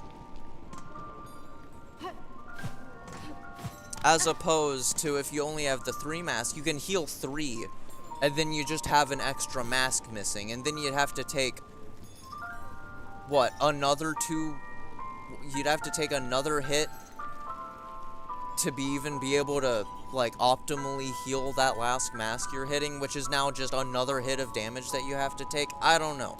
I think the ability to heal that much health just... And again, I understand the logic of it taking longer. In my personal opinion, I don't think that matters. Most bosses in the game are really easy to just go hide for a second so you can heal. Even with multi-binder, the time doesn't matter with most bosses. And I think being able to heal that second mask holds so much weight in terms of difficulty.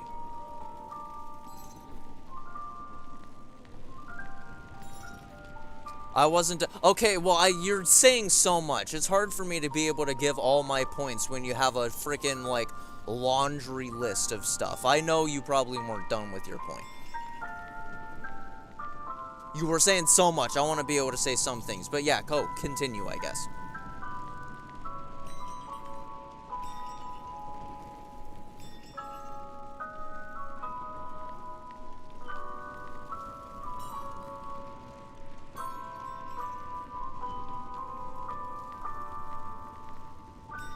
I didn't actually ever read any of the things you said out loud. I guess I'll do that. As for Druid Eyes, it has a bigger peak in terms of silk gain in comparison to multi-bind. It lets you use Injector Band on its own, which means instant heals. And the silk you save with Druid's Eyes doesn't have to go into healing. That enables my second favorite playstyle in the game, which is Beast face tanking. But it can also increase your survivability if you use Silk for Cross Stitch or Sharp Dart. Its con is that it's inconsistent in comparison to multi-bind. In my opinion, Druid's Eyes is better as long as you aren't fighting someone like Last Judge, where all...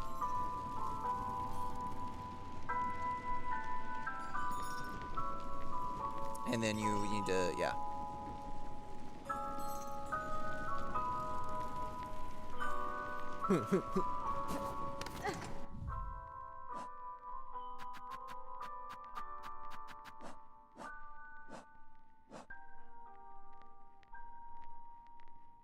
All their attacks do damage up front, but regardless, they're at least relative.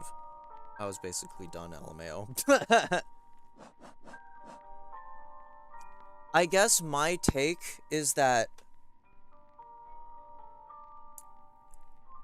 in terms of peak usage, Druid's Eyes might be better because of the increased silk, but I think in terms of ease of usability, multi-binder is better.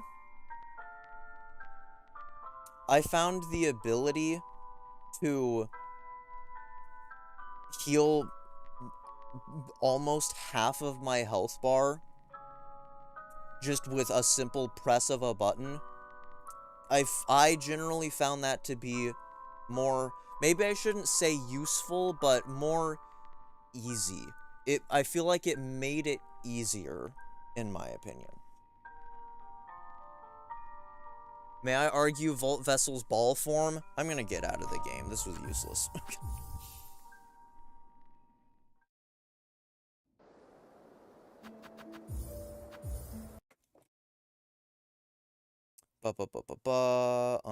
Boom. Bam.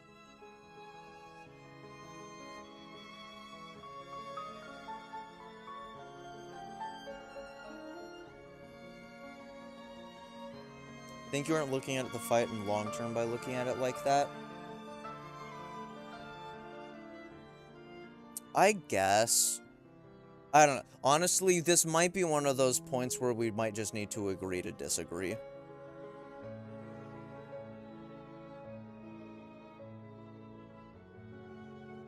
Like, in terms of how I was playing the game, I basically never took this off. This was one of my most used blue tools. So it's hard for me to fully agree because I personally felt like I got a lot more use out of this.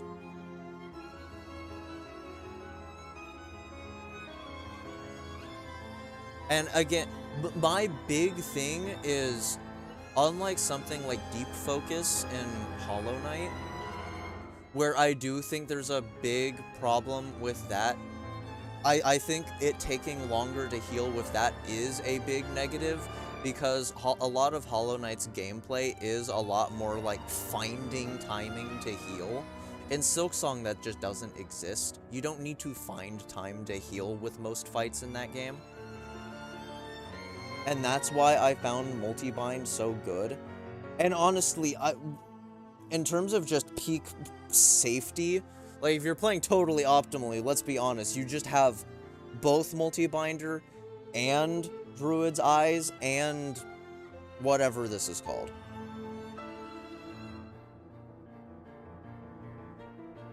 If you're scared of an extra second on your heal, there are also way to counter that, like Injector Band or Warding Bell. But that was Chosen's point, is that you can use Injector Band like even more efficiently if you're not using multi-bind, because then it's just instant. But I don't see the speed of the healing as big of a pro as Chosen does, because I still don't think it matters, because you can just get into a position where the boss can't hit you. That's most bosses in the game. You can get put in positions where they can't hit you very easily. So I don't think the time it takes to heal, because all that means is it's now a longer period of time where they still can't reach you. So I don't think that that's a negative, personally.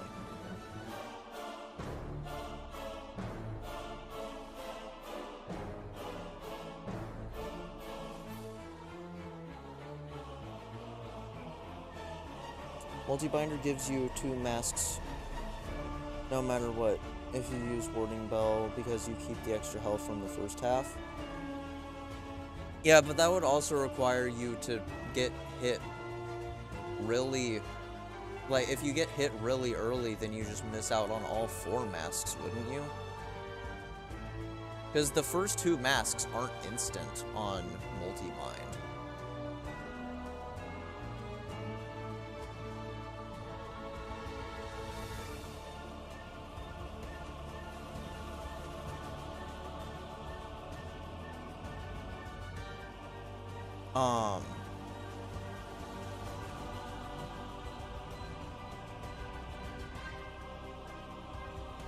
Again, that's just personal preference. I don't think Injector Band makes as big of a difference as Chosen One thinks it does, but that's just preference. Mom call him DBRB.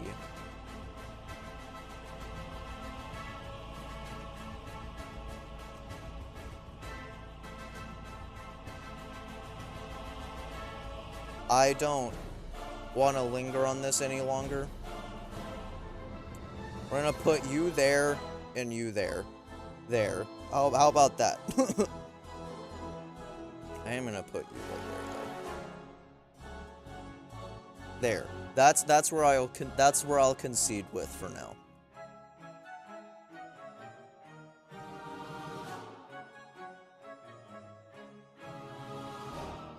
I guess I have to wait for a bit for his mom to be done talking to him.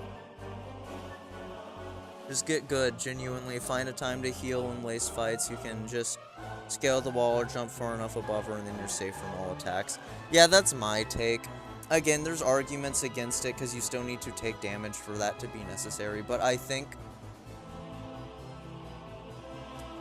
the ability to just heal 4 masks just outweighs it, in my opinion. Especially with how quickly damage can stack up in Silksong, I think the ability to just heal a second mask without much thought holds a lot of weight, in my opinion. So Lost never came back. Scuttle Brace. I don't know.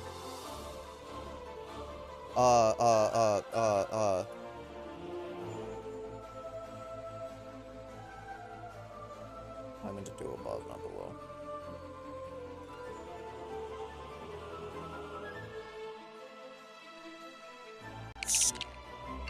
Wait, no. Gut. Yeah, there.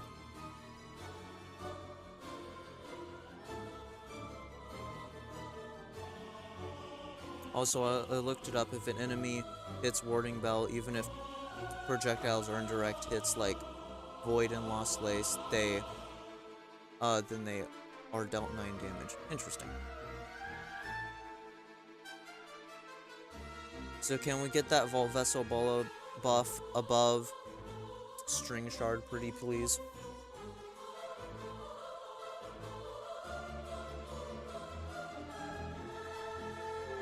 Does it mean it's Smasher Pass time? It very well does.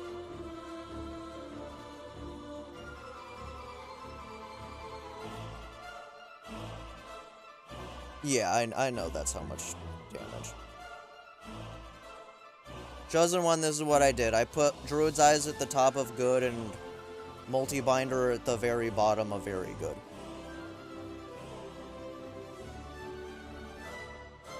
This is where I've conceded. I still believe Multi-Binder is better, but I think I've put them close enough together now that at least it's acceptable. Yes, we're doing everything in the Smasher Pass.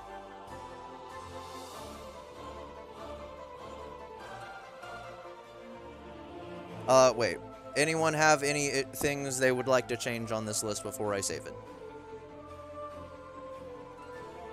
Someone was saying something about the Volt things. I don't remember what that was. I can't believe I forgot already. Volt vessel, please. Which ones and which one are you wanting to move up or down? You want to move the balls up or down? Are they better or worse? Put above pole. Oh, so is that all you want me to do?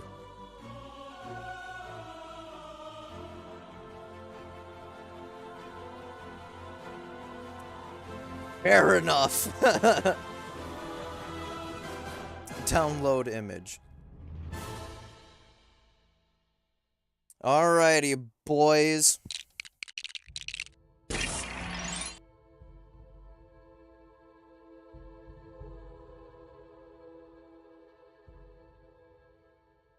Reset. Let me no, not saver.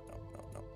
Let me re-add Hornet and Zango. And if anyone else thinks of another, like, NPC that isn't on here, let me know. First of all, let's get rid of a good chunk of these tiers, because I don't think we'll need them.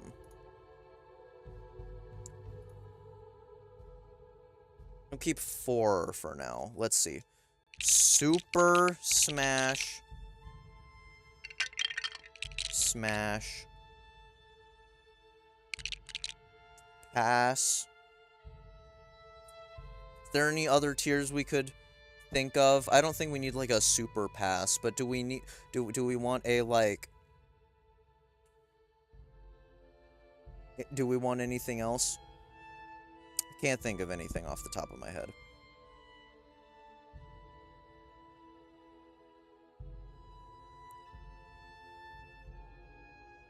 A child tier? Child. Yeah, I'm not fixing that spelling mistake. Child.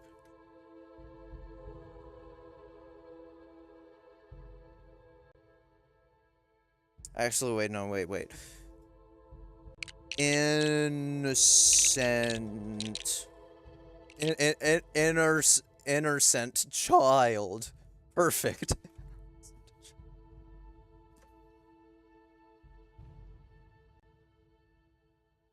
Would kill you? No, but here's the thing. What if I find the fact that they'd kill me hot? I don't know. Like, yeah, some of them might kill me, but it might be hot while they kill me, so I don't know, it might even out.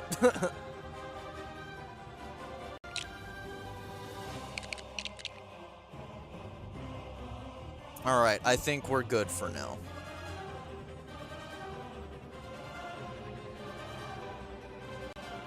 Bro, we don't need this many tiers, Lush.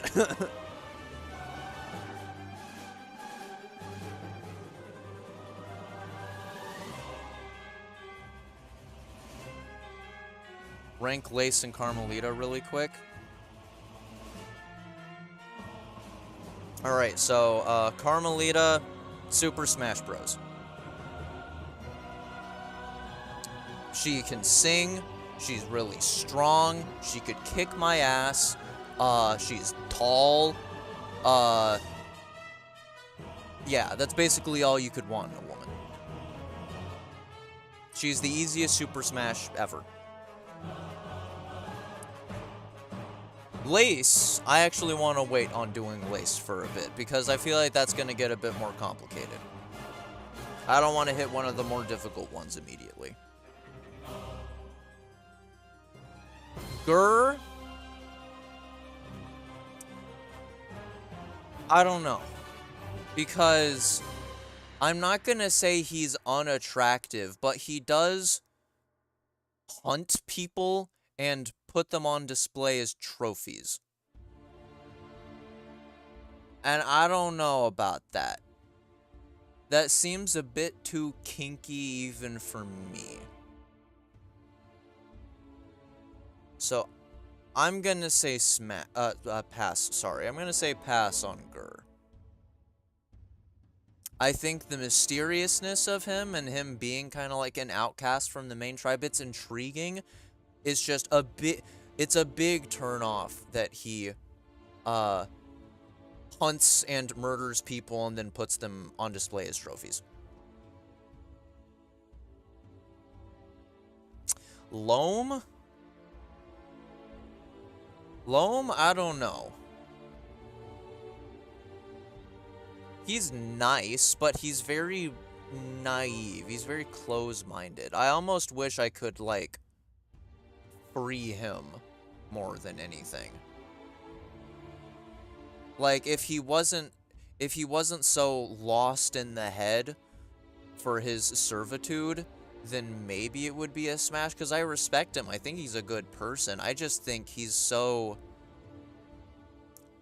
brainwashed that I don't even think it would be an enjoyable experience. I'd feel like I was taking advantage of him. Yeah, basically the same, yeah. I'd say pass on him. Crust King. He's big, he's strong, he seems like he would be handsome, and he's royalty. I feel like that's an easy smash. Not quite a super smash, but I think it's a smash. I think that's a pretty safe bet. Ass Jim? Super smash, I don't need to explain why. He's a little crusty. Yeah, that's another. I don't think that quite puts him in pass, but that's another reason why I don't think he reaches Super Smash. Ass Jim is Super Smash Bros. I don't need to explain why. Bell Hermit, he wants nothing to do with us, and he's also a snail shaman. Spoiler alert. No, thank you.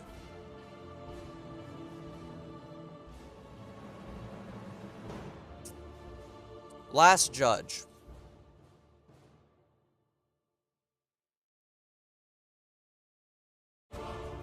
We ain't smashing the slave advocate, bro. Good point. Last judge? Okay, so by the wise words of Steven Universe, I like seeing giant women. And Last Judge is the pinnacle of giant women. I don't know if that quite puts her in Super Smash for me, but she's definitely Smash. She's strong, she knows what she believes, and she has a strict moral compass. I believe Last Judge is female. I believe... we can check the wiki. I believe they're female, but it's not like that really matters.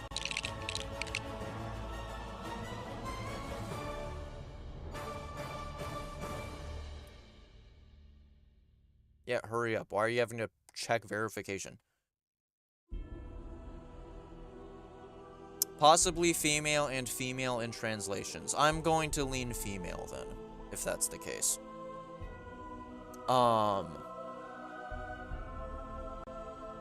It's the same thing with Radiance. Radiance is technically genderless, but everyone calls Radiance a she, because she uses female pronouns in other languages.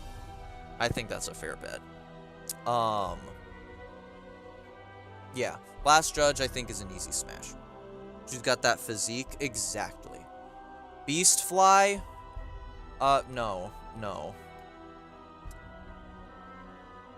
Actually, here, I'm gonna...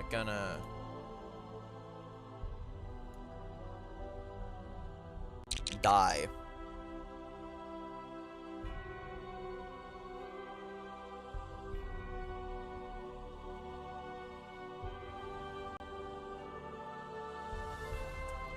I was already ahead of it.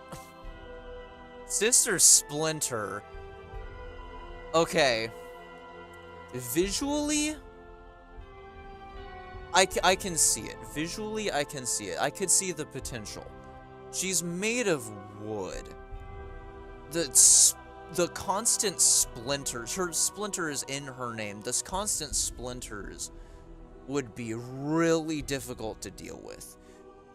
If you were like wearing an outfit that could negate the splinters, then sure, but then that would also kind of negate the smashing part of it.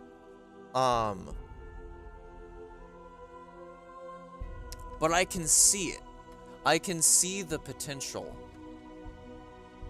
It's in the same way, okay. If you ever see like a character made fully out of fire, I see that in Smasher passes quite a lot when people are given like hear me outs. If you have like a hot girl, but she's literally hot, like she's made of fire, like she's still hot. You're still gonna put her in Smash, even if she's made of fire and it doesn't exactly work out. This might be similar to that. If she can control the sap, then that's the only maybe.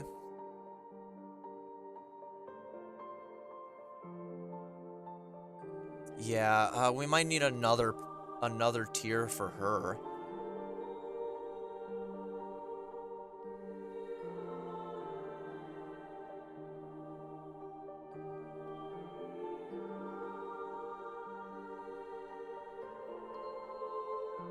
No, up, it. There.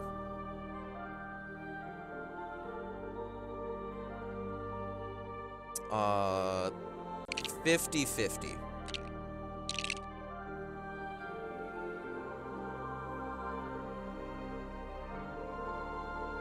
Why is it just playing Choral Chambers again? Oh, relaxing playlist, I see. Sure, that's fine, I guess, why not?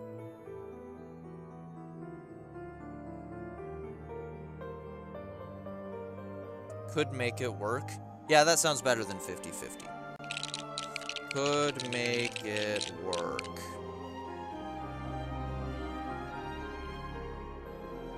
You would be the one dying from Volt Firm. Okay, I'm putting it in from the perspective of who cares if I die? If the smash is good, then maybe it's worth dying.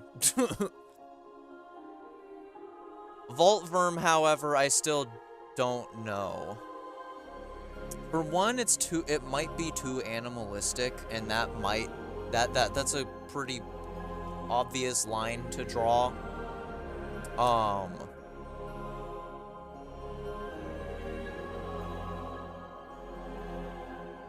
And I just, like, I could see the potential in doing it, but I don't see the appeal in her visually. Visually.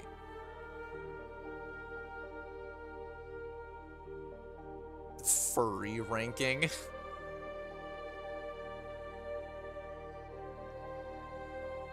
I don't think we need a furry.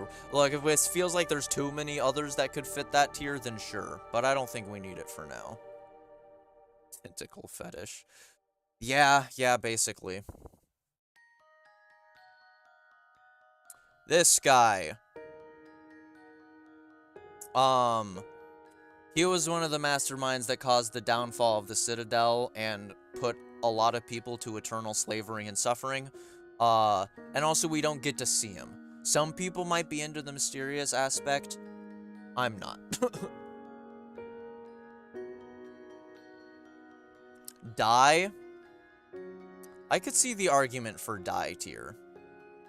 Though he seems like he regrets his actions. I got that kind of vibe from him. Like, he seemed almost senile. Which is another reason why it would be pass. He seems, like, old.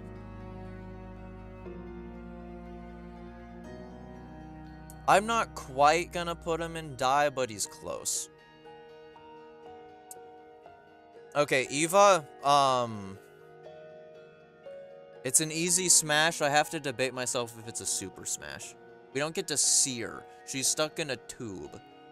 So that's a potential downside. Eva, top tier, you don't have to ask me twice.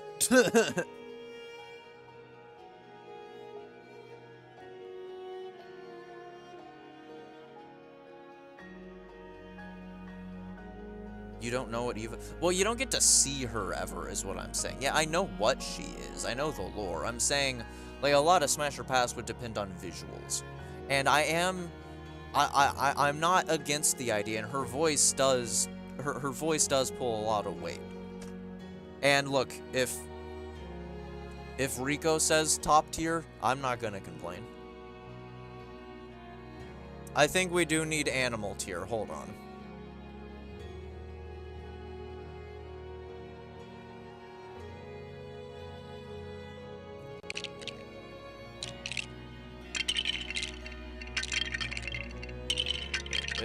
I don't remember how to spell animal. There we go. There, animal tier.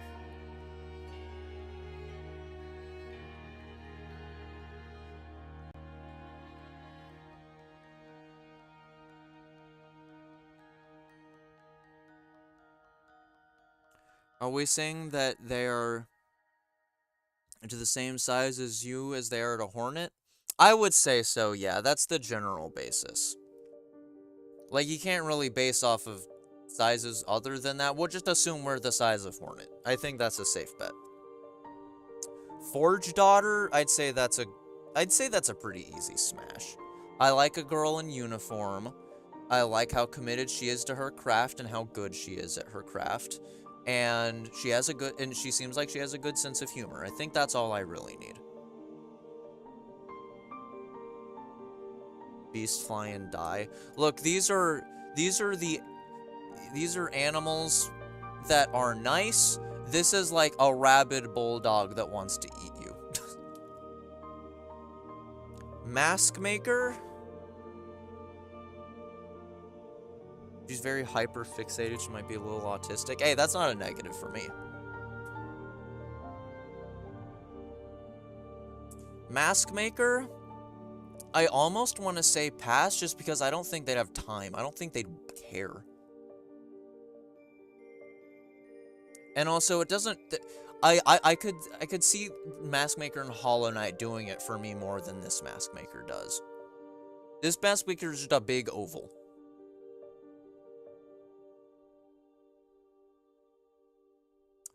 Druid? She's very crazy, but she's like a nice crazy.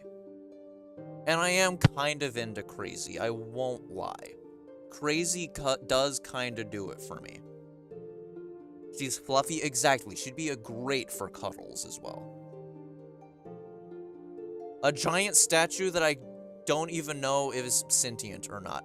Is this thing sentient? I think it is, kind of, a little bit. Look, I'm into robots. Statues might be crossing the line. I think that would be a pass.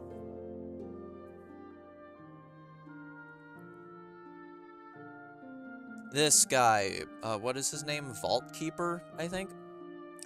If he had a different personality, I could see it. Like, him being super long is kind of appealing, but his personality is just so grumpy. I don't know if I could deal with that, personally. Could make it... If I could convince him to be nicer, then sure. I could make it work. But... it would vastly depend on personality. This is another statue. This guy I think would be a pass because I feel like he's sexually attracted to Plasmium more so than an actual human. Granted, he might be into us if we are currently infected with Plasmium.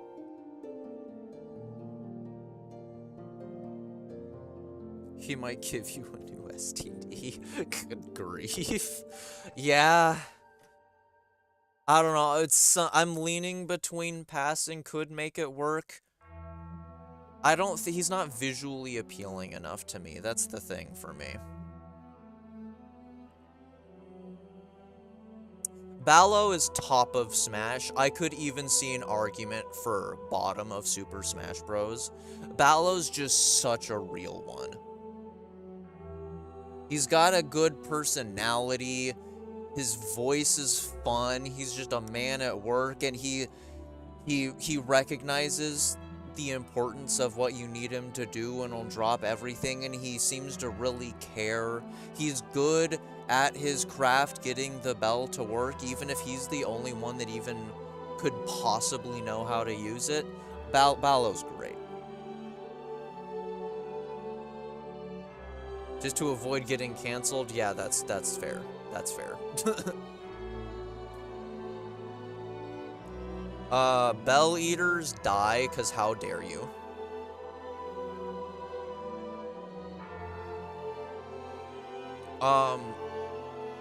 Okay, some people I could see being into this, cause I guess there could be an argument for my, like, MILF or something, but no. No. Honestly, there's an argument for die tier. I don't know. I don't remember her lore good enough off the top of my head, but I remember her lore being vaguely slave adjacent. She a fly, bro? Okay, Scarsinger's an ant. That doesn't mean anything.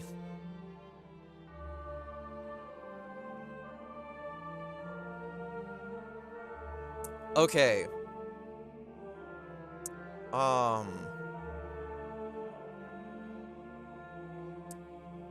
Okay, here's what I'm gonna say. For the sake of this, we're ignoring pre-established relationships. Those don't exist. We're just basing the character off of them themselves in a hypothetical reality where they never fell in love with another person. Flies are annoying, ants are less annoying. I guess. Well, look, look. Flies in Pass, ants in Super Smash. I think that's fair enough. I guess this would be technically because Green Prince has his own thing here. This would be ranking the other Green Prince.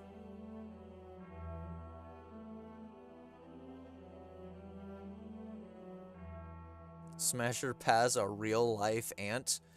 I think it would end up being a different kind of Smash. Let's be honest. Like, I think they'd just die. I think they would get smushed before I even realize they're there. That's what real life ants happened. That's what happens to real life ants. In terms of Ghost Green Prince, could make it work. They are like a ghost, but like, I don't know. That's not immediately a turn-off. Cogwork Dancers is Super Smash Bros. I don't care if anyone has an argument for that. They can dance, and they're robots, and their design is attractive. That's easy Super Smash Bros. For me. Sherma goes in child, no question. Where even is Sherma? Yeah, Sherma's a child. Crawfather.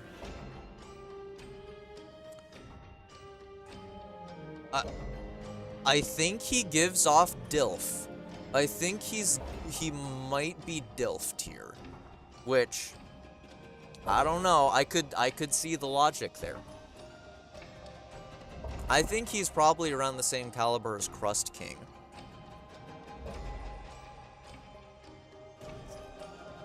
We have two Bell Beasts. I don't care. Both of them are animal.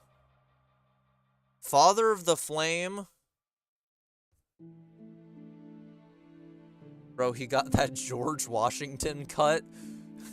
He really does. Bro, he's got the long flowing hair. I'm into long flowing hair. Bro's great. I would, but Cogwork Dancers is a guy's soul put inside a robot to forever do the Citadel's bidding. It seems exploitive. Okay, so with that logic, it's Cogwork Dancers, but we freed them from their captivity, and through the power of love, showed them that there's more to life than dancing, and that even if they're still in this robot body, that they're still a person and deserving of love. There, that's my logic.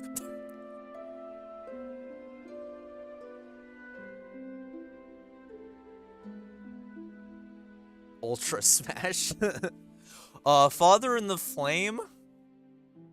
He's statue, but like, it's more like a, it's more like a religious statue, like for a cult. And okay, I know this is ironic doing a Smasher Pass, but I am a Christian, so I do feel slightly uncomfortable with the idea of having a sexual attraction to a false idol. So, I don't know. That's a pass for me. First Sinner, Ultra Smash. No arguments there. Hot as hell. Ha ha, I get it. Four brothers.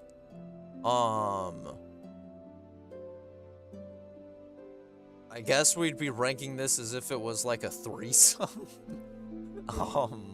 Sure, why not? They seem like they're fun.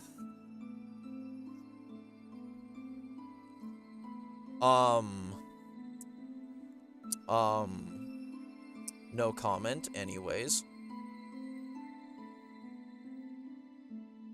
Okay. There's two of these. The sleeping one represents Zaza. Zaza is an animal. This one represents Garmund. He's just an all-around good guy. Garmund is a smash. He would treat you right. GMS, like tippy top of Super Smash Bros. No arguments there. You are an animal. Groll.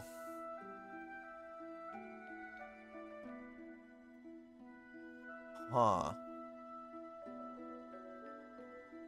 I mean, I probably want to say pass, but I don't know. There's something intriguing about him. He got that suck. It's a good point. There's something intriguing about it. You know what? I could make it work. I could make it work. Getting your soul stolen before anything happens, but what if there's a connection? If there is a connection, maybe.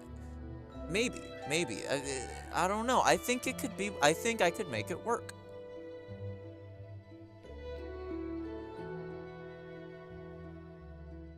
He also has very bright vomit. I don't know what to do with that information, but sure. Lace. Okay. So this one is up for interpretation. A lot of people really like shipping LaceNet, but I think there's a very good argument for how Lace is depicted and the lore between her, that she is eternally a minor. I think there is a very solid evidence that she is eternally a child. Some people would argue no, but I'm gonna kind of just be blunt.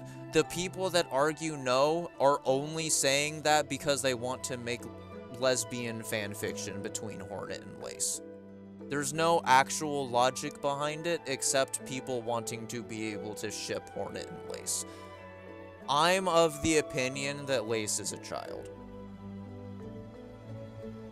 So that is where I'm going to put her.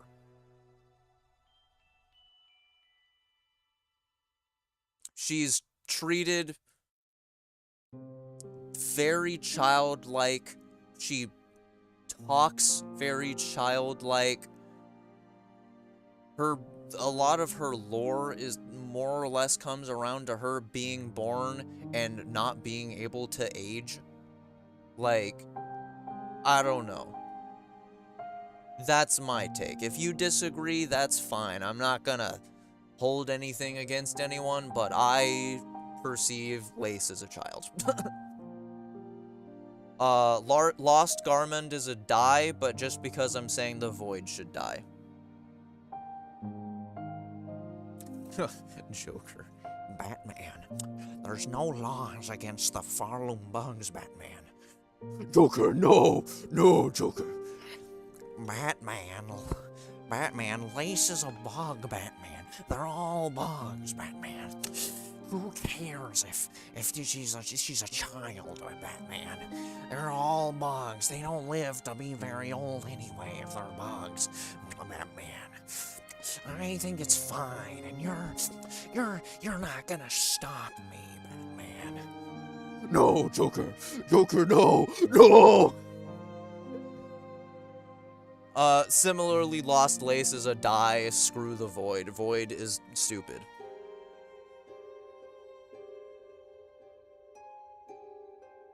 You got a little carried away.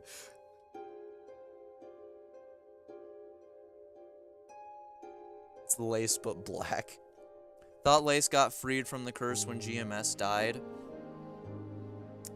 I could see the argument from that, but at the same time, she's a construct. She's not... She has a soul, but she isn't a living being in the traditional sense.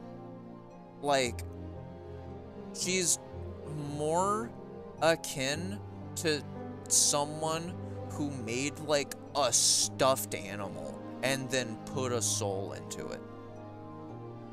And if the stuffed animal was initially intended to be a child, even if she loses the curse, I don't think that changes it. Stuffed animal out of their own hair.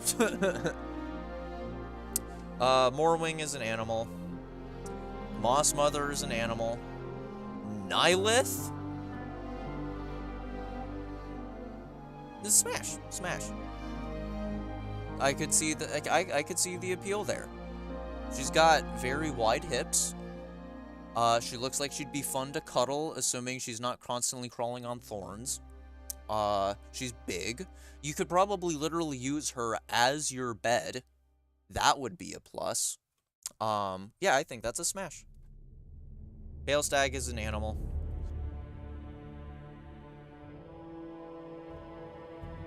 Also, wait, that's a child. Pavo.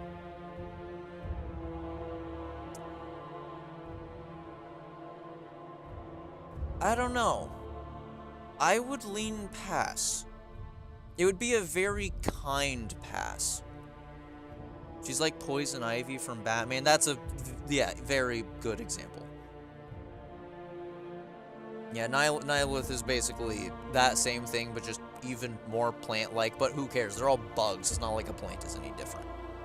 Pavo, yeah, I think Pavo's a pass. I respect him a lot, and I think he'd be a good friend, but I don't think I could smash.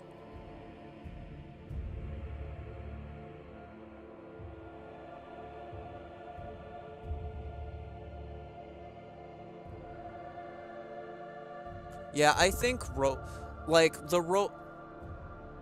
robots do get a bit finicky if you're taking the whole age thing in, but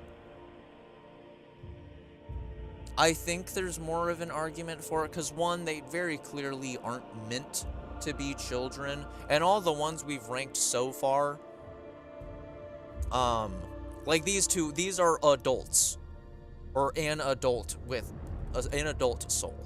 This, I don't even know if there's a soul to begin with in it, so that's just the extent of, like, just an object, and who cares if the it's an object? There's no moral reason not to do an object.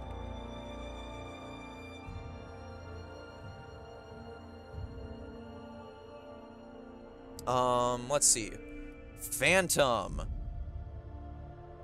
Probably in the same tier as Lace? No, Phantom was first. Also, no, Phantom also just wants to die, though.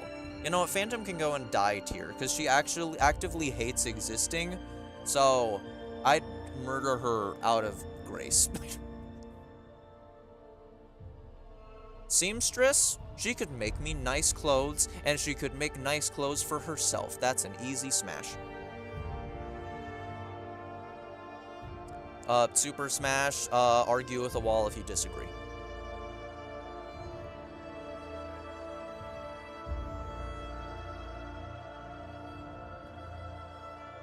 Second Sentinel is like maybe my... I'm doing it half, the Smash part is half joking, but I do he is genuinely, they are genuinely like my favorite character in this game. Seth, pass. Seth, I need a new tier. Hold on, I need a new tier. Add row above. This one can be, good friend. Good friend. There. Yeah, I don't want to smash Seth. but he'd be a great person. I'd love to get to know him and become friends with him. Animal, die. I don't think any of those, I don't think anyone would have arguments for any of those. Trobio, Super Smash. I also don't think, he's a performer, he's elegant and extravagant. He knows how to put on a show. He'd probably know how to make your experience with him a performance. It's a very easy smash. He probably has a great wardrobe, so you get to see him in a bunch of different stuff. He'd probably let you try stuff. It would be a great experience. Put Treadmill Dude and Good Friend. Oh, that's a great point. Yeah, you're right. Yeah. Loam is Good Friend. You're totally right. What do you mean, bro? I'd love to smash the massive conglomerate of corpses and eternally bound souls and unraveled ghosts and smash. I don't do corpses. Yeah. Yeah, that's fair. Watcher at the Edge. I don't know enough about his personality. Visually, I can see the appeal. I think I'd have to put it in could make it work, because I just don't know enough about his personality. Visually, I'm into it, but it depends on if I could actually get him to... I don't know if he even has much of a personality. Widow is a smash. She might be a bit crazy, but I'm into crazy. You're also a pass. No. You're also a pass. No. Not into snails. And I'm not into old snails. No, thank you. That's a statue. That's a statue.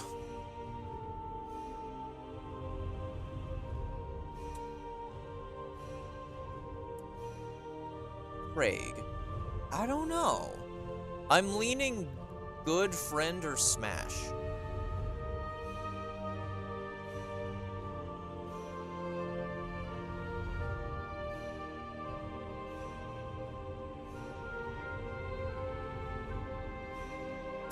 Move first center up the rank in Super Smash. That's fine. I don't think she beats Troby. Let's move this around a bit.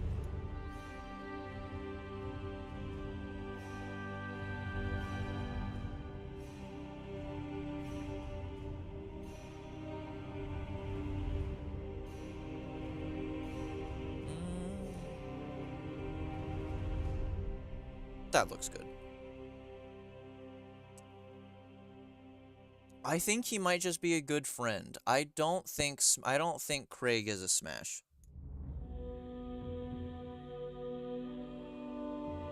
See, I do see the appeal in him being like a bartender, but I feel like that's more like the dude you could go to and hang out with, like, afterwards. Like, I see him more so as, like, a safety net rather than the actual relationship, if that makes sense.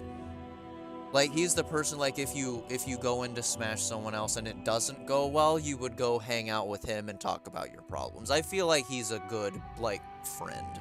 I think he's optimal for that tier. These two, I don't remember their names. They're, like, hillbillies. Just pass, I guess. Yeah, That'd be too messy for me. Too messy for me, and I don't think they'd respect me enough.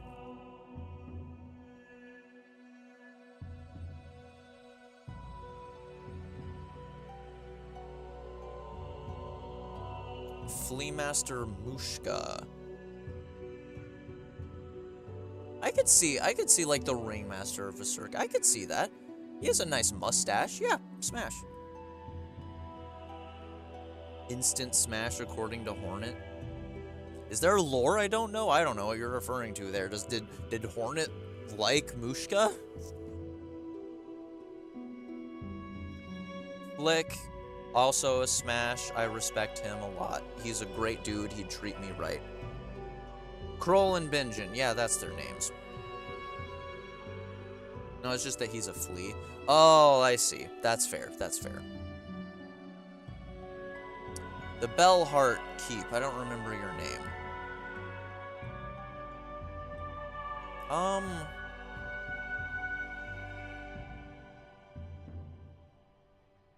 I'd say pass.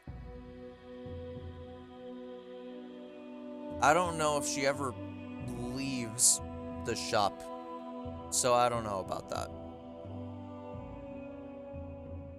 You, I don't remember your name either. Frey, yeah, Frey. I don't remember this person's name, though.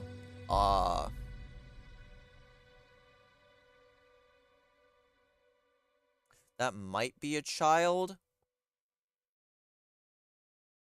That's a fair point.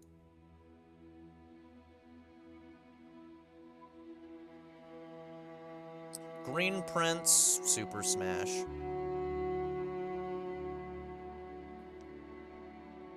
Probably there.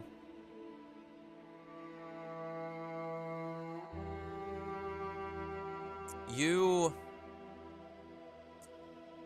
literally have a child with Hornet, so I think that's kind of just literally a smash. Hey, what'd you put up there? I don't know what you're talking about. Grendel, pass. I don't quite want Grendel to die, because I find him kind of funny, but, like, he's definitely a pass. You're a good friend. I don't see myself wanting to smash you. You are a MILF, and you also have to worry about all your kids eating you.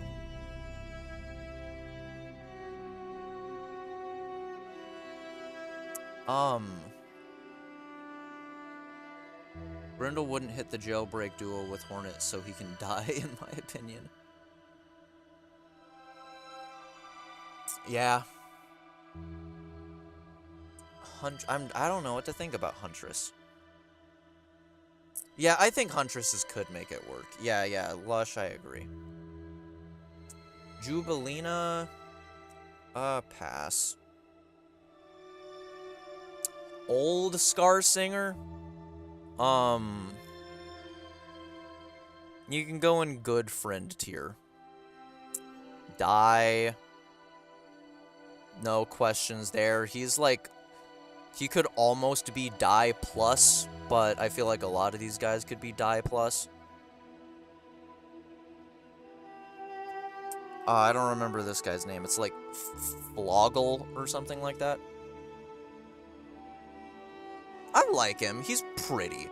I like the colors. He's the only, like, ladybug in the franchise, which I think is... No, he's one of two, because the author of the Wanderer's Journal is a ladybug. Lottie, that's it. You're a pass, no thanks. You're a good friend.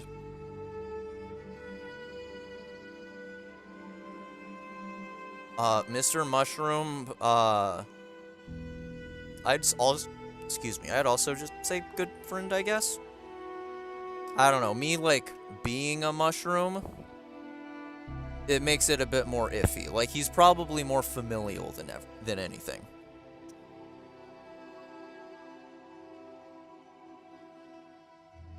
You're a pass. I don't like you at all.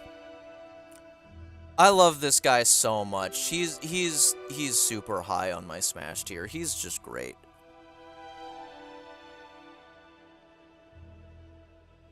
He's too busy to be observing the state of the world or something. He don't got time for Smash. True. Modeled Scar, he's just a good guy. He's basically everything I felt about Gur, but except he's really kind. He's really nice. Like, he might be a bit nervous and shy, but, like, once you get him to come out of his shell, like, he'd be, like, one of the, like, kindest, nicest.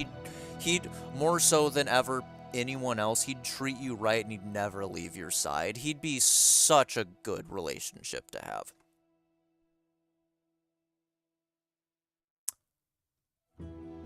Child.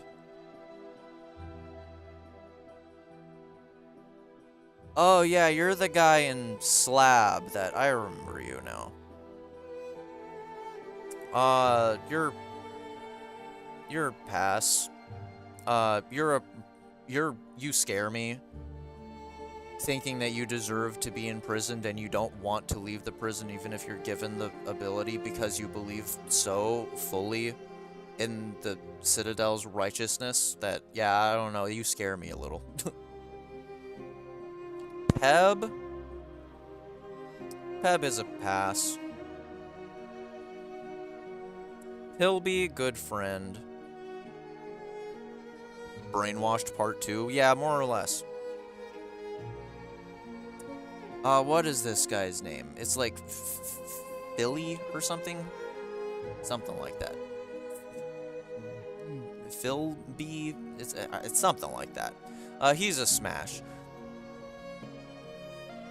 You gotta be into a man that knows his craft and can create legitimate art. That's a smash. That's a big green flag.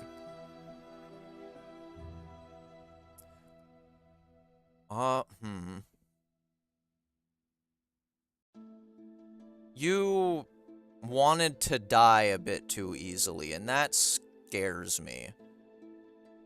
And you don't seem like the good kind of crazy, you seem like the bad kind of crazy. Yeah, I'd say pass on you. Fisherman, yeah, that's a smash. Feel like that'd have a good time. You'd have a lot of stories to tell you. I've been awake for about 23 hours now. Good grief. Well, I'll try and finish this up fast, and then you can freaking go to bed. Goodness gracious. Okay. So this might be slightly contradictory to some of the other things I've said. But smash.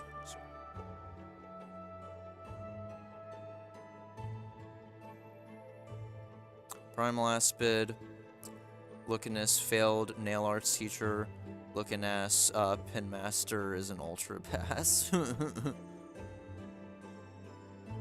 Almost died here. Dang.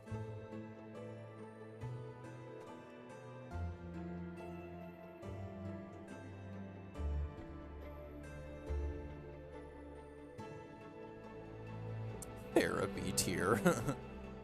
You're a child. Chakra, easiest super smash of my life.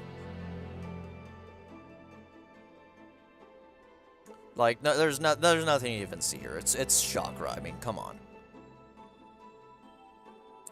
I think you're the Steel Soul one, right? I think you are.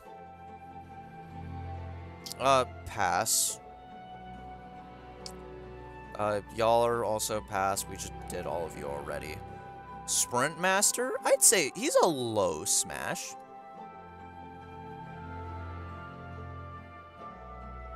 I like the idea of him. He seems fun. Steel Soul, or no, Steel, what is this character's name? Dude, you can tell I'm not nearly as familiar with Silksong as I am with Hollow Knight. I know all the names of Hollow Knight characters. He's fit, but he might take things a little fast. No, Steel Soul Jin is the one in Hollow Knight. This isn't Jin. Oh, let's look it up. Steal. Z, that's what it is. Why do you have to verify permission each time? What is going on? Well, anyway, Z's a Super Smash.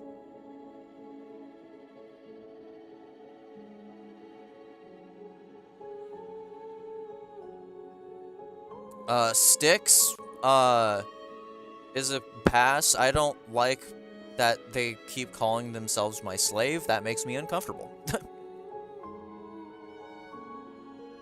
You're a pass. Borderline die, but I won't quite put you at die.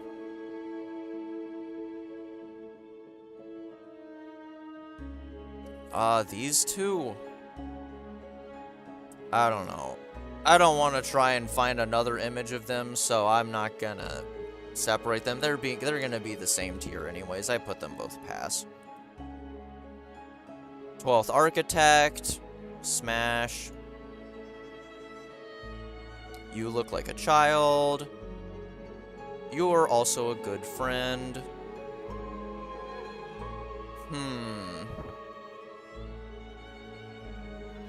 Vogue? I feel like Vogue is a could make it work. I don't know. It all depends with Vogue. I can't quite get a read on her, but I think there's definitely a chance.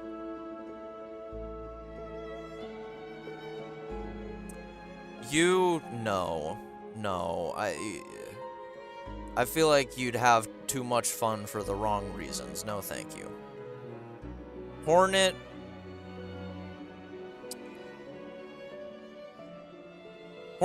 Okay. Hornet's difficult for me to rank because I have the biggest emotional attachment to her, so I don't know if I can actually comfortably say smash to her.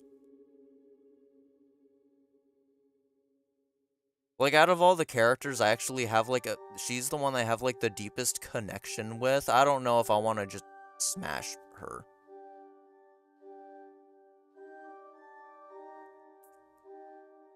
But at the same time, like, she hits all the green flags.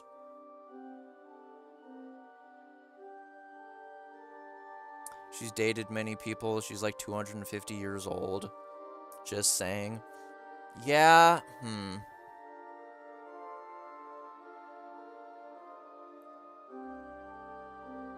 And her personality is just... She has a great and very kind personality, but she might be a bit too stoic as well, honestly. Strong and independent. Wow, you said the thing. Honestly, I think I'd say Hornet is good friend tier.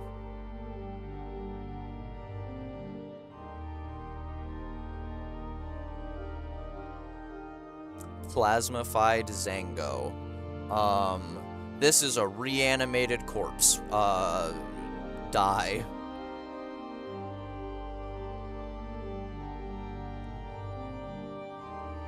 There we go. Anyone have anything they wanna move or anything they disagree with?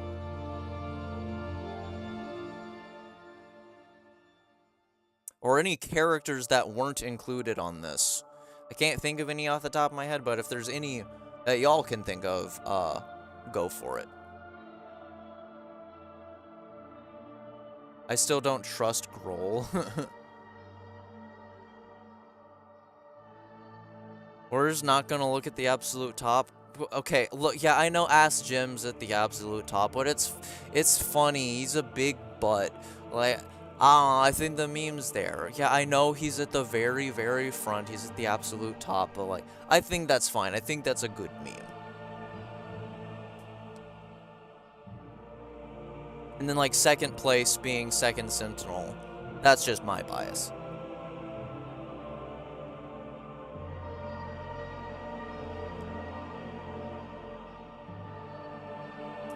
Be a great politician.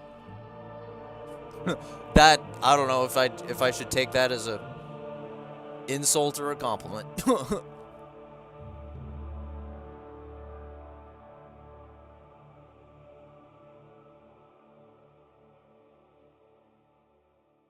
Alrighty, I think this is a pretty good tier list overall. Doesn't seem like anyone else has any complaints, so I think we are Gucci Gamer. I'm trying to do any last minute thinking about people that don't show up. I guess there's the characters that show up in Red Memory, but those barely do count because those are literally just Hollow Knight characters. Someone clip his Batman Joker impression. Oh no. I love doing the Joker impression. It's so fun. It's one of the funnest voices to try and do. Alrighty, I think we're good now. Download image.